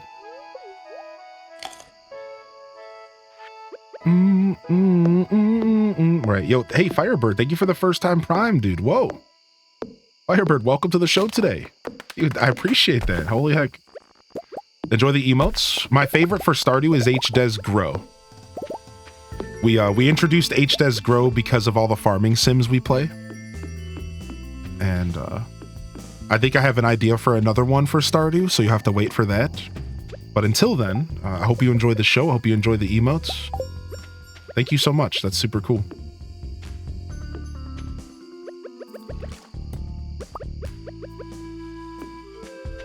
I honestly love that emote. And a new chest.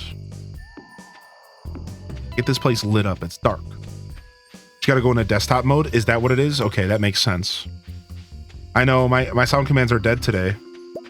They're also dead to me today because they caused me some grief.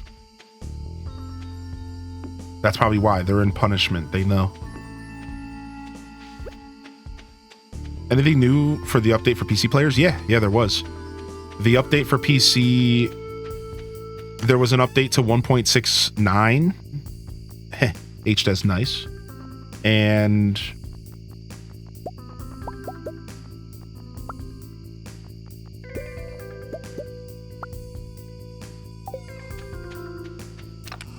they added some new content and a bunch of quality of life and bug fixes.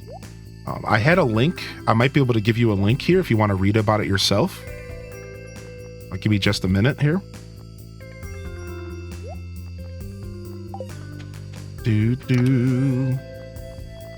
But it was a very little amount of stuff. I can tell you that much. It was a very little amount of stuff for PC players. Mostly bug fixes, quality of life changes, game improvements. You following that? Like mostly that kind of vibe. But there was like 5 or 6 things that were listed off. There was like 5 or 6 things that were listed off for 5 or 6 things listed off for like new players. Or for, for PC players.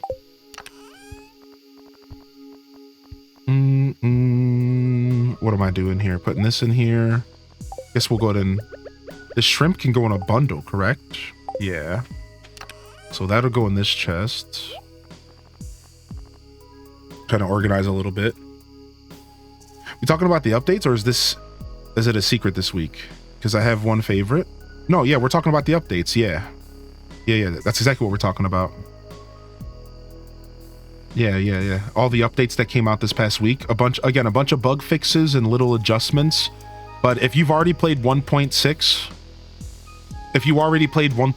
on PC back 5 or 6 months ago, there's just a bunch of small little things that for you to look forward to. And then if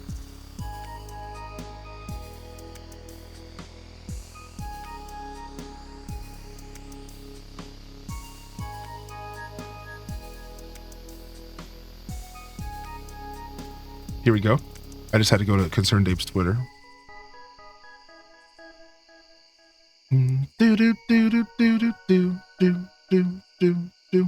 they already did another bug fix, which is nice. So Concerned Ape said there's currently an issue. If you start a new farm on the Meadowlands farm and you open the animal door on the coop day 1, your chickens disappear. If you leave the door closed for 1 day, it should save them. We will fix this. Lore. There's a wild coyote on the farm. A wild coyote on the farm day 1. But they already fixed it. They already updated it and fixed it. For Steam and PC. So GOG and Steam. So PlayStation will have the fix soon. And they said the other platforms will happen as soon as possible. So, but yeah, here's a link to the current patch notes if you would like to read XP. And the most notable patch notes include a new friend in the secret woods that lets you get lost items. And I think it has to do with items that are like doubly lost, if that makes sense. You can now put legendary fish in fish ponds, and it's a whole new system with legendary fish. You can now put beds in barns and coops, and you can sleep in the barn and in the coop. You can also, now when items drop in the water, they stay on the water for a couple seconds, allowing you to collect them. Sam and Shane now have work portraits at JojaMart. Some new Easter eggs that nobody, he doesn't say. I don't know what the Easter eggs are, and I don't know if the community has found the Easter eggs yet, but I'm sure that one can stay kind of, guarded for now. Like, we don't have to talk about it. I'm sure YouTubers or whatever are on it, but... talk about what Clint does? Wait, what does Clint do? Clint doesn't do anything. That must be some kind of quality of life change or something. So, that's not in the list of new content and features. Oh, Clint will fill the watering can up when he fixes it. Yeah. That doesn't make any sense to me on how that's useful. Why is that an interesting update? Like, I don't understand. Why is that huge? Can't you just go click on the river real quick and fill up your watering can? I was always mad at him. Poor customer service. Listen, when you put it that way, when you're right, you're right. Gers, listen, when you're right, you're right. That was important, and I apologize sincerely. Poor customer service. What a clown. Clint's at it again. Well, at least he's improved his customer service, that snot nose.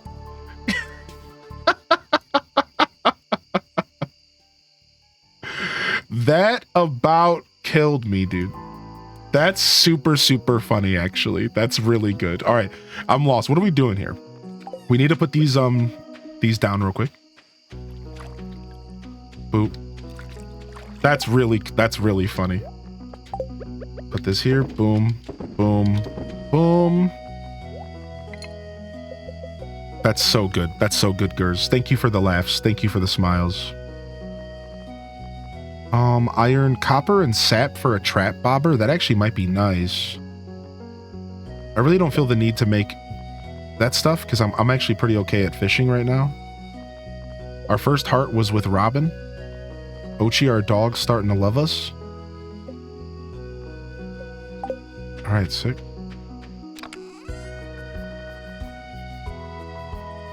Yeah, so we made this new chest for stuff that we're going to cook in the future. That's what I was trying to do. We got this new chest for stuff that we're going to cook in the future. So I just want to separate all this stuff. We need to make room. I'm going to be doing an extra amount of hoarding in this playthrough. So I'm just trying to properly organize for it. We'll just get rid of this rusty sword. It's trash. All right, this is our cooking chest. Poor customer service has made me literally LOL in my quiet office area. If I give you a full watering can, I expect a full one back. That's so funny.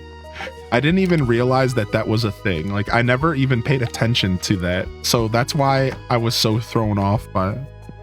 Makes me love CA all the more.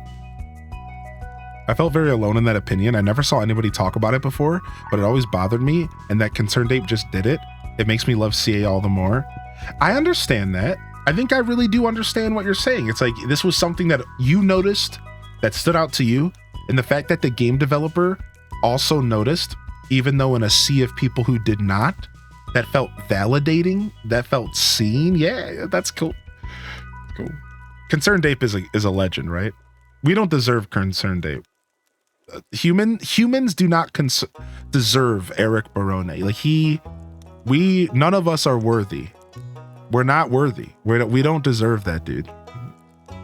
Now, let's not put him on a pedestal too far, but I totally will if he wants to do an interview. Hey, you're the best. I really should figure out how to email that guy though and shoot my shot.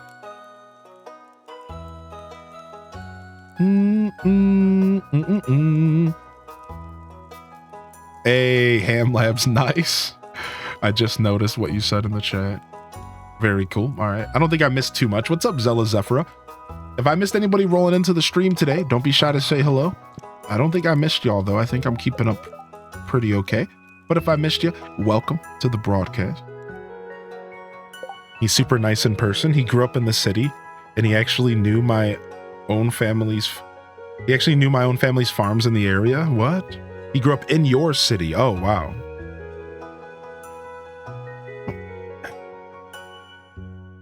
You'll find him at the club. Just put on your farming sim hat. Dude, get out of here. You really think so?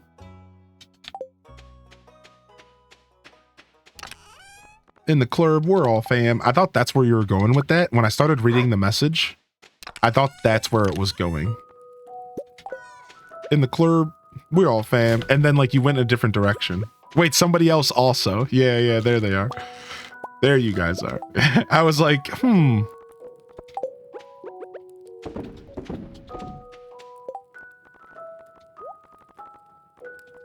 All right.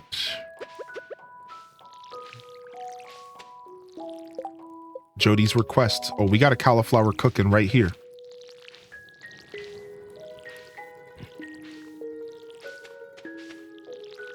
You forgot Robin's axe and I was sidetracked. Okay. I think this stuff is community center. Community center. All right, we're building up a nice little collection of community center stuff. Let's smoke the snail. I think at a certain point, it's not actually worth it to smoke some of this stuff because this stuff is such a low currency anyways that like doubling it doesn't really make sense. But we're doing it anyways. Because why not? Back to the roots, Guk Das, back to the roots. You already know. We never stop. Here at the Hylian Descent show, we never stop playing Stardew Valley. We just take breaks. I didn't check my luck, but I think we need wood, so we'll skip the mines today. Back to the lab again. I can't reach that. My magnet ring is suck. My magnet ring sucks. We need a new one. This is your regularly scheduled reminder that Stardew Valley has sold more units than all Harvest Moon Story Seasons games combined. I mean, I'm not surprised at all.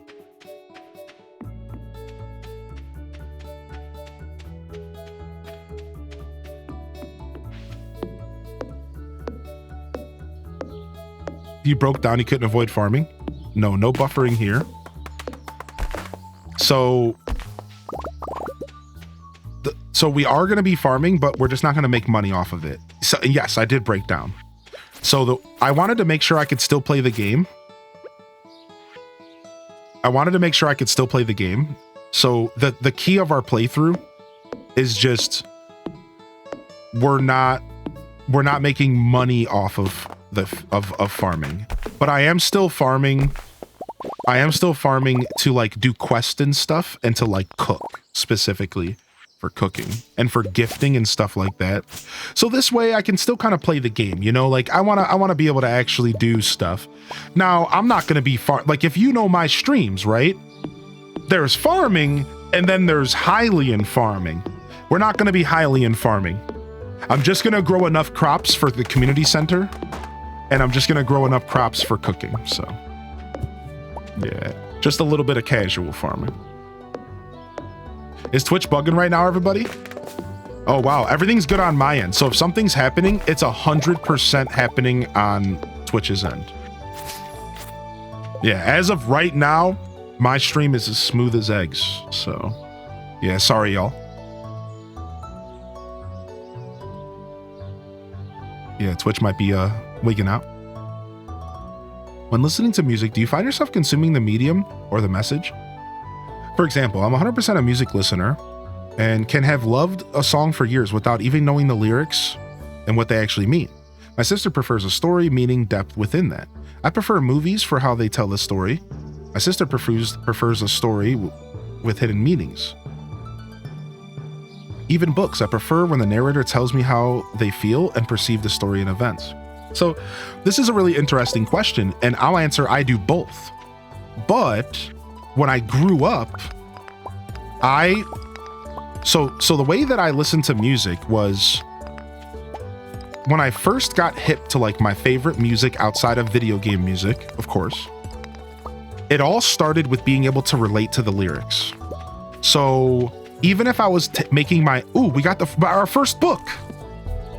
Hey, our first new power. Felled trees have a 5% chance to double the wood. Sick. So when I was a kid, it was all about the lyrics, right? Like when I first got into like Linkin Park and Atmosphere and like Cage and like Idea and Abilities and like that whole all a rhyme sayers, Aesop Rock, Nas, Biggie, Helta Skelta, Boot Camp Click, Mobb Deep, Prodigy, like that whole, it was all about the lyrics for me. And I would take the lyrics, I would consume them, I would look for hidden meanings and metaphors, and then I would also apply this stuff to my life. And I would figure out ways to apply it to myself and my circumstance. So like, even if I was listening to some like super thug rap or whatever you want to call it, right? I could still take their message of maybe like being on the grind as my message to grind in my personal life, to do better in school or to grind my job in my 20s. So I was always able to apply it to myself. However, I will say that when I was 22 years old, 23, I went on a journey of music appreciation. And I stopped playing video games except for Animal Crossing, randomly enough, for a whole 3 years, 2 years of my life, 2 or 3 years.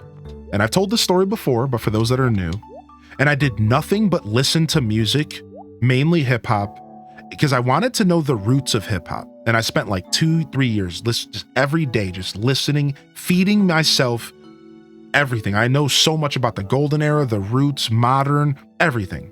Not the Roots, the band, I know about them as well, but like the roots of hip hop.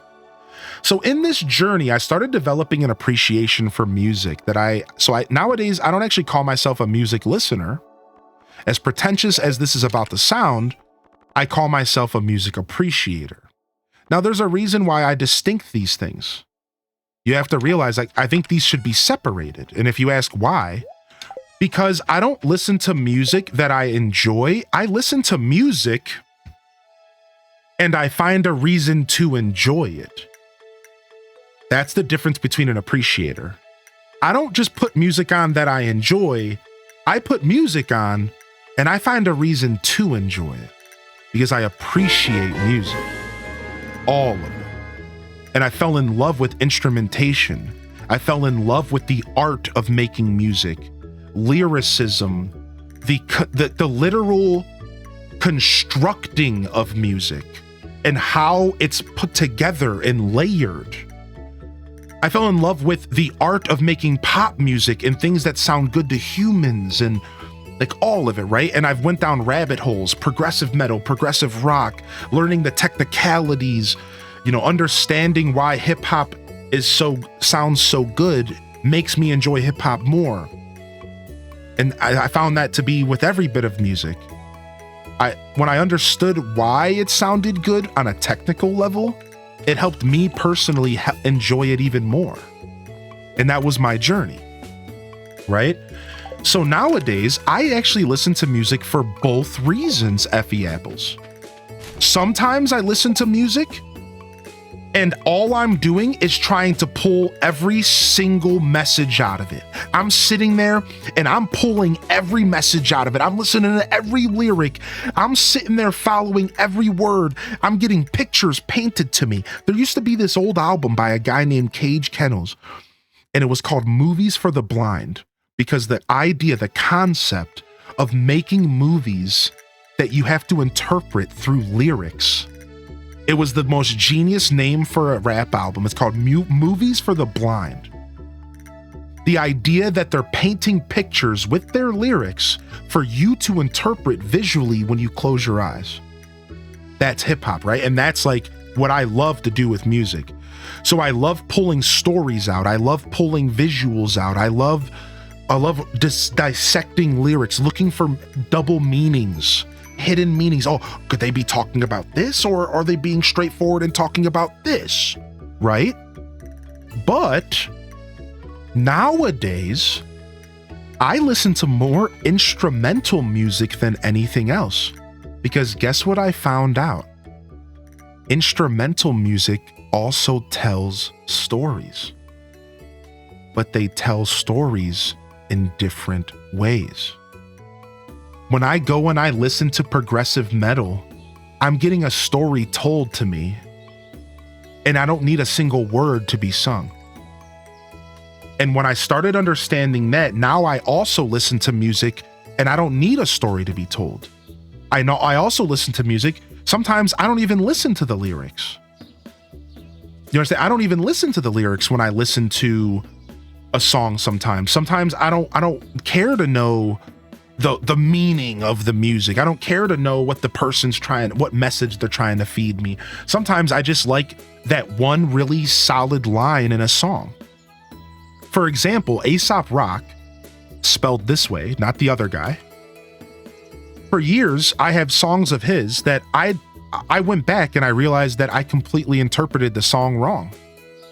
I went back and I found the lyrics for the song officially from the artist, and I went and said, wait a second, I thought you were saying this, but actually you were saying this, and I was wrong for 10 years of my life.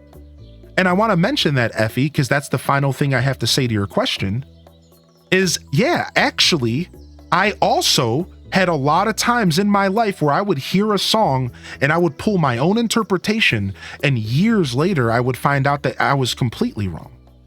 I either misheard the lyrics or I misunderstood.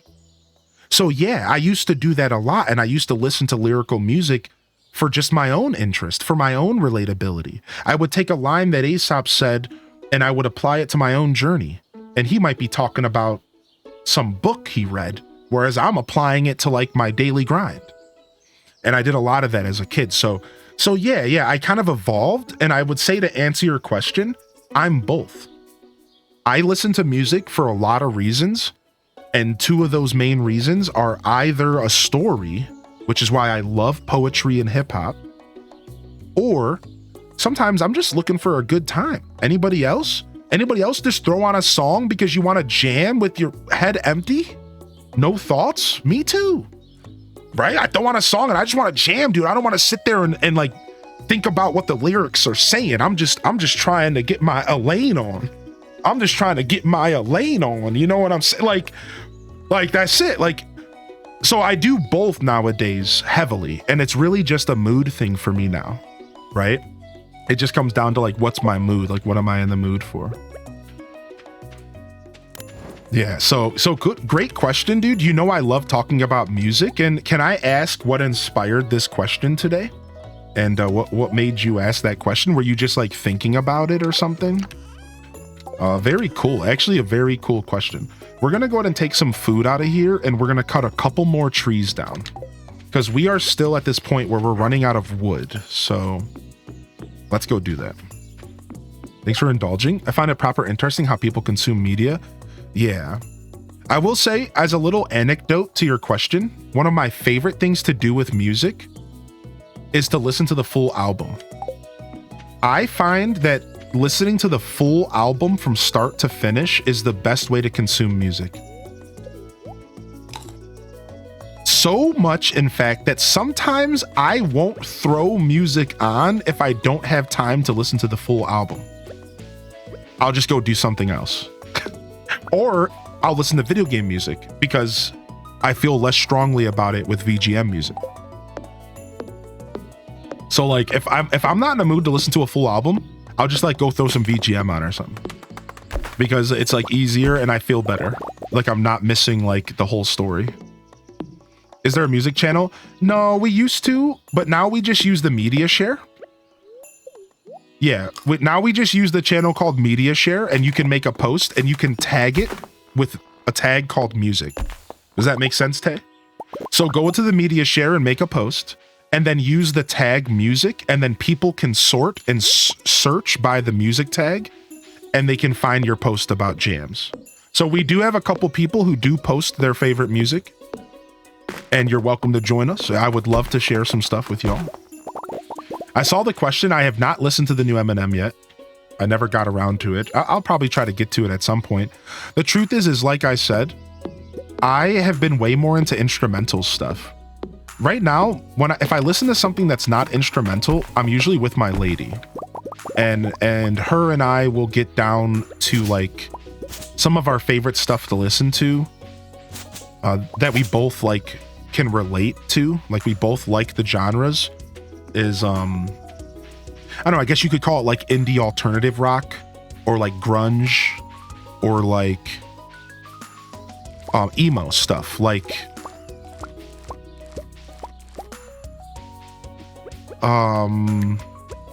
Black Flag. And like I'll throw on like Bad Religion. I think like they're pretty okay with Bad Religion because Bad Religion's like a lot more harmonious. So like I'll throw on like Bad Religion, they'll throw on like Black Flag or like something like along those lines. I do like the Shins, like I'll do the Shins a lot when I'm hanging out with them because I love the Shins and I think it's pretty palatable for them. Yeah, it's cool. We also love dance music, and we'll throw on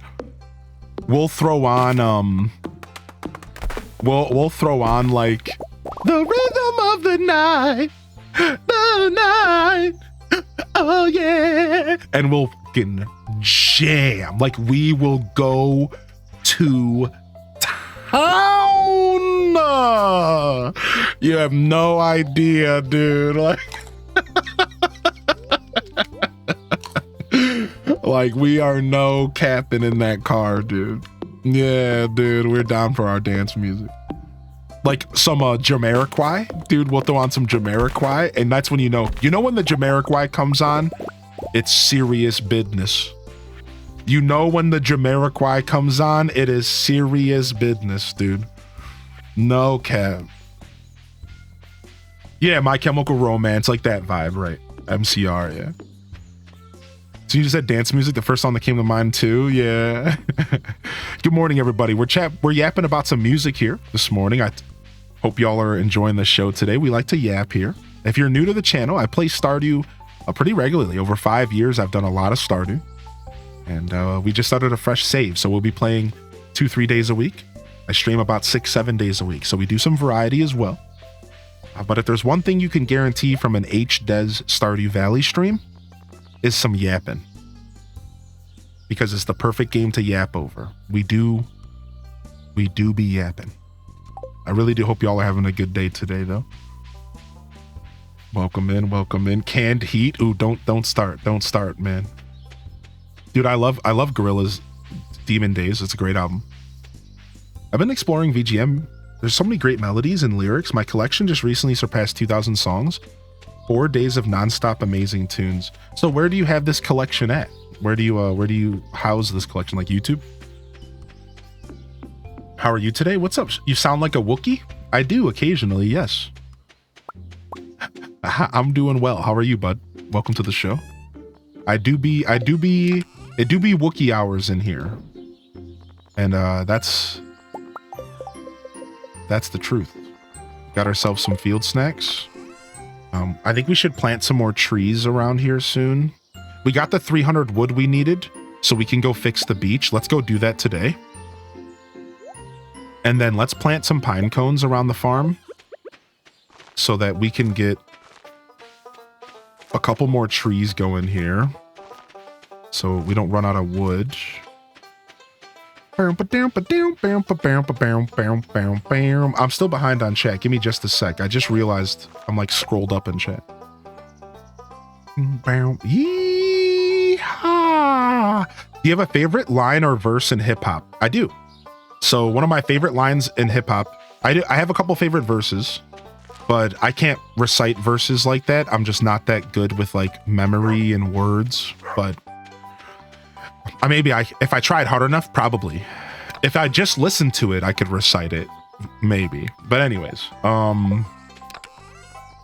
so one of my favorites is my lifeline is an assignment. Well, it's hard to do this with this music playing. Let's wait a second.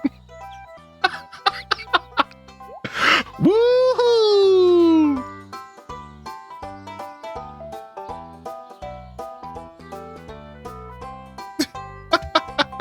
Let's see you when you get back, Cozy. Yo, what's up, Ella? Welcome to the show. Oh my gosh. Hot Tuna, King Crimson, stuff from the 70s. I'm not too hip to anything from the 70s, no, but I'm sure I would like it. And I'm sure I've heard something from King Crimson, but I couldn't name anything. Dad religion. Dude, I love Bad Religion. I never heard the term dad religion, but that's pretty appropriate. I saw MF Doom once, never need to see anybody again. I'm pretty jealous about that. There's a restaurant called Faux Bar. Genius wordplay. Or like, yeah, Foo Bar. It would be Foo Bar. Yeah, that's cool actually. I like that. Yo, Crystal Kamu, enjoy your lurk today. All right, let's go to the hop. Oh, baby. Let's go do this. Back from my dentist appointment. What's up, Jules Avocado? Good to see you today.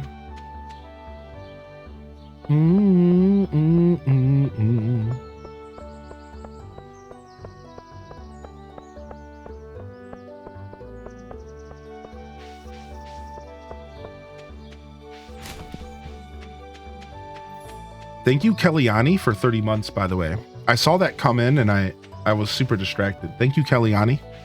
And how are you? Hope you're doing well. Appreciate you coming to pop into the show. And thank you for the support. What's up, Rawsome? Rawsome, welcome to the broadcast. Yeah, sometimes it's nice to pause the game and just talk a little bit, you know? The thing about always talking while you're gaming is you're always putting your brain in two places. Which, as a creator, we kind of develop this skill pretty healthily, and my whole job is talking while gaming or doing other things like cooking. But I find that as a streamer, sometimes it's just really nice to put the game down for a second, pause, and actually give my full attention to the conversation or question. And I think most viewers respect that. I still do think there are some people that as soon as I start yapping and I pause the game, they're like, all right, I'm out of here. Because they're like only here for the gameplay. And like, that's fine. You know, I know that sometimes when I show up to a stream, as soon as they stop playing the game, I click away. I've done it before. Like, so I get it. But I find it to be super therapeutic. And I find it to be nice to like just pause and say, hey, let's like actually talk for a second instead of me trying to like sit here and play the game and think about what I'm doing next and talk and answer these really awesome questions, you know? So I try to find that balance for sure. You were talking about how you clean house to funk music, and I was like, I like this human. Oh yeah, dude. Oh yeah, dude. Dude, I love me some funk, baby. Oh my gosh. I even go as far as like P-Funk stuff. I like Dr. Frankenstein. If you know, you know, baby. Dr. Frank, if you know, you know. That's the stuff right there, baby. Yo, Aurora, good to have you here today, homie. Thanks for sticking with us. Yeah, Tay, exactly. So it's nice. People, every walk of life takes different things away from content, you know? I know sometimes I'm watching content for the streamer. Sometimes I'm watching for the game. Sometimes I'm watching for my own, you know, for knowledge. Sometimes I want to be entertained. So that's the beautiful thing of Twitch is because, like, you can kind of get, you can get a lot out of Twitch depending on what you're looking for, you know? All right, that's not a bundle, but this is a bundle. Okay, so let's put this in the bundle chest. And then we'll put this in the fish chest. Hey, yo. So this stuff, like coral and stuff, I don't know if we can craft with it, but I don't know if we can, I don't know if this stuff comes out of crab pots, so we'll have to wait and see. So for now, I got all that stuff off the beach. The cockle, however... Oh, wait, yeah. Dazabound already told us. Dazabound said the only thing that you can pick up off the beach that cannot come out of a crab pot is a rainbow shell and something else. So I am going to be able to sell this stuff if I want. However, coral is really good for crafting, for like rain totems and stuff. So I'll hold on to it for now. Hold on to it. Not too much talking, not enough gaming. I'm out of here. Yo, we have a command for it. We literally have a command for it. It's called wrap. Wrap it up, buddy. We want to see some Stardew Valley. So imagine if I was in the just chatting category and somebody said, wrap it up, buddy. So that command changes depending on what category we're in. So I just thought about it. Like, what if I was in the just chatting category? Wrap it up, buddy. We want to see some just chatting. All right, nice. Level 4 foraging. We got tappers, finally. We needed those.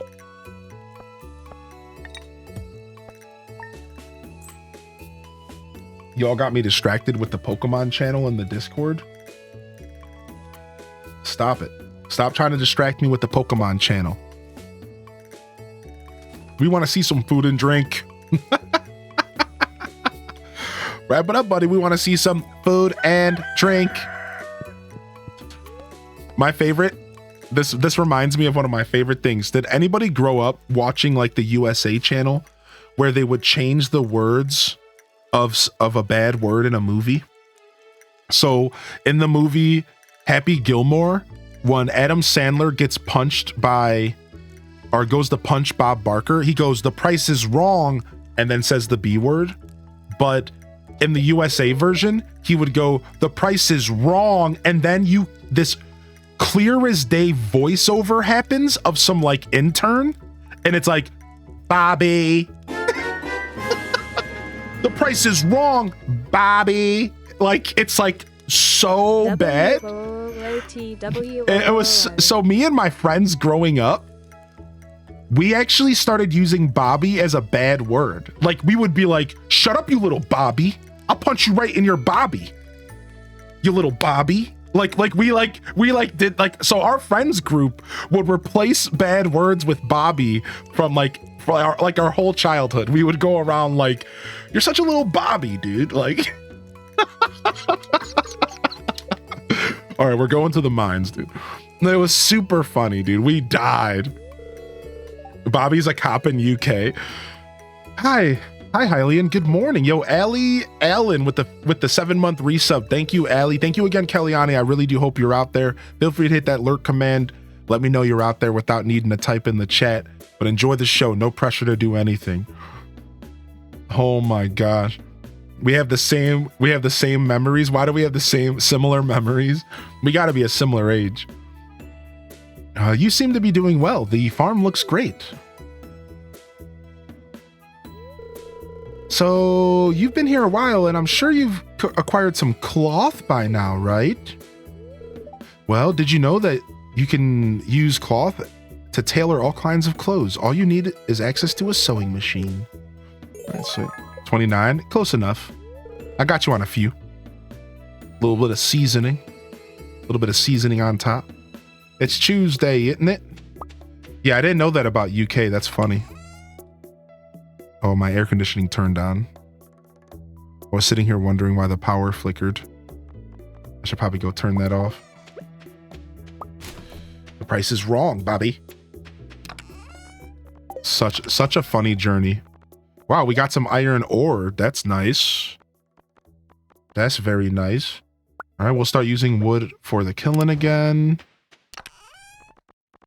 And we honestly need to fish because we don't have any money coming in right now. And we need to go mining for coal. It actually might just be better to continue lumberjacking and fish today. Let's do that. It's just a good luck day, so I usually look towards those days to go mining.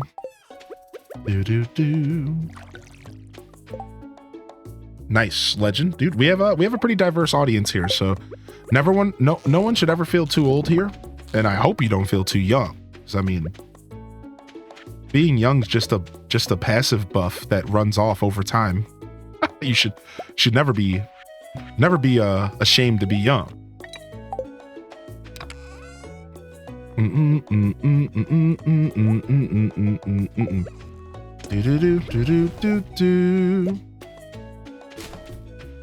What's wrong with being young, huh? What's up, Kazi?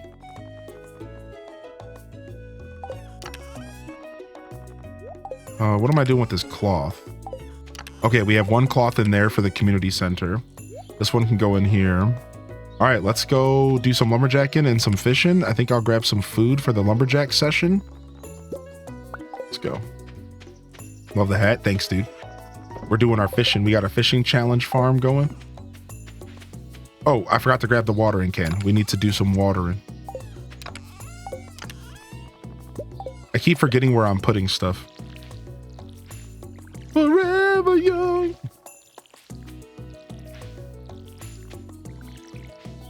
Text TM. No, I mean, that is a part of getting older. No, the game is stuttering a little bit for everybody. That's actually a problem right now. Good question. Yeah, if you're playing on Switch and you're experiencing subtle stutters, those stutters are happening to everybody. And people are crashing a little bit on co-op online or co-op local. So it's just a little bit buggy right now. It's not the stream. If you're seeing the game stutter a little bit on stream, in fact, it's the Switch. Yeah, for a second, I thought it was my capture card. I was like bugging out earlier about it, but no, it turns out all Switch players are experiencing a little bit of that. Most of us. Now, somebody did say this earlier.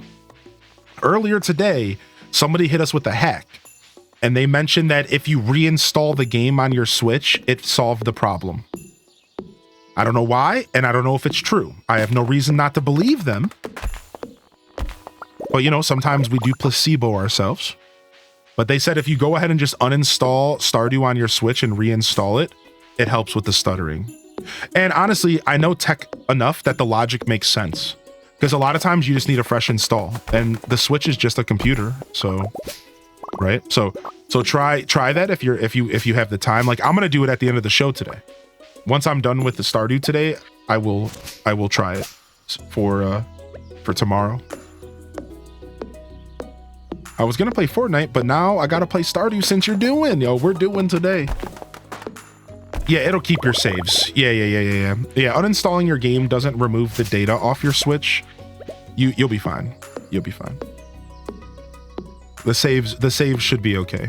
You would have to specifically go into your Switch's data storage and delete the saves. I'm fairly certain that's how that works. Yeah, you would have to specifically go into your storage on your Switch, find Stardew, and delete the data. Otherwise, it'll be there no matter what, I think. Yo, what's up, Feisty? Good morning. What's up, Black Widow? I also had an issue once I put a hat on my pet. As soon as I took it off, it stopped stuttering. Thank you for that heads up for those that are far enough along for some pet hats. Appreciate you, Black Widow. Welcome to the channel. Welcome to the chat today. Good morning, Lizzie J. And thank you for the support coming in, everybody. This is one of the few games I'd love cross saves. Same. Cross saves would be really nice. We'll get ourselves a bunch of wood for our killing. Then we'll fish the rest of the day away. Sounds like a good plan. Is the first upgrade only one slot and the second's 36? It says the 10K one gives 36, where it seemed to only give me one extra slot for the 2K. No, you should have got a whole row. So first upgrade is 2K for one row. And then 10K for the third row. So you have to pay a premium for the last row. And you don't need that upgrade right away. Salmon berries. Expanded is insane. It feels like a whole new game. It is. It's straight up a whole new game. Yeah. You got it? Yeah, no worries, Twitch Thomas. I was just about to ask you if it was like bugging out, maybe. Yeah, you could also try to force an update. I think Concerned Ape said that there is going to be an update coming for the Switch soon. And I think somebody mentioned this morning that there was an update for PC already. Yeah, there was. We read that on Concerned Ape's Twitter. So also look out for the Switch update. You could always, if every time you go to log the game, every time you go to load up the game, I would just go to software and click via the internet. Just see if there's a little update cached in there waiting to go. It doesn't hurt to check. Me and my hubby started the new Meadows farm together last night. The Meadows farm is great. I 100%ed on that farm and it was a treat the whole way through. We did some pretty cool stuff on that farm. We're gonna end up cutting every tree in the valley down. We better start planting these seeds. When are they bringing Pam to Fortnite? Pam would be the best fit for Fortnite. I want to see Pam in Fortnite with an Uzi gunning people down. And when she drinks a blue potion, it's actually just like a pale ale. And she just like grabs a pale ale and she like quickly chugs it to get her shield back.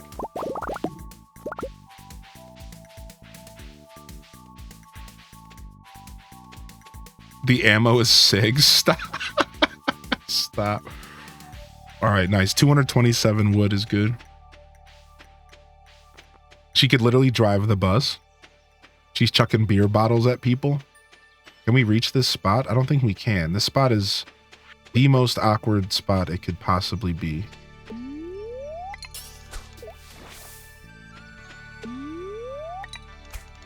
Oh, I got it.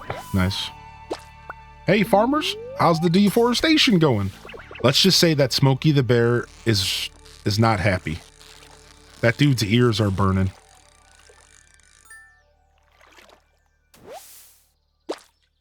Yo, what's up, Ko-Fi Moon? Good to see you, buddy. Yeah, Smokey's not happy. Didius, welcome to the broadcast today. It was good to see you in there supporting Starling. We love some Starling over around here. How are you today, my dude? Welcome to the show, man. Do.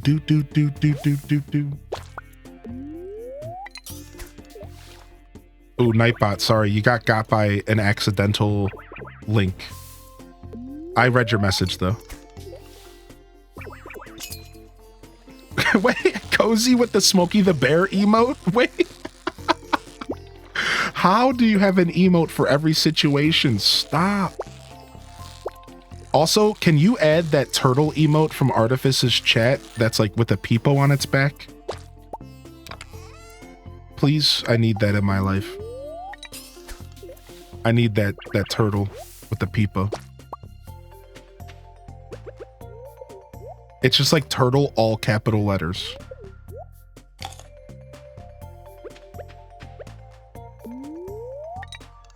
I'll grab it when I'm back at the office. No rush.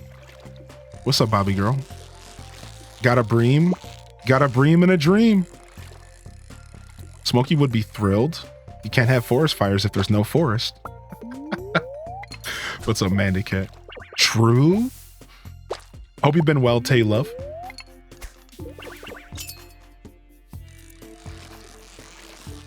I love the randomized bobber option.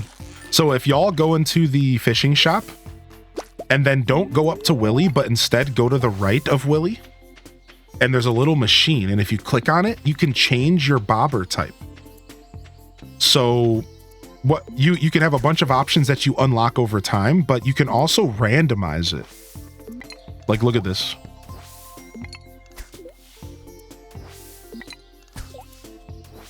Yeah, and oh my gosh, I burnt my energy out. What an idiot. But yeah, I just unlocked the rubber ducky. I like the randomize option. I think it's cool. All right, we got the pots. Do do do do do do do do. The fish go here. Drop off these here. The algae can go in here. Now we have enough to get. All right, now we just need to get 5,000 gold, and we can get our first fish pond. So that's our next goal. Is our first fish pond. All right, let's go ahead and get this wood turned into. We'll get this wood turned into coal, and then these fish smoked.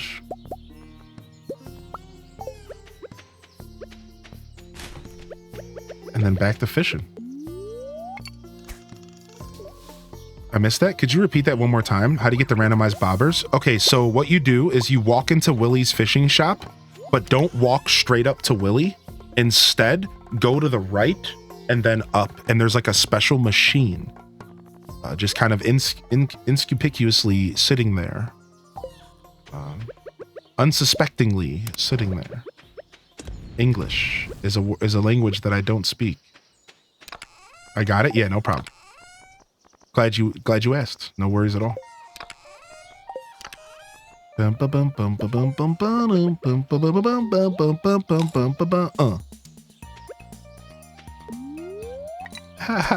added some letters to that. I know. What's up, Jevy?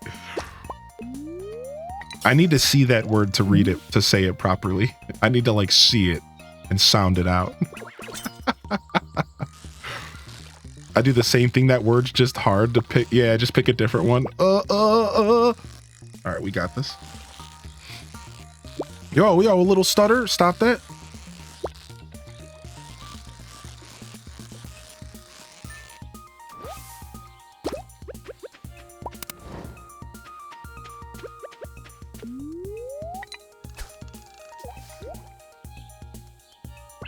Yeah, I hope you've been well, Jevy. Good to see you back in here, bud. It's been a little while, I think, but probably not too long. Empanada.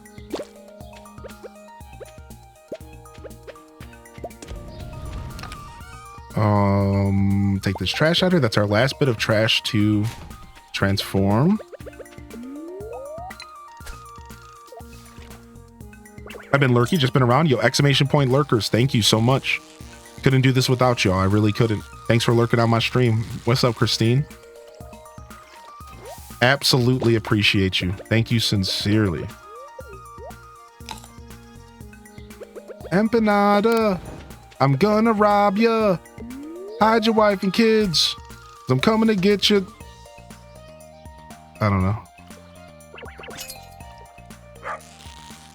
Pocket camp complete. Wait, can you already pre-order and download Pocket Camp Complete? I don't think I realized that.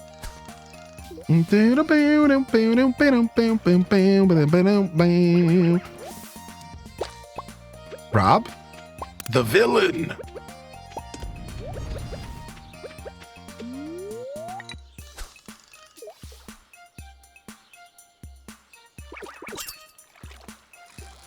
Nice. We're professionals at fishing. By the end of this playthrough, we're going to be a professional. You can pre-order it, but it won't be changed until the day it releases. Okay, so you can pre-order it. Yeah, I don't think I knew that. Boom, put that there. And then let's go ahead and drop some of these torches we've been picking up. We can light this place up for nighttime. Because we haven't been lucky enough to get a glow ring. But I think that also might be my fault because I haven't done a ton of mining and combat. I think that's usually where you get your first glow ring, is like from killing monsters.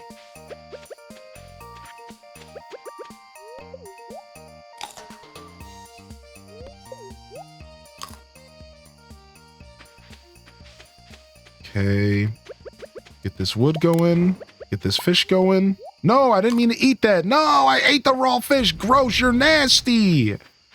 Ugh. What are you, Gollum? You get one on those dark floors in the mine? Okay, thank you. Yeah, hopefully I can get one there. Gollum. Gollum.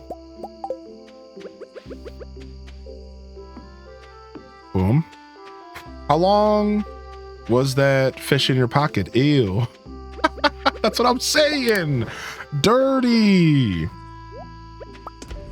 Plus, we just missed out on cash. That was a goldfish. That was our money we just ate away. Drop that off. Do, do, do, do, do. Oh, we do need to put one of these in the community center. All right, nice. Glad we caught that before we smoked them all. It's smoking.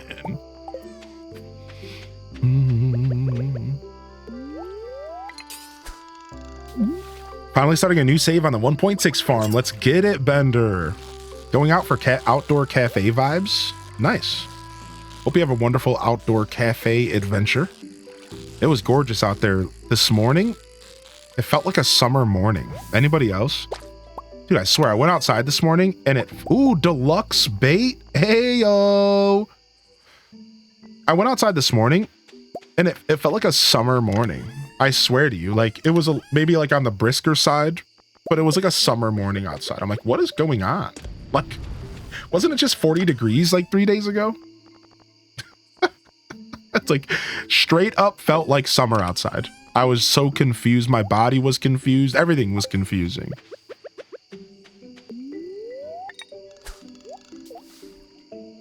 The weather is perfection. Yeah, it was really nice feeling, I'll be honest. You got the glow ring from the wooden barrels in the mines? Yeah. We need to get into the mines soon. My second piece of iron's on the way. What should I do with my iron? I think we want to get that we want to get some worm bins and stuff. Let me see here. I need 3 iron bars for the bait maker. I need 1 for the worm bin. We need to get some tappers going. I could just make another recycling machine, but I'm kind of good on that. We should probably get some more crab pots going. We'll do that right now. So, yeah, let's get some more crab pots going. For sure.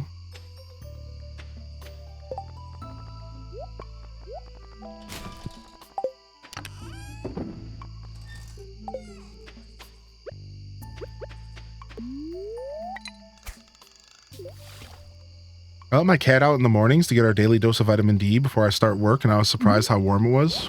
11 promo packs, and I finally got the Lapras. Dang, you've been grinding, my dude. Nice. I'm excited. Those promo packs are only a chance, so you probably did more than 11 battles, right? Would you say that the chance is high, on the higher side?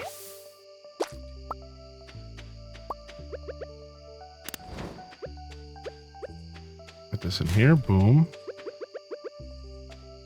We could still keep cooking fish. I got a pack every time I beat the hardest difficulty. So as I thought, the percentage probably goes up the harder difficulty you go up. Yeah, that makes sense. I had a feeling it was maybe like that. So they're not going to let you just grind the beginner games. Like you can't just sit there and grind the beginner.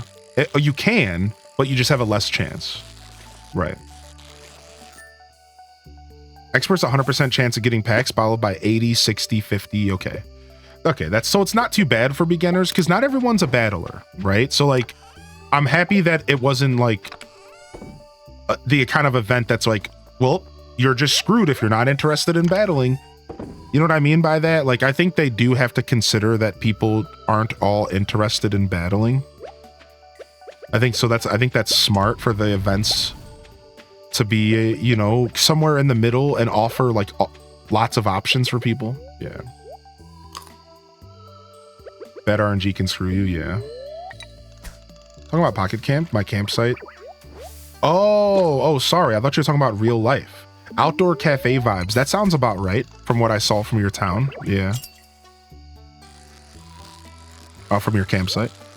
Ooh, don't mind if I do. Thank you very much. These treasure chests are becoming more common.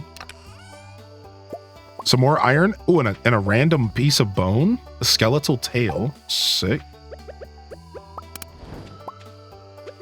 Put these glasses in here. And get another piece of copper cooking. And then we have to go to bed.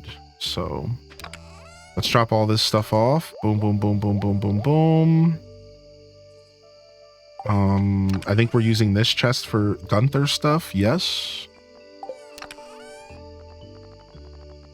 Oh, did I already have a bream in here? I did. So we could take these out. And we don't need a smallmouth bass in here. So put all this stuff in here. And we got another 4 iron, which is nice. I'm actually getting early game iron from fishing. And it's actually really nice. And I don't think I ever realized that was even a thing. Like that where it would actually matter. Yo, good night, Wolf Dad. Thanks for hanging out, dude. Thanks for popping in, baby. Hope you have a great night. I saw somebody else get their sleep lurk on as well. Enjoy the sleep lurks. Yo, Splicey, thank you for the lurk today. Nice. The new update, I didn't try the smoker. I didn't realize the fish looked actually smoked. Yeah, they do. They change colors a little bit. Isn't that cool? Greetings, it is I, the Queen of Sauce, here to teach you a new mouth-watering recipe from my secret cookbook. Radish salad. There's nothing like a fresh peppery radish. It reminds me of the late spring. My mother would slice up our fresh radishes and serve them on grainy bread with a little salt and pepper. Ah, those were the days. But I digress. Now watch closely. Oh, we know all about the radish salad. We were talking about it this morning, lady. Okay, we got good luck. Yeah, Katrina. Yeah, we know all about those radish salads. Yeah. Boom. I'll take one of these. Another one of these. We'll take this out. Boom. Boom. Get ourselves another crab pot going. It's going to be Crab Pot Nation out here. And then let's get a fish smoking as well. Grab this. Some more of that going. Boom shakalaka. Things are coming together. Things are going together nicely. The crab pot. We'll take 5 of these out of here.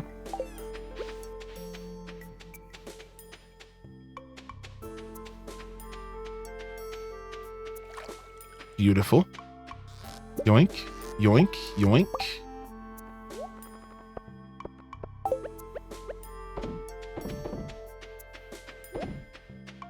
The journey continues. Crab Pot Nation. Yeah. All right, let's water. All right, and I need one more copper. We'll get 2 new crab pots today.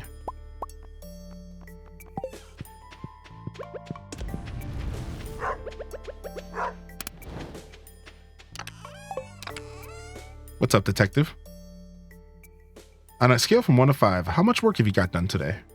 Talking to Ham Labs?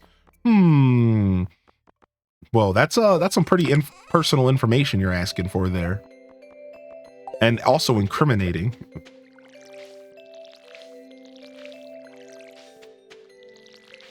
I ignored those missions because they only give you Wonder Pick hourglasses.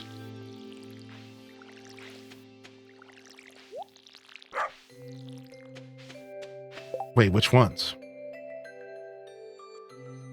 I still have to beat it using 1 to 3 diamond decks. I don't have a proper electric deck since I went Mewtwo Char packs. Oh, like, are they a part of the new event? Yeah. Dude, I'm all about grinding everything possible in the game, personally. So catch me doing everything free possible. I still have a couple things I still have to do, actually. from the original solo battles, but I've beat them all once, but I still have a couple challenges left, like beat it in 12 turns, or beat it without the opponent taking without taking damage, or the opponent getting a point rather. And some of them that you just have to do the battle multiple times. It's like do a total of 1500 damage. So you're just expected to do the battle a couple times. I think it's kind of cool. I kind of like how the solo missions work. All right, we do need to make tappers as well. So my next batch of copper goes to the tappers.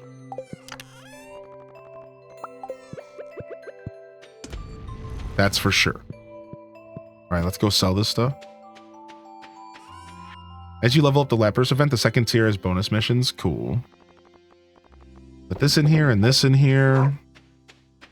All right. And let's go ahead and grab one more thing of bait. Aw, thank you, Hamlabs, for the gifted to April. Appreciate that, dude. Bringing them in, badging them up. Badging them up and bringing them in. Hey, yo. Honestly, salmon berries should be good enough for food. Let's grab ourselves a Joja Cola and let's jet to the mines. Actually, let's stop at the museum and drop off this stuff to Gunther. Then we'll head to the mines. And we can also stop at the community center.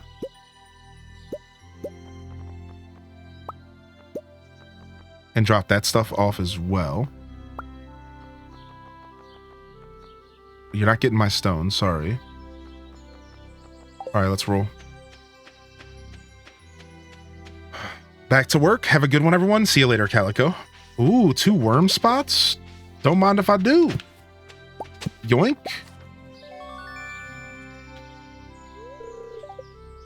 You can get the premium pass for 2 weeks. If y'all interested. Yeah, get the free stuff, Ella, yeah. And then you can cancel that right away. By the way, Ella, if you didn't know, just in case you needed the confirmation, you can activate the premium 2-week pass in TCG Pocket, and then you can turn it off right away, and you keep the benefits for the 2 weeks. I know sometimes that's not how subscription services work with trials. I actually got once, I think it was by Uber Eats with that.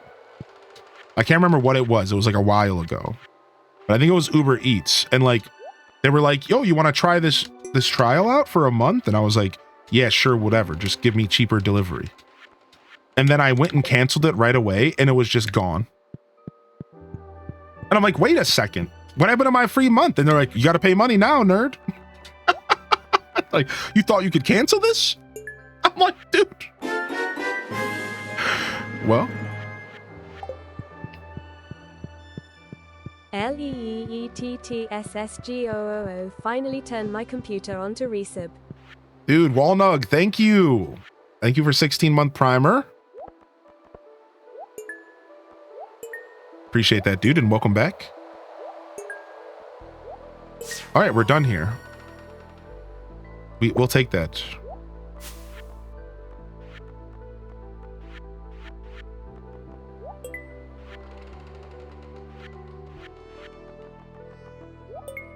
Beautiful. And we can keep our crab. Oh, we got 3 more crab pots. Hey, yo. There you go, Trainer Gina. That's smart. I might take that strategy. Oohing them up and winging them in. Nice, dude. 3 more crab pots is actually really clutch. I like that. That was a good reward. Oh, wait, we were going to go to the library. Well, we lost a little time, but that's fine. Not terribly stressed about being too efficient this playthrough. But it does make me cringe a little bit when I go in the wrong direction and I know I just wasted like 30 minutes in game time and I'm just like, what am I doing over here?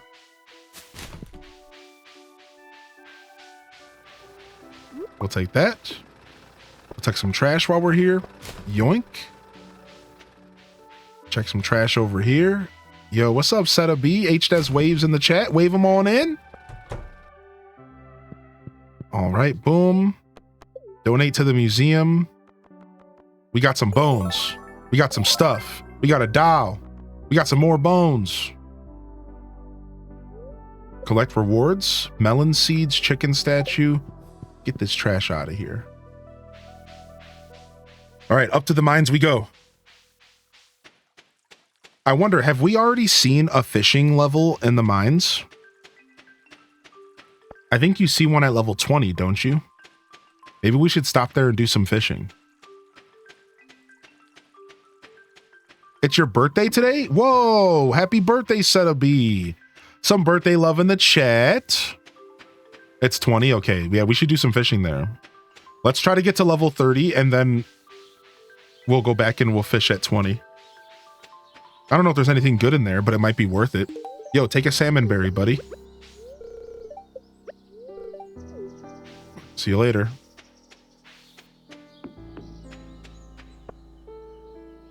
Yeah, birthday love in the chat. Appreciate you popping in. Ah, we don't want to be here. Drop all this stuff off. Boom, boom. All right. Oh, we're already on floor 30. Let's try to go to 35.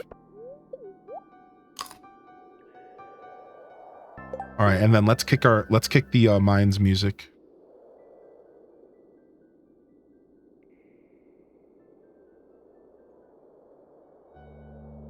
All right, so let's roll. Oh, it's the dark floors. We're here. And I didn't bring a torch. I see a staircase, but I can't see anything else. Ah, stone boys. All right.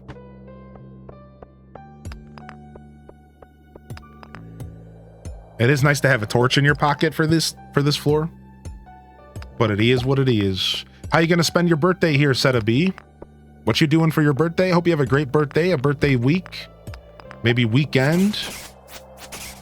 Dang, I only do 1 damage to these guys.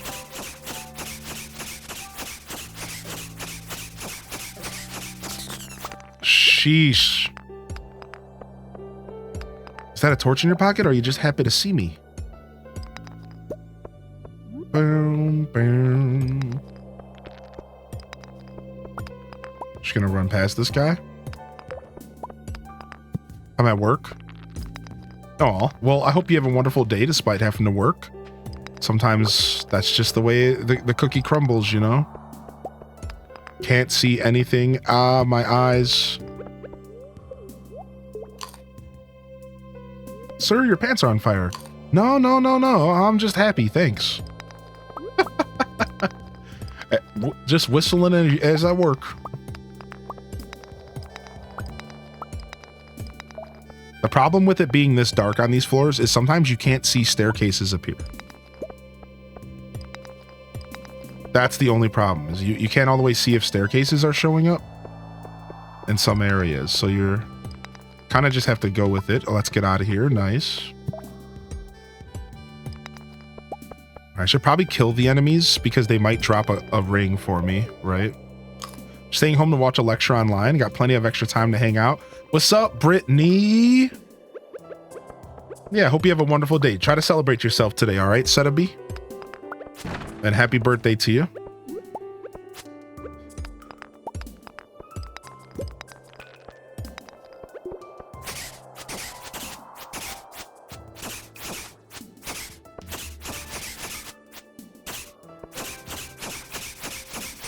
Ah!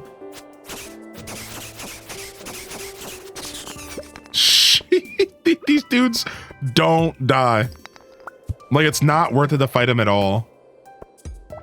It's actually crazy. Dude, my pickaxe, it took 5 pickaxe hits in order to break the topaz. Early game Stardew, such a grind. I love it, dude. Hung out with my friends on the weekend. That was my B-day. Nice. Nice. I'm glad you did some celebration. Good. And thanks for coming to spend some of your birthday with us here today, dude. I appreciate that. Thank you. There's a wall here. Okay, can I not get to the other side? How do I have to go down this way? All right, there's a barrel over here. Ooh, there's a torch. Thank goodness. Get some of that copper. We're still juicing on the copper, so that's actually pretty nice to pick up.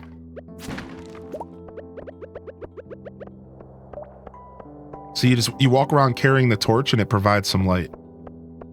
We can actually see what's going on around here.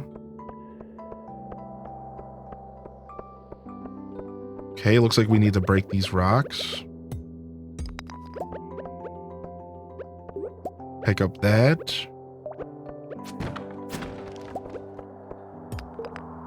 And I'm still looking for a staircase, I think.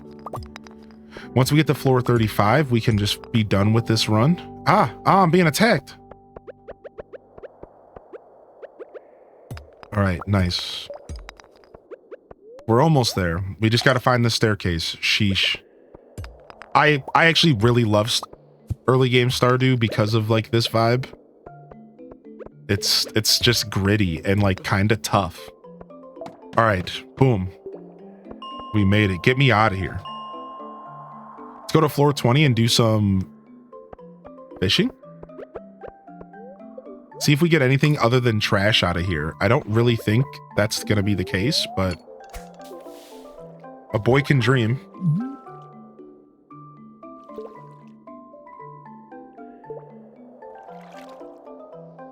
Floor 20, blaze it. Stop.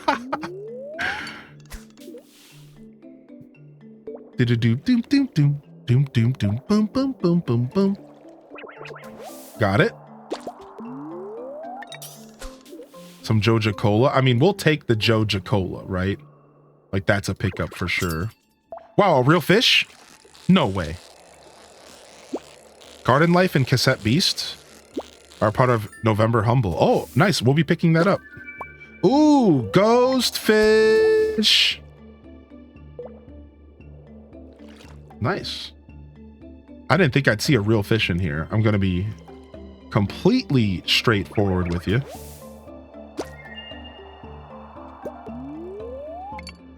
Yo, are you offering a key for Persona 4 Golden in the chat right now?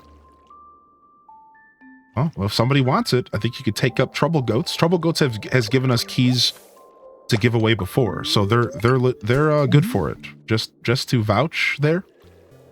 They have given us keys before, but you don't want to put game keys directly in the Twitch chat because there are bots that troll the internet for game keys and stuff. This has been going on Twitch for a long time. So if you're ever doing a giveaway as a streamer, you don't want to be putting game codes and stuff directly in Twitch chats because there are actually bots that sit around and like snipe that stuff out of Twitch chats. It's weird. Yeah.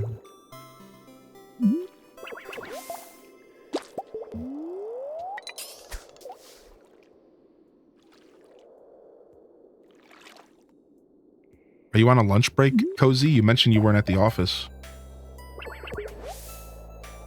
All right, guess we'll do one more. I mean, we're getting a bunch of Joja Cola. Getting the ghost fish was super clutch. We can actually go straight and put that into the community center. Like, that's actually a really nice pickup. Let's go. Let's go drop that off at the community center as we go home.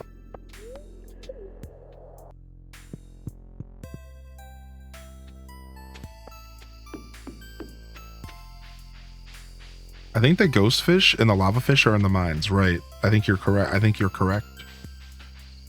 We could make it home if we take a swing at the community center.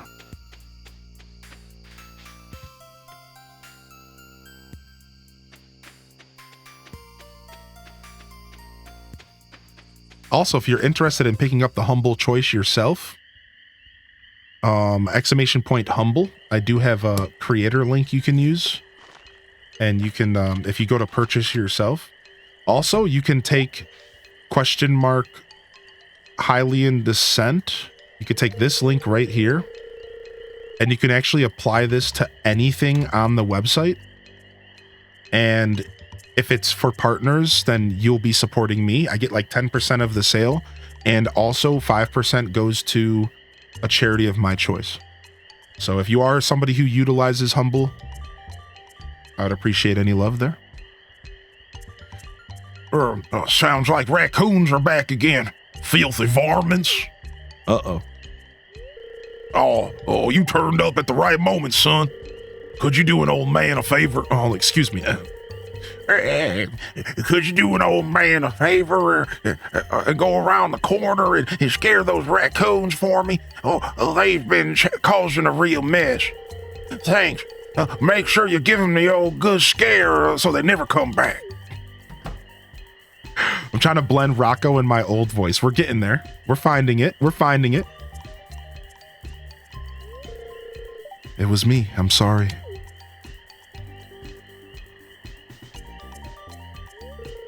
I find a lot of hot, fresh food in these cans. Stuff that will go to waste if I don't take it. Do you think there's something wrong with what I'm doing? Nah, man. It's a shame for food to go to waste. Thanks, Hylian. I knew you were an open-minded person. I feel good about what I'm doing. I'm not harming anyone. You leave those trash pandas alone. You can go home. I promise I won't rummage in George's can anymore. You can tell him you scared off the raccoons for good. Yeah. Good morning. Welcome to the broadcast, fam. Wait, look what's going on the right side of the screen.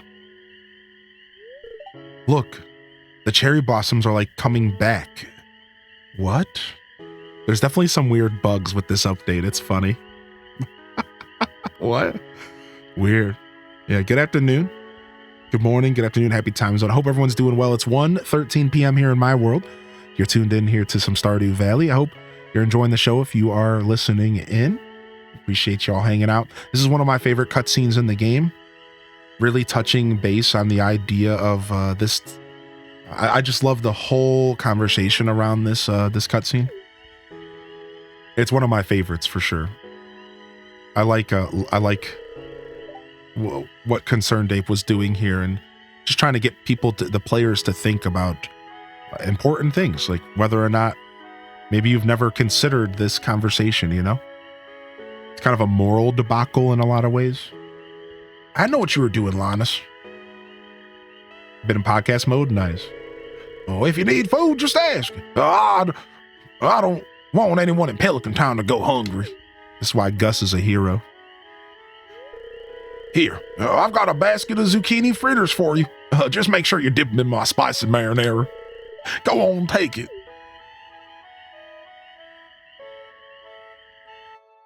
You heard of Wall of Flesh? Now get ready for Wall of Petal. I know, right?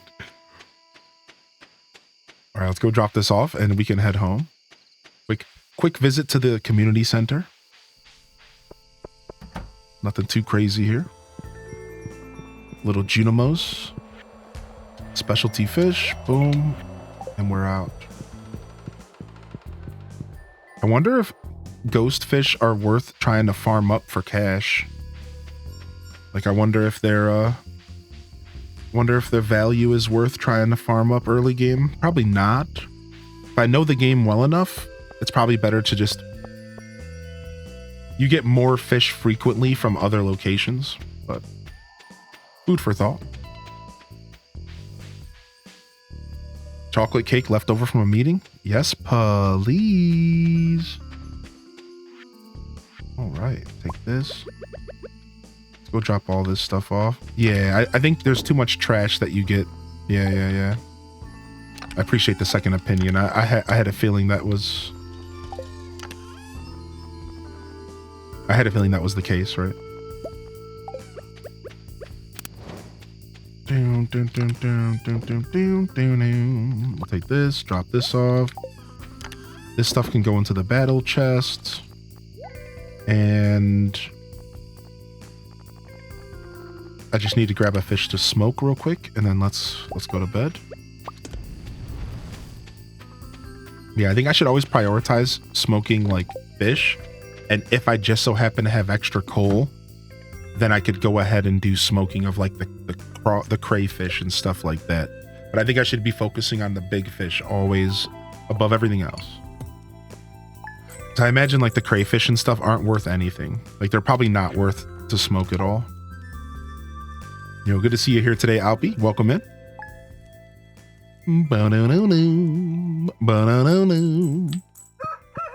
Yeah, thank you for your generosity today, Trouble Goats. And welcome to Living Off the Land. We're back again with another tip for y'all. Now listen up. Get your hands on a fishing pole and sell your catch. Fishing is a great way to make a little cash when you have some downtime. The distance your bobber lands from any dry land determines what kind of fish you'll hook, as well as the location, season, and time of day and weather. Good humor spirits. What's up, Vanilla Honey? Welcome to the show. I love that I still crack myself up with that stupid bit. Still to this day, man. Years later on the stream. Just make myself laugh. It's great. Yo, good morning, doggo.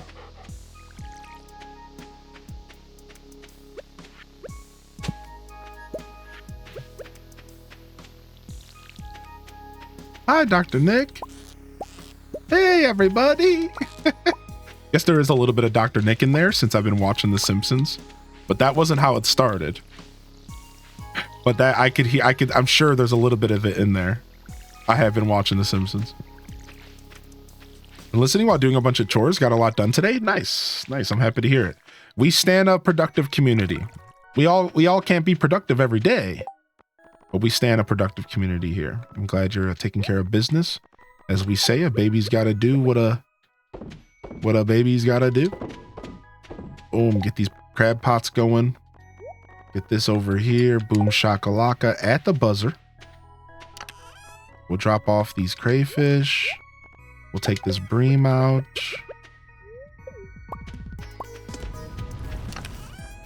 All right, we got some trash to process. And we got some green beans to cook with or whatever we want to do. Whatever we want to do with these goodies. And we could put this white moss in here. Because we use that for algae soup, I think. Boom.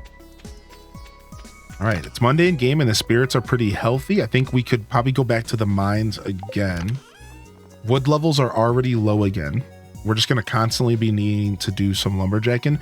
So why don't we take some pine cones with us, go to the south, do some foraging, and we'll cut down some trees. We'll plant some new trees so that we can get access to more wood. I think wood's going to be really important for this playthrough for a while.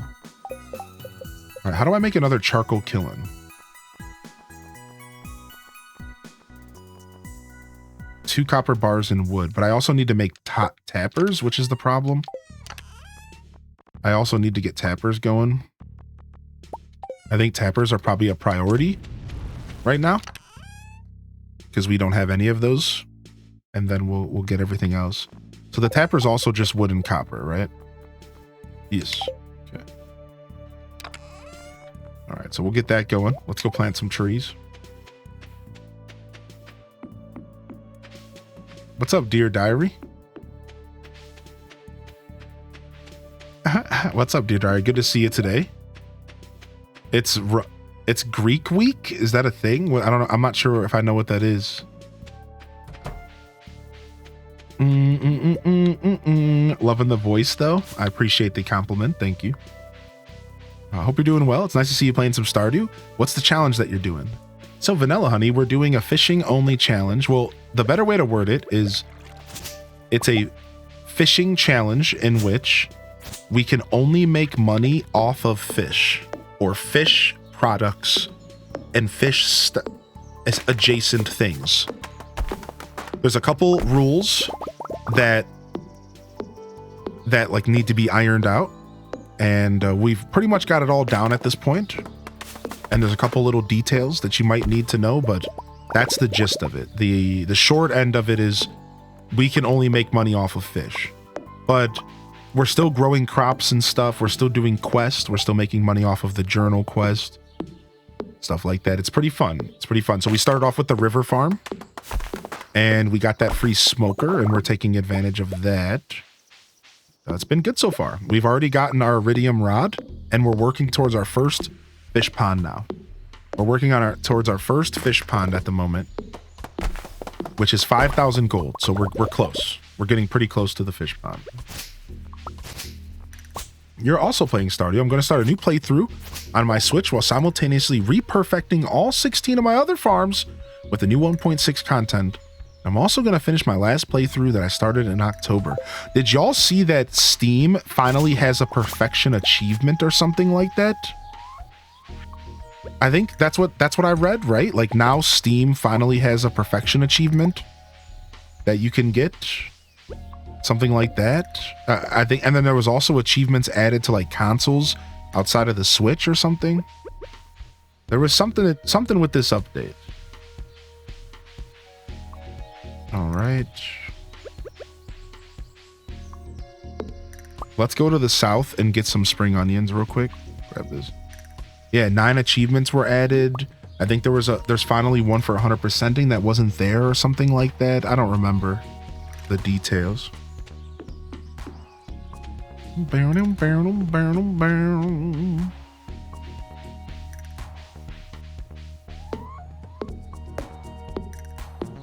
Oh, it's a college fraternity and sorority recruitment thing. Oh, interesting. I wouldn't know. I've only done community college stuff. Of the challenge, I'm going to do a challenge myself to only buy seeds with the initial 500 gold. That's really cool. That's fun. One of our members of the community did a seedless playthrough as well, where they were not allowed to buy seeds. They could only get them naturally through other means. So it's pretty cool. Yeah, I think that's going to be a fun challenge. I'm very interested in some sort of controlled seed challenge. I think that could be really cool for Stardew. There it is, turtle.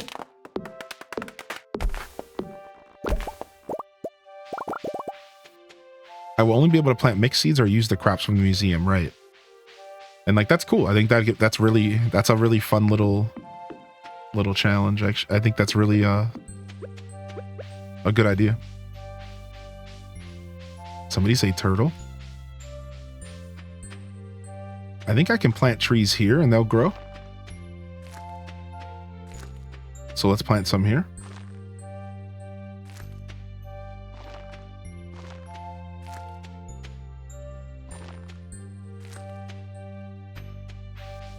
And then we'll plant more on our farm. Started a new save today. And got the big purple and pink boulder spawning in the pathway to Marnie's, so I can't go that way. Standard farm bug. Not a bug. Really, really, really bad luck. Not a bug at all. Really, really bad luck, Sunshiny. So what happens is there's a % chance that a meteor can land on your farm. And that meteor can't be broken without a golden pickaxe or higher. And sometimes that meteor can land anywhere on your farm. And in your case, it just landed in front of your pathway. So that is some of the worst luck I've heard with Stardew. That's pretty brutal. So like if you were to continue that farm, you just straight up cannot use that pathway until you get a golden pickaxe. That's crazy. That's really, really nuts. I actually think that's really cool though. Like I think that's such a cool happenstance. Like that's cool. Like that's really sick. Like you should just play with it. I think you should just play with the hand that's dealt. I think that's like really cool. But if you haven't gotten too far, restarting is respectable. I wouldn't blame you one bit. If you haven't gotten too far, restarting is totally the play. Yeah. I think that's super cool. I think that's crazy.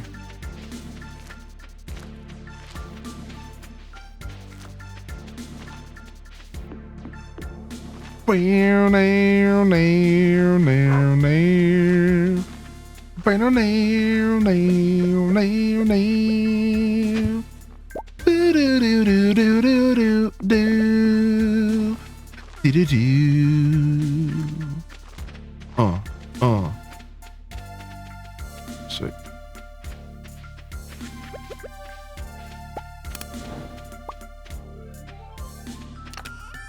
I just leave it there and order from the catalog. That's so funny. That's crazy. Grab this. Drop this stuff off. And this. We got some fish here to smoke up.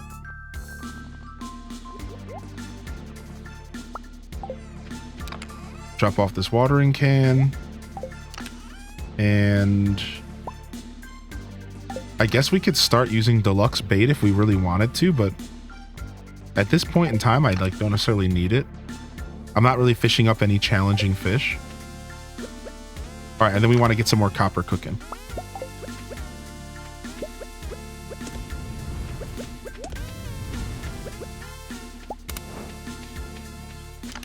All right, we're gonna get our first tapper.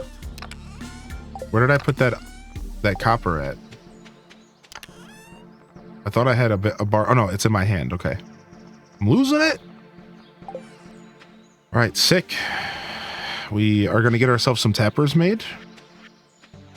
Oh, I just realized I left my crab pots in the mine. Let's go get those. I got 3 crab pots sitting in the mines I forgot to grab. Let's go get them right now. No lotto ticket today. My luck with the meteor falling on top of my fruit trees, obliterating it. That's terrible. No, that can happen. No, Aelith. That can happen. Yo, Tarantula Poo, good to see you, bud. Welcome to the broadcast. And good afternoon, everybody.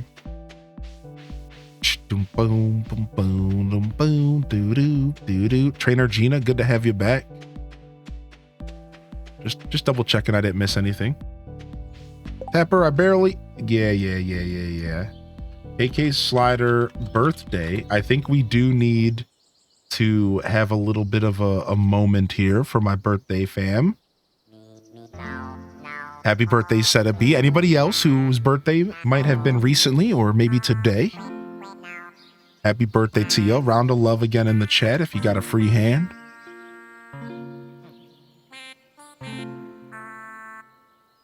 Right. Me, my mama.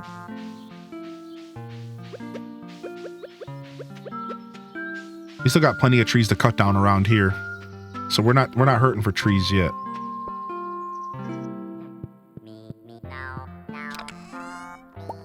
Nice. Actually, we'll go ahead and we'll cut down this tree right here. Try to bring home as much wood as we can. Boom.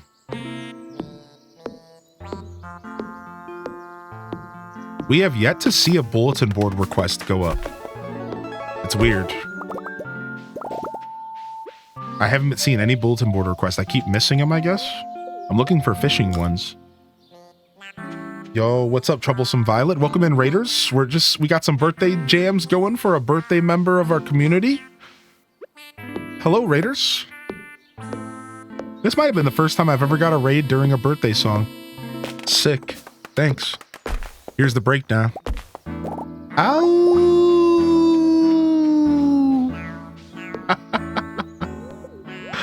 Mega sick. Yo, get out of here, Brittany. That's on you. That's 100% on you.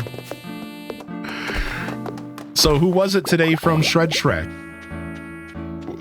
Shred Shrek, I said. Who was it today? So for those that don't know, Shred Shack Plays is actually a group of creators. Ow!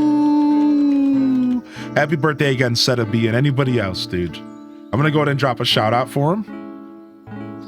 To many more.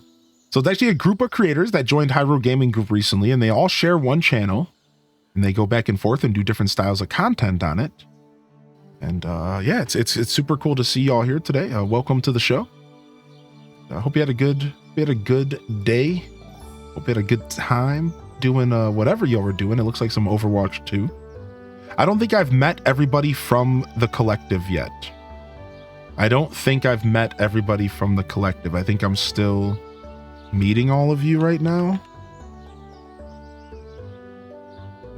But yeah, welcome in. Dan Mack was playing Overwatch 2 today. Nice. Do do do do do do do. All right, let's roll. Oop, oop, we got some worms. Yoink.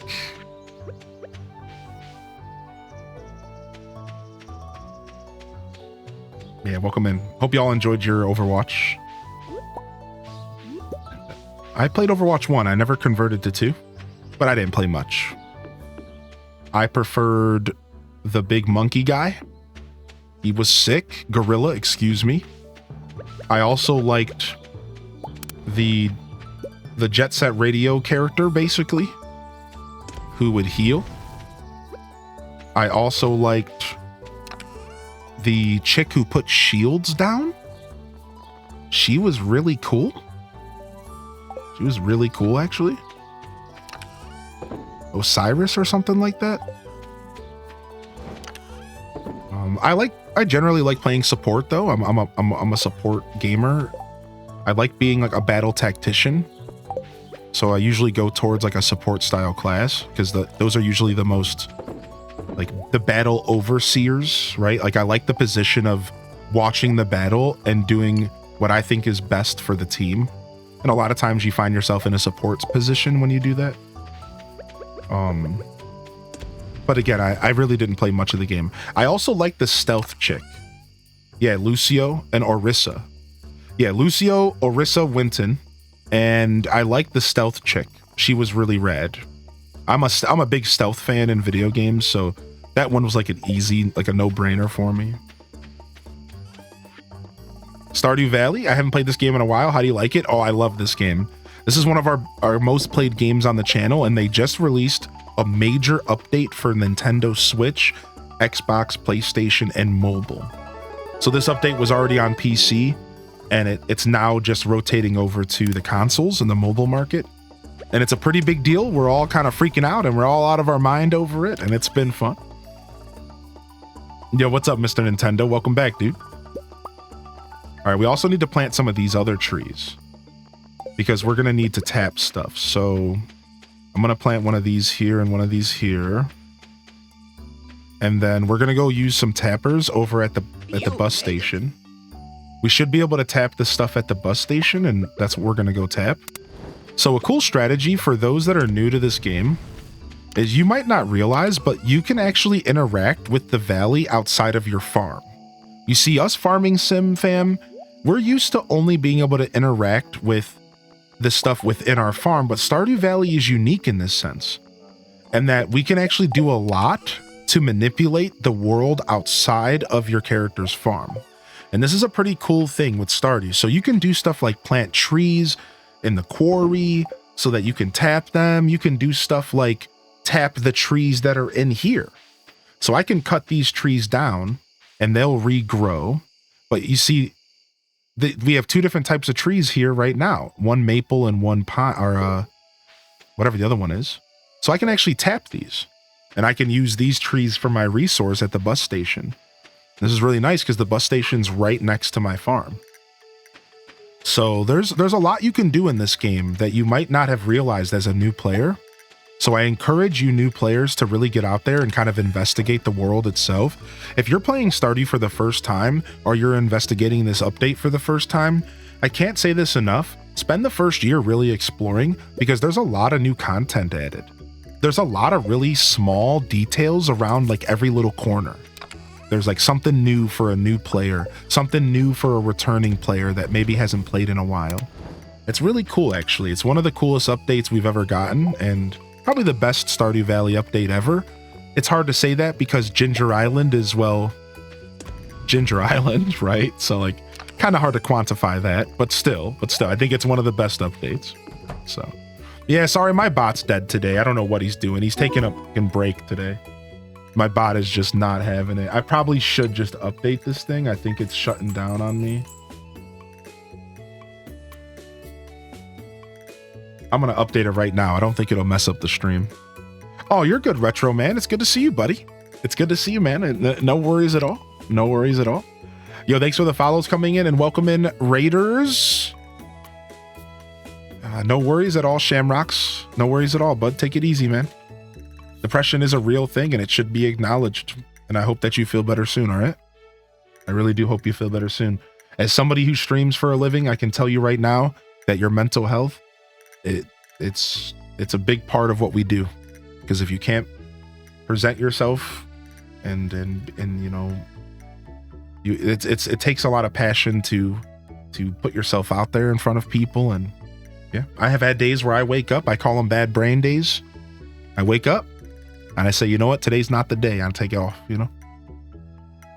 I'm playing off and on for 8 years. This update is amazing. I'm discovering things I've never had before. Yeah. And you know, you make a good point, Tyranify, because not only is there new stuff to see, but because of the way the new update is designed, it has you interact with parts of the game you maybe have never interacted with before. That is the beauty of this update. It's really cool. It will have you interacting with parts of the game you've maybe never even considered, while also introducing you to new juicy content. Right? So it's really cool. I think this is this update brings Stardew Valley full circle. And it makes like everything you do is kind of connected now.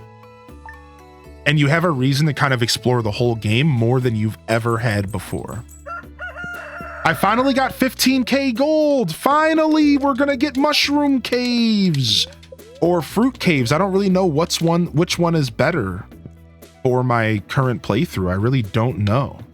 It'll happen tomorrow, I think. I'm really not sure. I don't know which one would be better for fishing.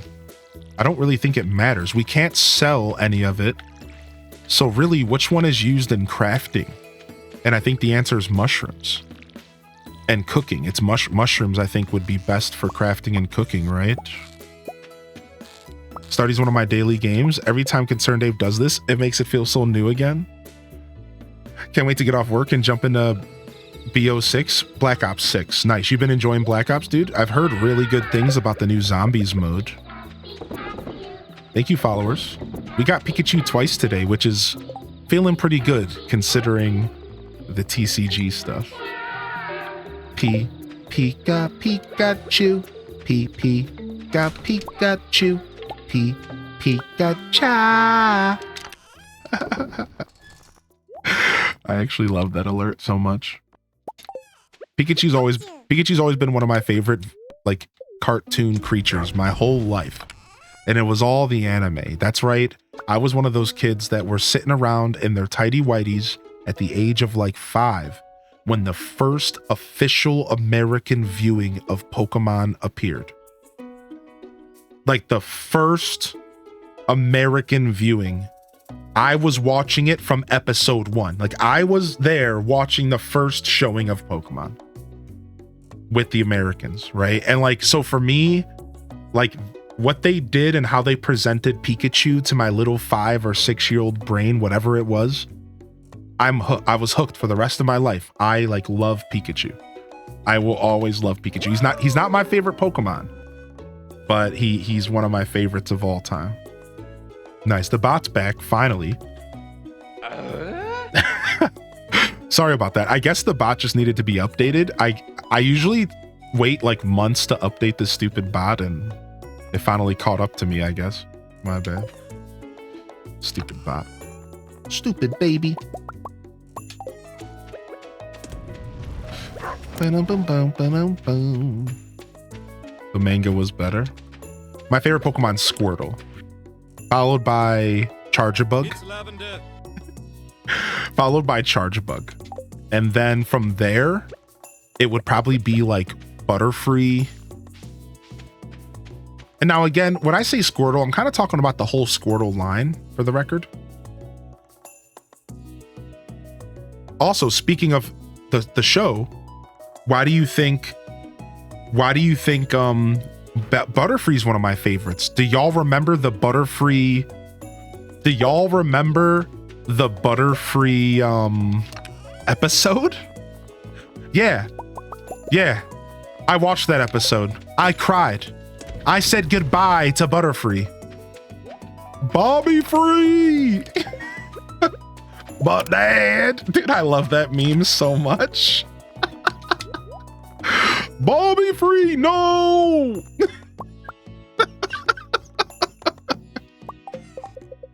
Anyways, compose myself here. Anyways, deep sadness. anyways. So yeah, I have a lot of favorite Pokemon, but I think if I had to choose a top 5, which I haven't in a while, it would probably be like the Squirtle line, Butterfree. It include Charjabug as like my second favorite. It would include probably Pidgeot. I've always liked Pidgeot, but like more for battles than for visuals. So like there's different reasons I like Pokemon. Some of them I like because of the battles, but some of them I like because they're cute. Or they're badass. You know what I mean? So like it would be hard to make a tier list. I would have to make like a tier list of both combined. Like what are my top 5 for aesthetics and for battles? And would probably be like Squirtle, Charjabug. I think Butterfree would be in there. Maybe Starmie. A lot of 150. You know, I'm a big 150 head. Originals. I don't know. I'd really have to think about it. I like Araquanid. I love the water spider. I think he's super cool. I do have a favorite Eevee. Yeah. I don't know. It'd be hard to choose. Venonat. I've never really sat down and chosen favorite Pokemon besides for like the couple that are obvious to me. So it's kind of interesting. I'm not actually sure. Drop that off. Drop that off. All right, so we got one more tapper. We just needed one more tapper. It's 8:20 a.m. What's our luck today? We need to go ahead and put a tapper on a pine tree next. And I don't know if we want to go to the mines because the spirits are annoyed. So why don't we go fishing at the beach? Why don't we do some beach fishing today? I mean, we could continue lumberjacking. We're so close to getting our first fish pond. Let's fish. Let's fish. Because I want to get my first fish pond going ASAP. So we need cash. We need cash money, baby. 12-hour stream, Pokemon tier list. I've considered it. Like, no cap, right? But what? Oh, because people walk through here. Okay, that's fine. I've considered it. I've seen people do it. I don't know. I don't know if I would want to do a full tier list, but like, I don't know. It could be cool.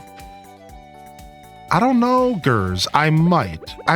It sounds a little tedious, so I haven't decided. We're gonna decide more things about the challenge as time goes on. So as we progress through the playthrough, we'll make certain decisions about our goals, our end game goals. Because somebody came into the chat earlier today and they asked, what are your end game goals for the playthrough? They said, is it the golden clock? You know, like stuff like that. I don't know yet. Right now, here's my goals. Community center. And I want to make it to about year 4 or 5. I would like this playthrough to go the distance as far as time. So I would like to see this playthrough into like year 4 or 5. I think that would be cool. I also would really like to push the fish ponds to their limit. I want to make the fish ponds a really big part of the playthrough. So I'm going to be trying to put as many fish ponds as possible on my farm. We're going to go nuts bananas with these fish ponds. So those are a couple examples of the ideas that I have for the playthrough. But as far as like really big end game goals, I'm not quite sure yet if we're going to go for the big 100%. But maybe. Yeah, same here, Gers, yeah. So here's another goal right now, is to get all the legendary fish for the fish ponds. So guess what? We already found out that the spring legendary fish requires level 10, so we can't get that. However, summer we can get, it requires level 5. So our goal is to get all the legendary fish by the end of spring year 2. And then to have one fish pond for each of them. Then our goal would be to unlock Ginger Island so we can get legendary fish number 2. So actually, you just made me think of one of our goals. Our goal is to get access to the Golden Walnut Room. because then we can get the quest for level 2 legendary fish, and then we can get 5 more legendary fish ponds, and we can just keep doing those quests over and over maybe. And maybe our whole farm could be nothing but legendary fish ponds. Like that would be so metal, right? So like, I don't know. We'll figure it out. So we're kind of like figuring this all out as we go. So, yo, Basil, thank you for 22 and good morning. Welcome to the show. Good afternoon. Good evening for you, I think. And how you been, Basil? If you want to chat, I'd love to hear what you've been up to. I'd love to hear what you've been doing around recently, as of late. Cool to have you in the chat. Thanks for popping in. I hate Trubbish the most. You hate Trubbish? Don't hate Trubbish. He's just a product of garbage American societal dismissive behavior of our environment.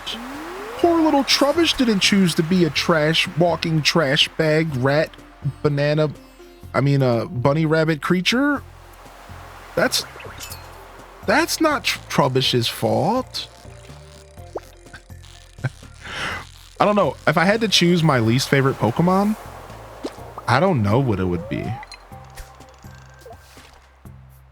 I kind of hate Jigglypuff. But that's the anime's fault. Because they made Jigglypuff annoying. I kind of hate Zubat, but that's Pokemon Red, Blue, and Yellow's fault. Because of caves. If you know, you know. I kind of hate Rattata because Rattatat's just easy to hate.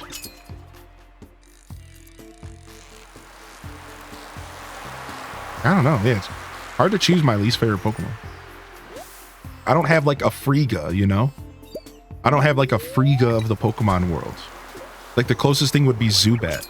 And like I hate Zubat just because of how many you would run into in Pokemon Yellow, Blue, and Red, you know? The anime and games made me hate Rattata. Magmar and his weird butt head. He does have a literal butt. Yeah, he does. He does. He loves Psyduck and Shiny Psyduck. I've been hanging out with friends a lot. In a few weeks, I'm going to a fair. Nice. Would you care to share what kind of fair it is? Is it like a Renaissance fair or just like your typical... I know in America, when I hear the word fair, I think corn dogs, super cheap and honestly, like terribly well, like very unkept rides that are rusty and squeak and hurt to even think about riding, and elephant ears. And, you know, like when I think fairs, I think of like super greasy food and like terrible amusement park rides. And you're going to a Texas one. How cool is that? Nice. Yo, sick though. Nice. Thanks for coming to share. I hope you have a good time. Glad you've been hanging out with friends. Maybe just taking breaks off of Twitch and gaming, it sounds like. Now, what do you do with your friends? Do you guys like play card games? I know my friends, we got together to game. And we got together to play like Magic the Gathering, right? What do y'all do? When y'all get with your people, what do you do? If you have friends, believe me, I don't. Not outside of all of you. Teehee. What do you do when you get together with your friends? Do you guys just go out to like the mall? Do you go get food? Do you like what's your go-to friend vibe? Dungeons and Dragons, Pathfinder, that I hear that one a lot. Karaoke, that's cool. Do you have a favorite karaoke song? Mine is Hey Ya by Outkast. I've only ever done karaoke once, but let me tell you, I killed Hey Ya. I had all those drunk people in that dive bar out of their seats. Hey Ya, oh. I was killing it, dude. And I never went back again. I ended my karaoke career on a high note. I never went back again to muddy the beauty that was my first time shaking the Polaroid picture in front of like 7 dive bars. Bar-ers, if you didn't catch the ers there. Yeah, one and Trostani Commander for the win. I play MTG as well. Magic is so fun. Yeah, I love Magic. Food and gaming. We've been playing Cat Quest. That's sick. Hey, what's up, Lexi Mac? Welcome to the show. 40K, eating lots of food, drinking and sitting by the fire. Oh, that sounds so nice right now. Kryptonite by 3 Doors Down. Nice. Sweet Caroline. Oh, there it is, Basil. Nice. That's cool. I like that. Oh, we got to go to our chest. Hold on. We have a chest to dump all of our stuff over here. Third Eye Blind. Semi-charmed life. Wait, semi-charmed. Are you talking about like... Hold on. Hold on. Are you talking like... Are you talking... I am the sun. I am the earth. I am human. I need to be alone.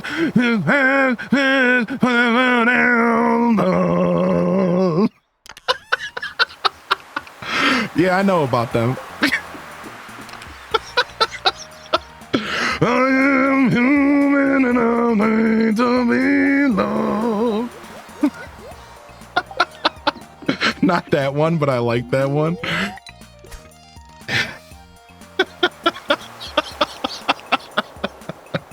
I was all about Phoebe, baby. Don't Stop Me Now by Queen. Oh, that's perfect. I love Queen. Actually, the only other song that I ever thought about doing in karaoke was The Invisible Man by Queen. But I didn't commit to it. That was the other song. I was going to do The Invisible Man by Queen, and I chose Hey Ya instead. Very, lots of duality in my brain, clearly. The Charmed theme song, that's what that was, yeah. Sounds the same to me. Thank you. I could be a cover band. Oh, I'm in Willie's way here. My bad, Willie. Don't Stop Me Now by Queen's a great song to have when racing Mario Kart. What's up, Sinisty and Toast? Dragon Ball Z theme song. Down, down, down, down, down, down, down. Down, down, down, down, down. Dude, I like that song. Yo, what's up, Raina baby? How you doing? Chills? Shut up. Morning. I got drunk and I thought I could sing Down with the Sickness. Ooh, Redneck Fire Pit, it does the job. I had one and then the fire pit fell out on the bottom. And all of the ashes and stuff just went to the ground and I had to get rid of it. It sucked. It was rusted and it was a hand-me-down. So like, you know, you get what you pay for, especially when you don't spend anything. By the way, you can put that chest by Willie's building and only during special events does it disappear. Oh, thank you. I thought it was gonna poof like permanently, so I was afraid. Thank you, Player Tim. The Smiths is dope. My friends sometimes make me do Bare Naked Ladies because I know all the words. What's up, Ponka? Mortal Kombat. Dun, dun, dun, dun, dun, dun. I love singing Isn't It Ironic? Ironic by Alanis Morissette.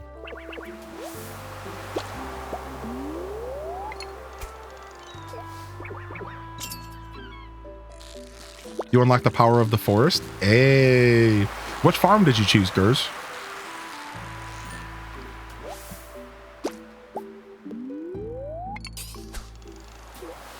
Yeah, thank you, Player Tim, for the tips. Meadow Farm? Sick.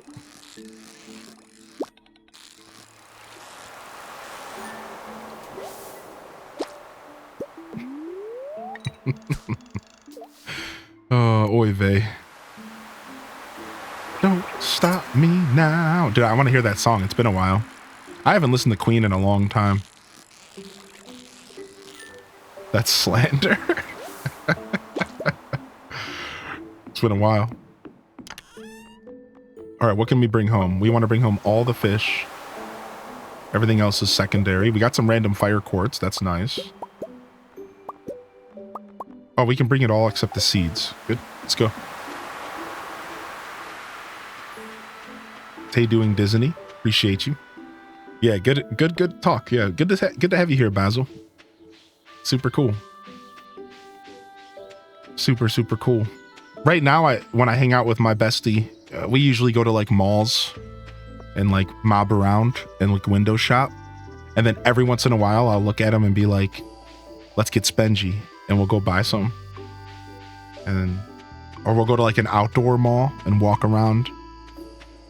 Usually like something nature focused or parks, Pokemon Go, lots of Pokemon Go.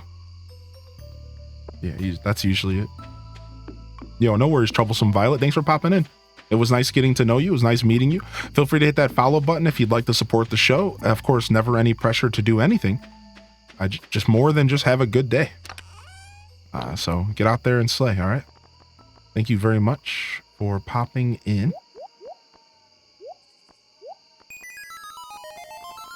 I appreciate it sincerely. Drop off all this stuff. We got some oysters. All right, this can go in here for now. Dude, I actually love this song so much. Why is Ghost Synth one of this game? This song actually gives me chills. It's so good.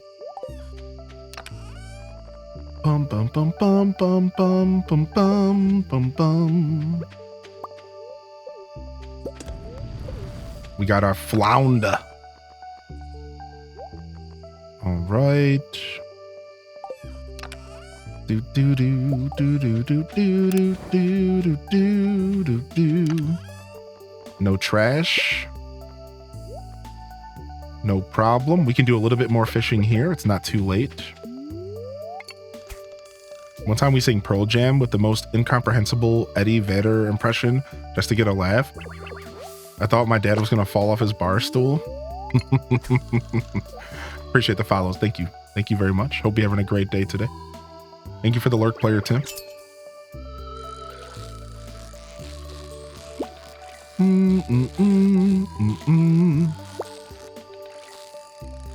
The squirrel evolutions? Oh, you're talking about...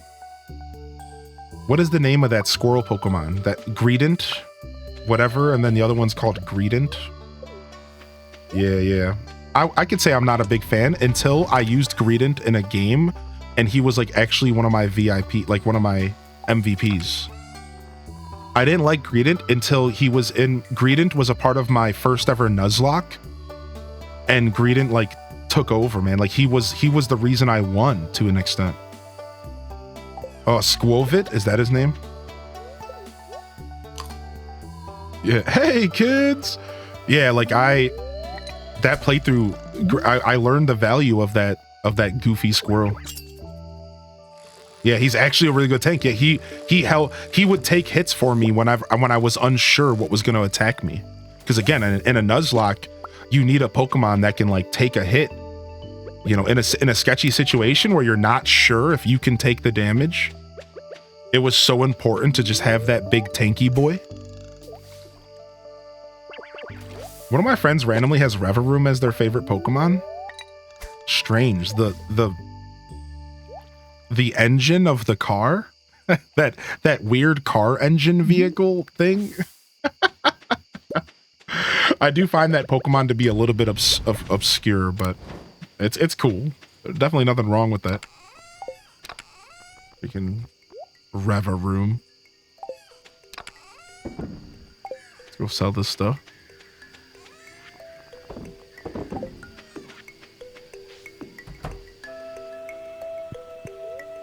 Reggie Gigas. Are they a member of Team Star by chance? Flygon's my favorite. Flygon's sick. Ooh, cork bobbers are the best bobbers in my opinion. Very sick.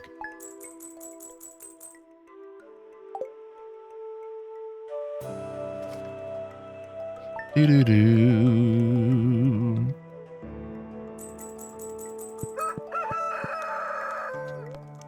All right, we got a rerun for Queen of Sauce. It's the dance. So we're just going to go to the mines because we're not going to dance with anybody. Screw that. Ooh, we got $500. Thanks. All right, and a farming level. And we have just around 5,000 gold. So tomorrow we're going to be able to buy our fish pond. Our first ever fish pond is coming home, baby. All right. We're going to go ahead and sell the periwinkle and snails and stuff. We're starting to collect so much of this stuff that I think it is worth it to just sell this stuff. So let's go do that. We can sell all this stuff raw.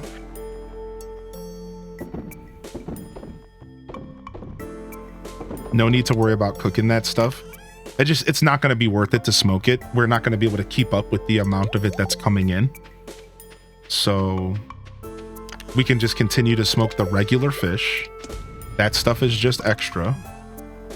And we're going to head over to the mines and we're going to do some mining here. So let's go do that. And we just need to bring ourselves some food. So we got some field snacks and some salmon berries to munch on. And we're out of here. Let's go say hi to our dog. What's up, dude? Dragonite is possibly the best card in TCG Pocket right now.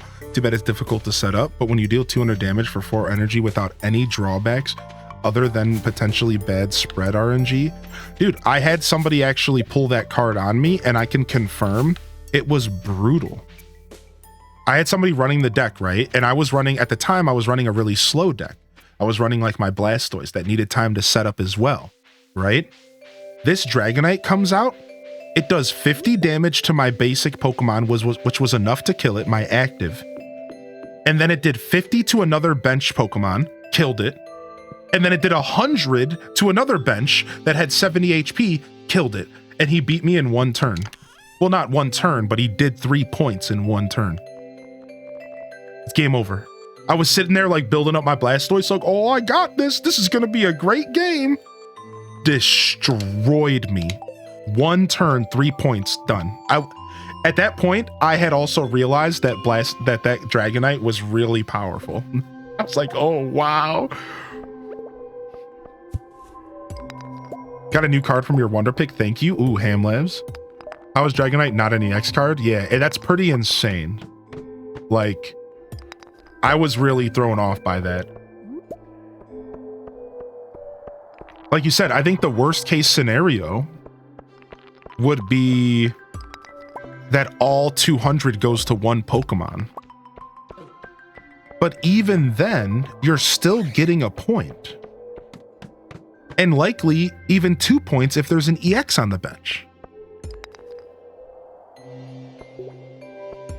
So like in all reality, like it does feel like there's no reason why he's not an EX. I think it's because they know the setup is bad, right? Twitch, like I think it comes down to they know the setup is hard. So they're pretty much saying we know this card's going to be hard to set up, so it's not an EX. And it's just because it just comes down to they knew that it's slower compared to a lot of the EX stuff, right? Yeah, it's super cool. It's cool to hear that you're pursuing that. I wish you all the best of luck in unlocking it. I think we're going to open up some packs here as we go towards the end of the show today. So whenever we get to the points where we're done with Stardew, I will be ripping up some packs today. And if y'all are down, so you could stick around till then if you would like, if you can. Should be fun. So I might open up like 50 today because why not? It'll be sick. I already have the gold, so at this point it's just like, let's just use it.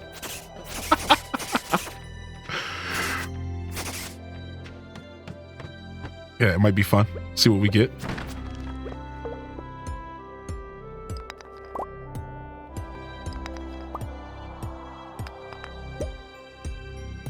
Boom, boom, boom, boom, boom.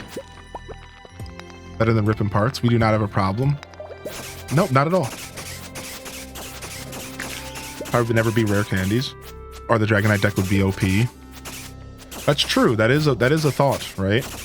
But I think that, to be fair, I think that a lot of the EX decks are so OP that maybe that would be a way to make Dragonite more viable, right? Like maybe they introduce rare candies later as a way to say like, we want this deck to actually matter. Because right now, as you probably have experienced, that like, if no matter how fast your setup is with the Dragonite deck, if I have a better setup than you as, let's say, Mewtwo, like, I think you lose automatically, right? Like if I, because like with the proper setup with Mewtwo, turn 1, you put an energy on Mewtwo, you put down a Curlia or a Routes. Turn 2, you evolve to a Curlia, you put a second energy, you do 50 damage. Turn 3, you put an energy for 3 energy, and then you evolve to Gardevoir and you give Mewtwo another energy. So you can do 150 damage by turn 3 on Mewtwo. So like, sadly, you just can't handle that in a deck where you're trying to set up a Dragonite. Unless you get like your best possible hand and maybe they get one of their worst, right? Like, that's just insane damage, right? So yeah, it's kind of tough. So yeah, I do agree with you that maybe it would be too viable though. I do agree with you. I see where you're coming from for sure. Well, yeah, some of these current decks feel super OP, dude. 150 damage turn 3. That's crazy. Like, that's like, what? I don't know, man. Like, to me, that sounds like, I think anything can be viable is what I'm saying. Like, are we ever going to get a staircase? I think anything can be viable. Like, dude, there's a pincer that flip 2 coins, or it's Marowak's the same way. So like, Marowak is a 2-cost attack, flip 2 coins and do 80 damage for each heads. So like, you literally on turn 2, you could be doing 160 damage with Marowak.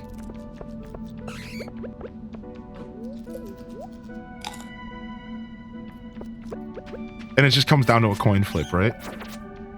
Like, so if you really think about it, like, I don't know, is there anything that's too OP for this style of TCG? Feels like OG Pokemon TCG with an energy change. Yeah, I agree with that. Yeah. Can we ever get a staircase? Okay, there was one sitting here. Nice. We got our slingshot. You got you just got a full art 3-star Pikachu EX. Aw. Seeking is a what? I don't know if I've seen Seeking in action yet.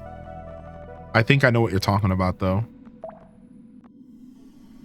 All right, we finished a quest. We got to, now we have to get to the bottom. All right, let's keep going. We have enough food on us.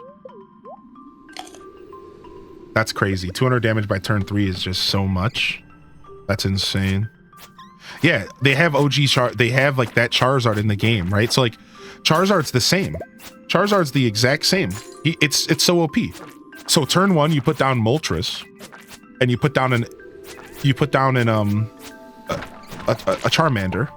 Moltres has an attack where you flip 3 coins, and for every heads, you put an energy on a Pokemon of your choosing on your field.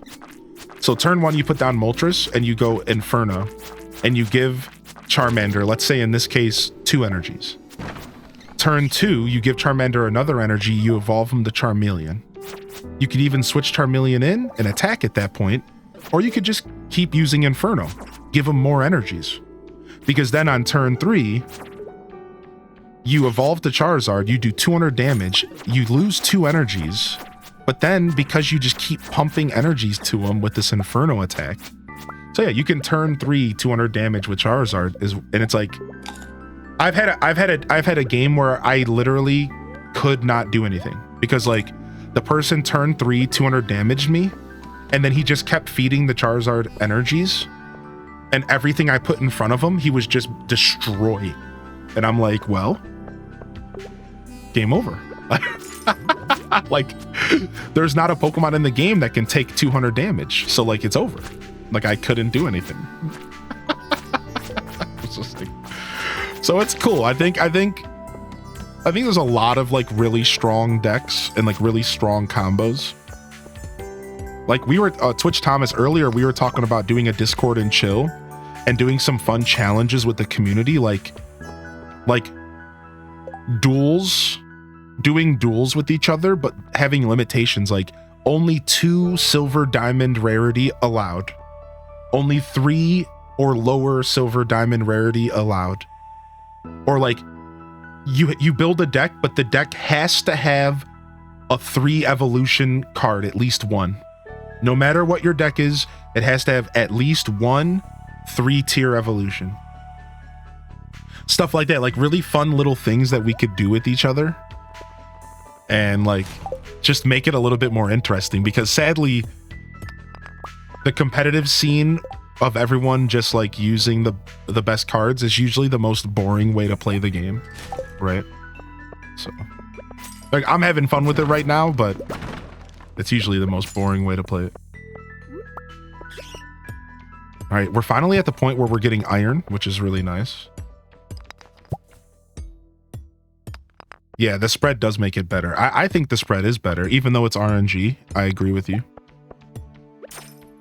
Boom. Get out of here. Back. Back, I say. Back. Hiss. Hiss. Call. Back. A bomb? All right, we're about to pick this bomb up and use it. Bingo bongo. I got an Omni Geode, but nothing I needed.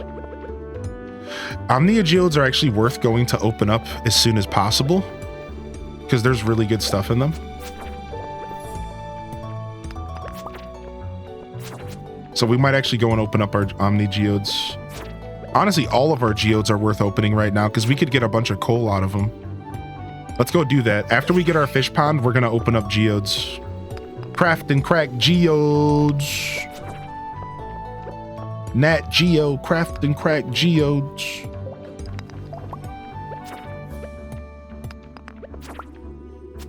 Yo, chill. Yo, chill, chill, chill.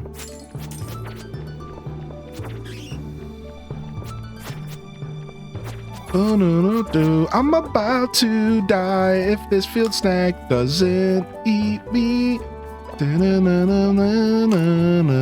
That got super sketchy, dude. That got super sketchy, man. Oh my god.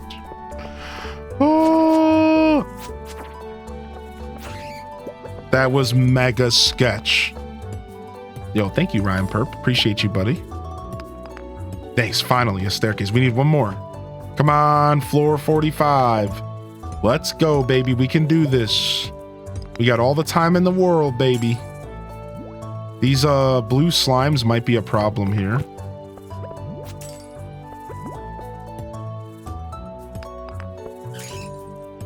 Dude, the bats are my worst enemy right now.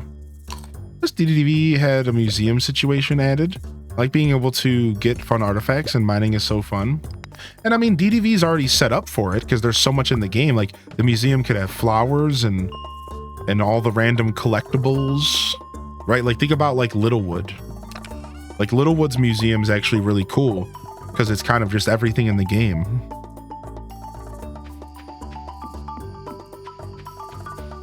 Yo, appreciate you, perpetrator. Yo, Soul Shepherd had a very eventful morning, including accidentally locking myself out of the house. Glad to be here. Aw. Shepherd! I'm so sorry to hear that, Shepherd. Oh no! Exclamation point bonfire. Somebody light the bonfire. Sometimes it be like that. It really do. It really, really do. I hope you're having a good day today, outside of the fact that your morning might have been a little bit rough.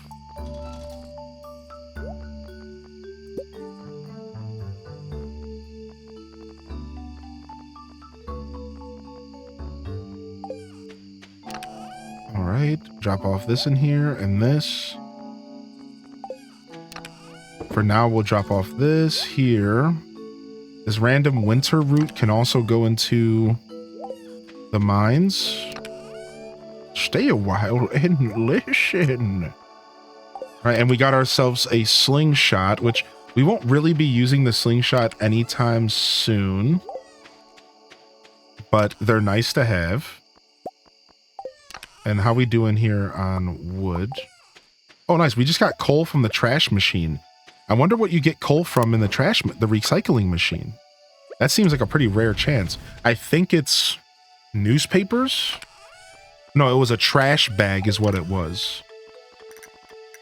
That's really nice. The recycling machine coming in clutch.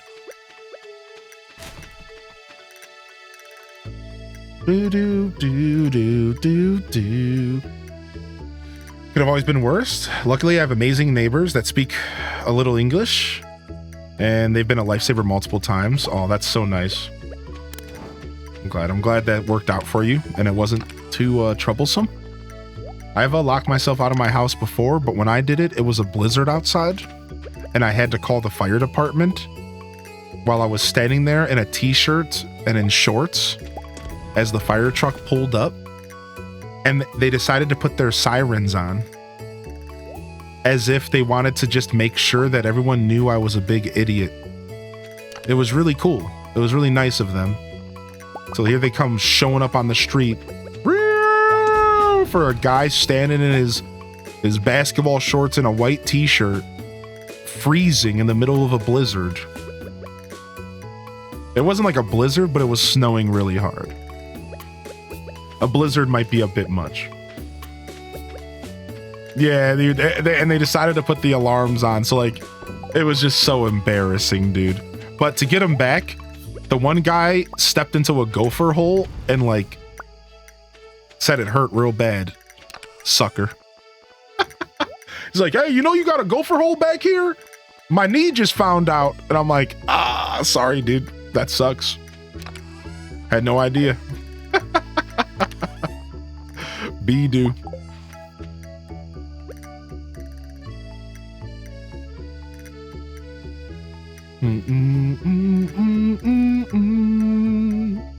Do-do, do-do, do-do, do-do.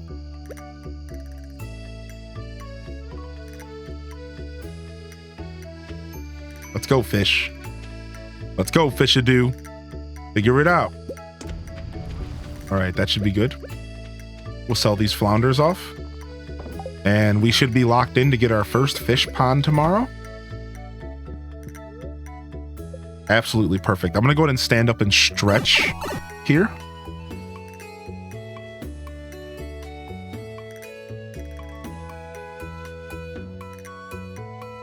Oh, big stretches.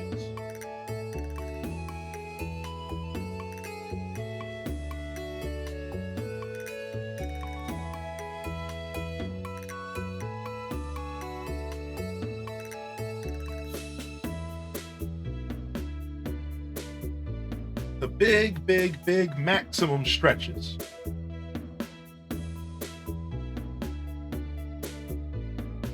Oh, Shepherd. My fire department has seen me naked. Oh, Ruby, I'm sorry to hear that. That's rough.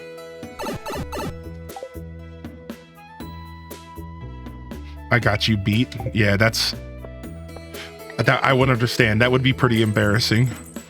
Dude, that's a lot of fish. We just made 2,000 gold off of all the fish from our crab pots. Dang, the crayfish are actually worth smoking. They're 75 raw. All right, I guess we'll keep the crayfish, maybe the snails. Periwinkles, and mussels don't seem to be worth it, but gold star clams do. Periwinkers?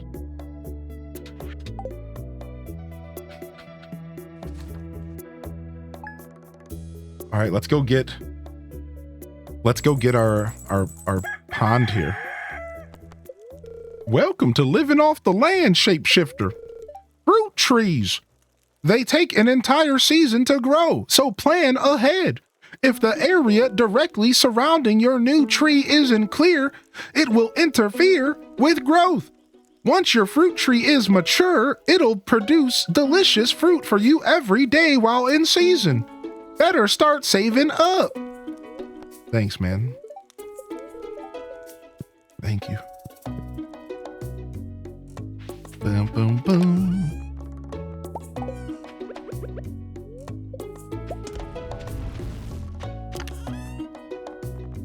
Here we go. All right, we have everything we need. 200 stone, 5 seaweed, 5 algae. Is that it? Let me check.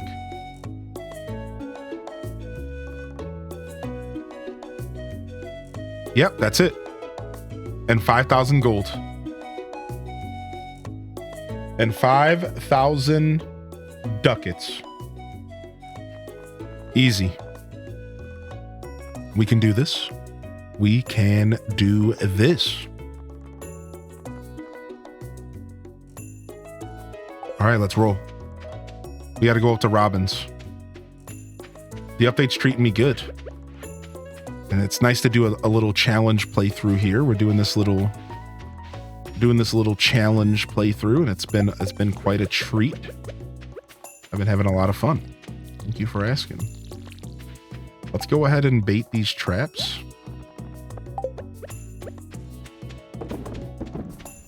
Yeah, I've been having a lot of fun.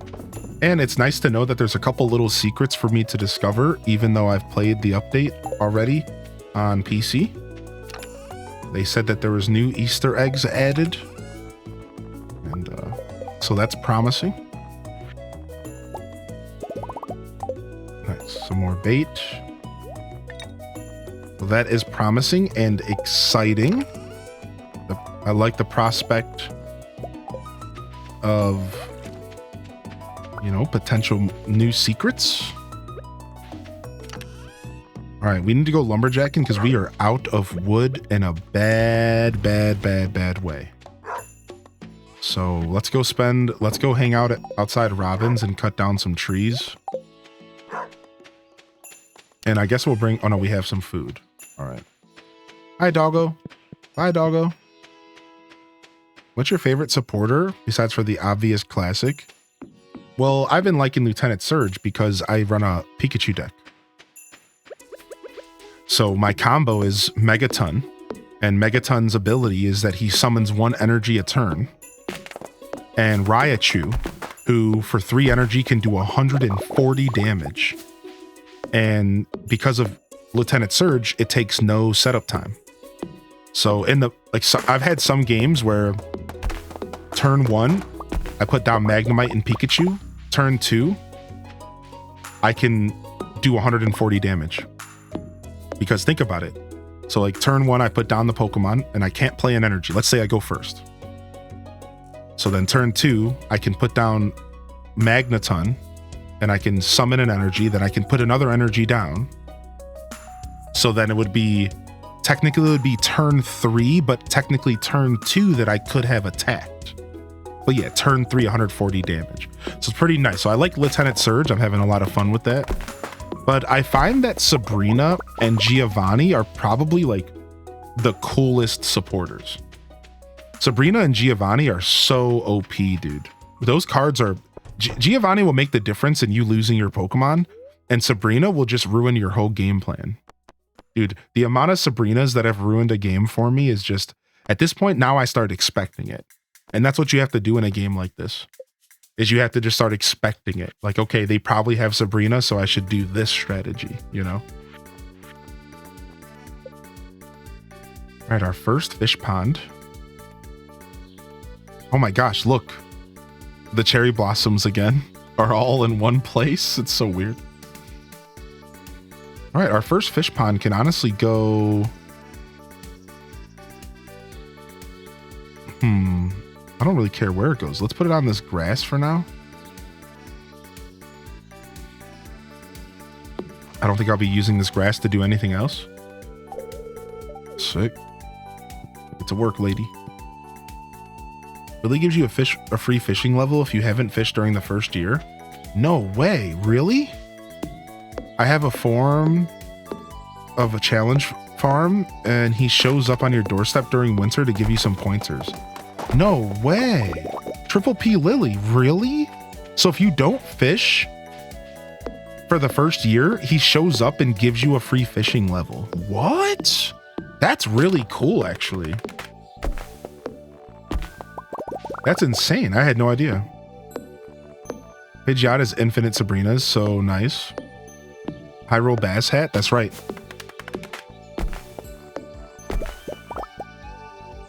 We're on brand today because we're doing a fishing only playthrough. Well, a fishing challenge playthrough. It just happened to me. That's super cool. Dun, dun, dun, dun, dun, dun, dun. Sucks that Giovanni is a supporter. And I'm just spamming them out of nowhere for crazy attacks. I'm used to saving up plus power trainer cards. Yeah. Because you can only use a supporter once a turn, right? It does make everything kind of different.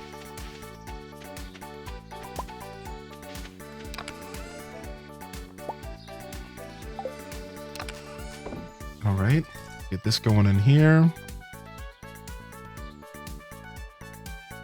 Can we make tree fertilizer yet?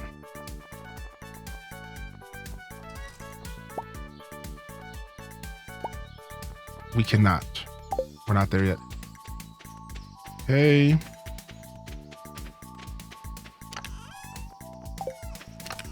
Get some more fish smoked up. I like this little gameplay loop. I'm highly entertained by my current gameplay loop with this whole fishing experience. It's cool. It's interesting and it's just very different than how I normally play Stardew. So I'm really enjoying the vibe shift. It's a very different gameplay loop and it's different enough that it feels really fresh.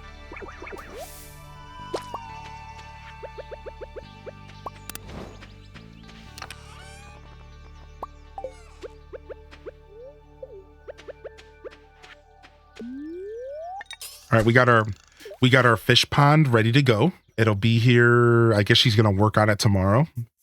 So now our next plan for our cash is to open up geodes, and we can actually go do that today. Let's go do that today because we have more money left over than I thought we would.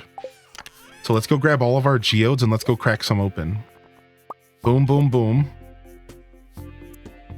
And while we're at it, we can go visit Gunther, and we're also going to take a chest with us because the strategy here is you bring a chest over to Clint's house, and this way, when you run out of space in your inventory while you're opening up geodes, you can just dump everything into a chest and keep opening up geodes.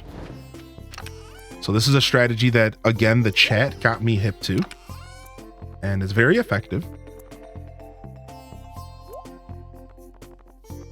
All right, let's roll.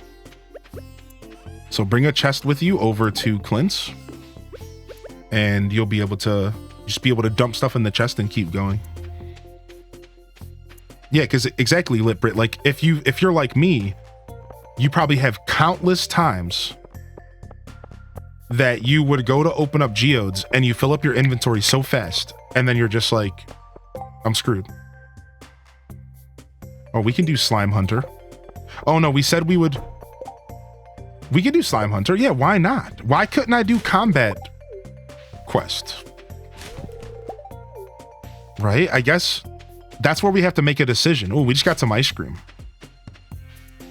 It's like, originally I was only going to do fishing bulletin board request. But it's like, why not combat? I don't know. I get going and killing slimes. Like that has nothing to do with my fishing playthrough. Oh, I forgot to grab the stuff for Gunther. Yeah. I think actually combat bulletin board requests are on the table. I think so. I think so. I think those are, I don't think they have anything to do with what we're doing here.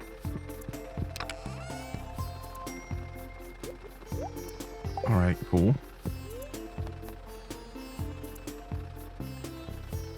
Process geodes.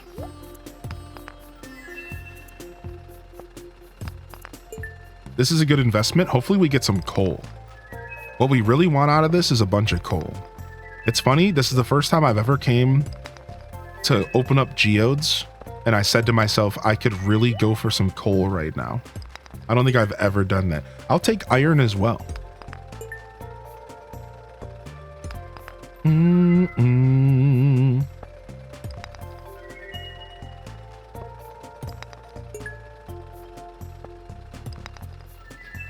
I've been fishing a lot because of the rain in my game since yesterday, and now been making money selling fish while my potatoes are growing.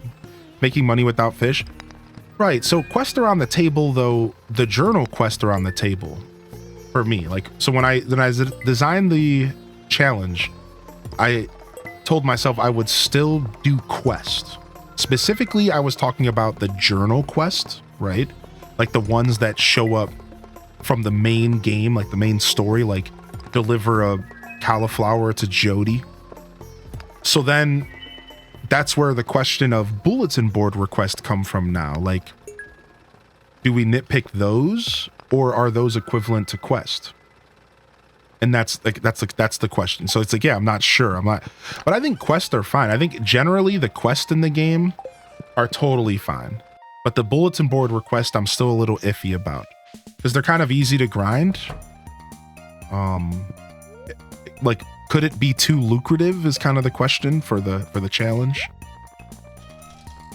Oh wait, I don't want to collect rewards. I want to donate. Here we go. Yeah, like, because then also this also goes for a conversation later when we unlock Robin's bulletin board. We have to ask the question again. Robin's bulletin board's pretty lucrative.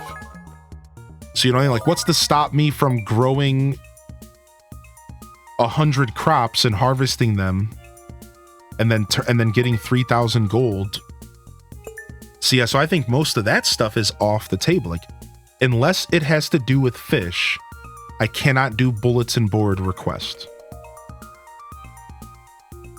Yeah, so like right now, this is assuming I don't 100%. Correct. You're following.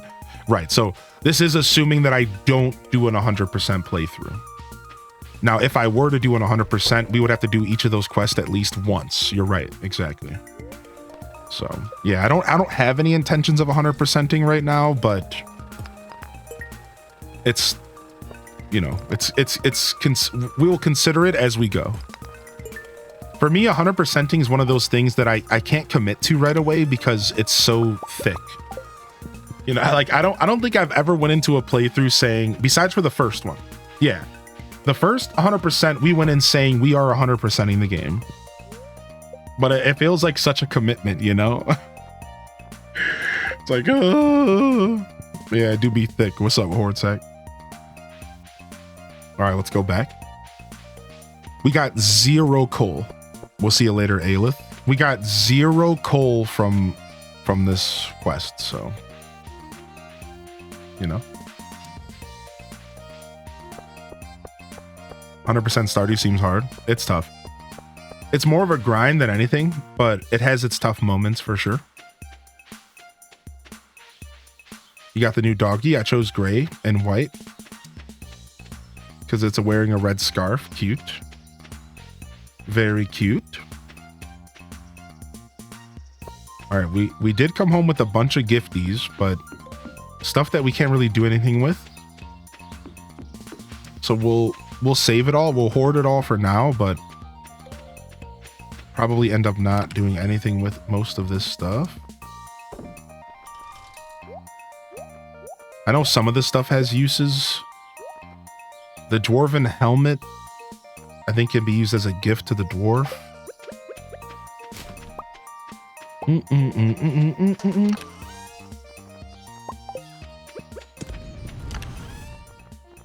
And then we got this random ice cream cone, which is sick.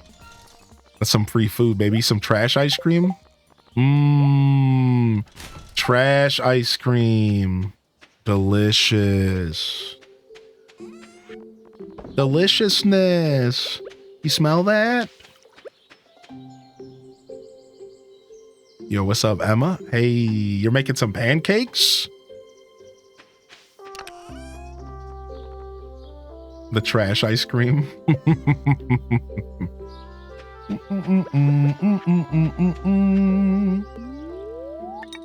All right. Get some fishing in. Hey, no barkies. Okay, maybe a little barkies, but just a little. Keep it simple. Hey. What did I say, doggo? Just one bark.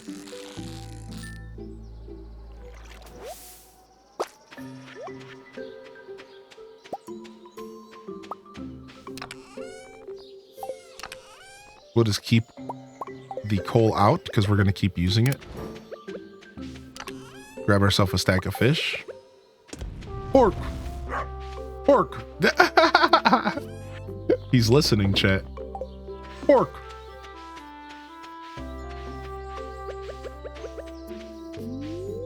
Now he came to sit right behind us. Look, dude, he's seriously hanging out with us right now. He just walked right behind me. He's in Zen state. Look at him. Dude, homie's in Zen mode. Look at him. He said, Mugai Gui Gui Fi Ni Swao. Mugai Gui Gui Fi Ni Swao. Sick.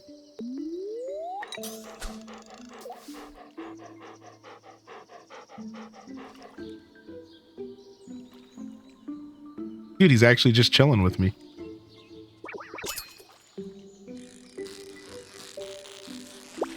Cool.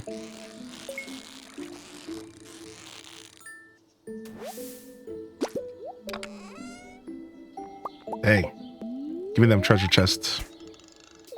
I always say, one more thing, Jackie. One more thing. I love that there's a sound effect for the pats of the dog's tail. Like, Concerned Ape thought of it all. He said, you know what? We need to make sure that the dog's tail has a sound effect for when they're hanging out and they're in a good mood. Like, that's like such a wholesome decision. Like, it's insane.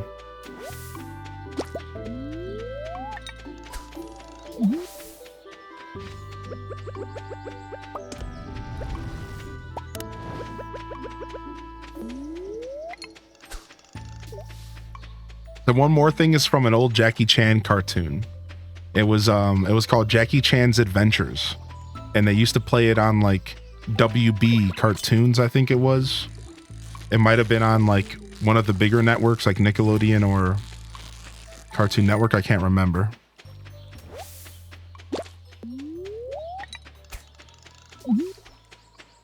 But yeah, just an old cartoon. Stupid little silly thing.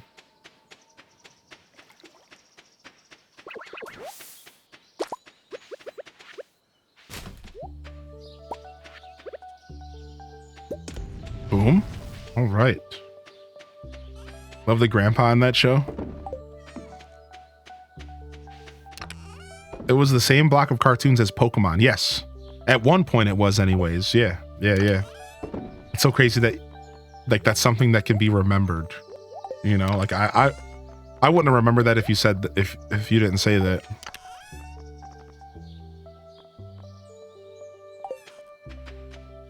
Okay, so we don't have like an overabundance of fish. I was about to say we could sell some more of these fish, but we really don't need to. We're kind of at that point again where we don't really have to stress about selling fish. Now, didn't I bring home some iron? Yes, let's get that iron cooked up. Beautiful.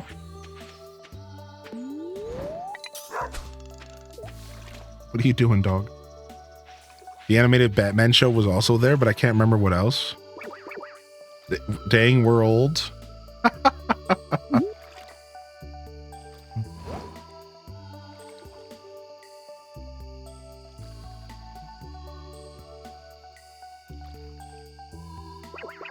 Got him.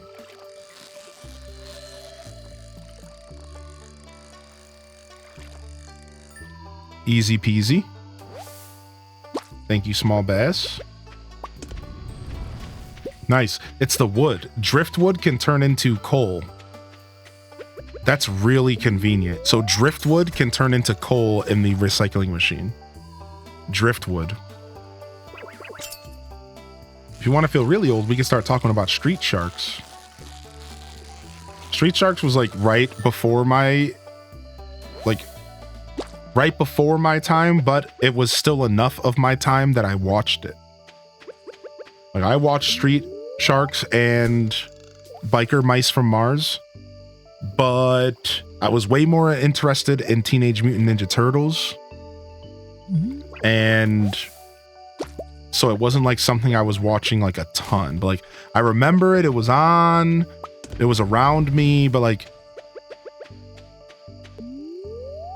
I don't have like super strong memories of it because I was way too up TMNT's butt.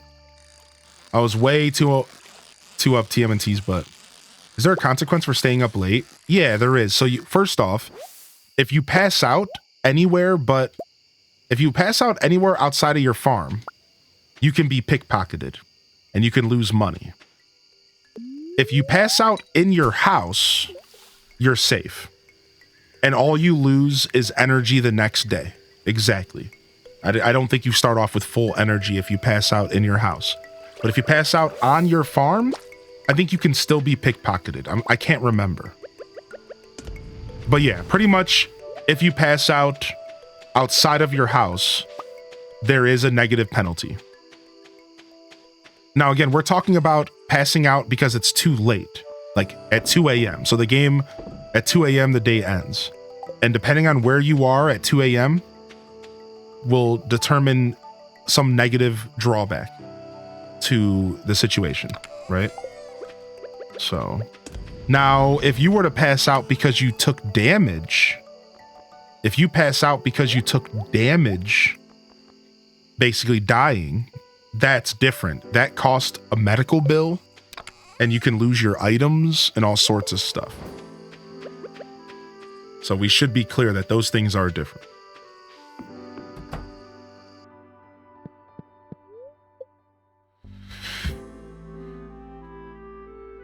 What's up, Remix? No, Effie Apples, I just wanted to hear a different sound effect. But that's a really good point, and I'm totally going to say that that is the reason. No, I was just poking through the options and was like, hey, this sounds interesting.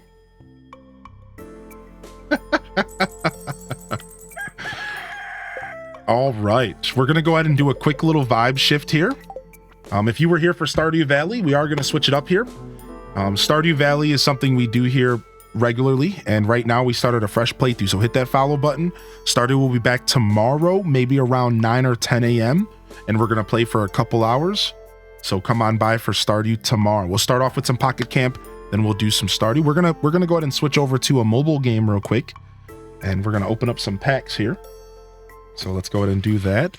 But yeah, hit that follow button, and hopefully I see y'all Stardew Valleyers around for Stardew. If you would like to stick around, you are welcome to. You are encouraged to, but it's not necessary. So no worries at all. Thank you though. Thank you, and I hope y'all enjoyed the Stardew here. It was quite a treat. I love playing this game with y'all. So it's one of my favorite things to do is hang out and play Stardew Valley with y'all. So give me just a moment. I'll be right back. And I'm gonna go ahead and I gotta go switch up my chords here. So I'll do that really quick. I'll switch up these chords and I'll be right back. Let me go ahead and throw these tunes on real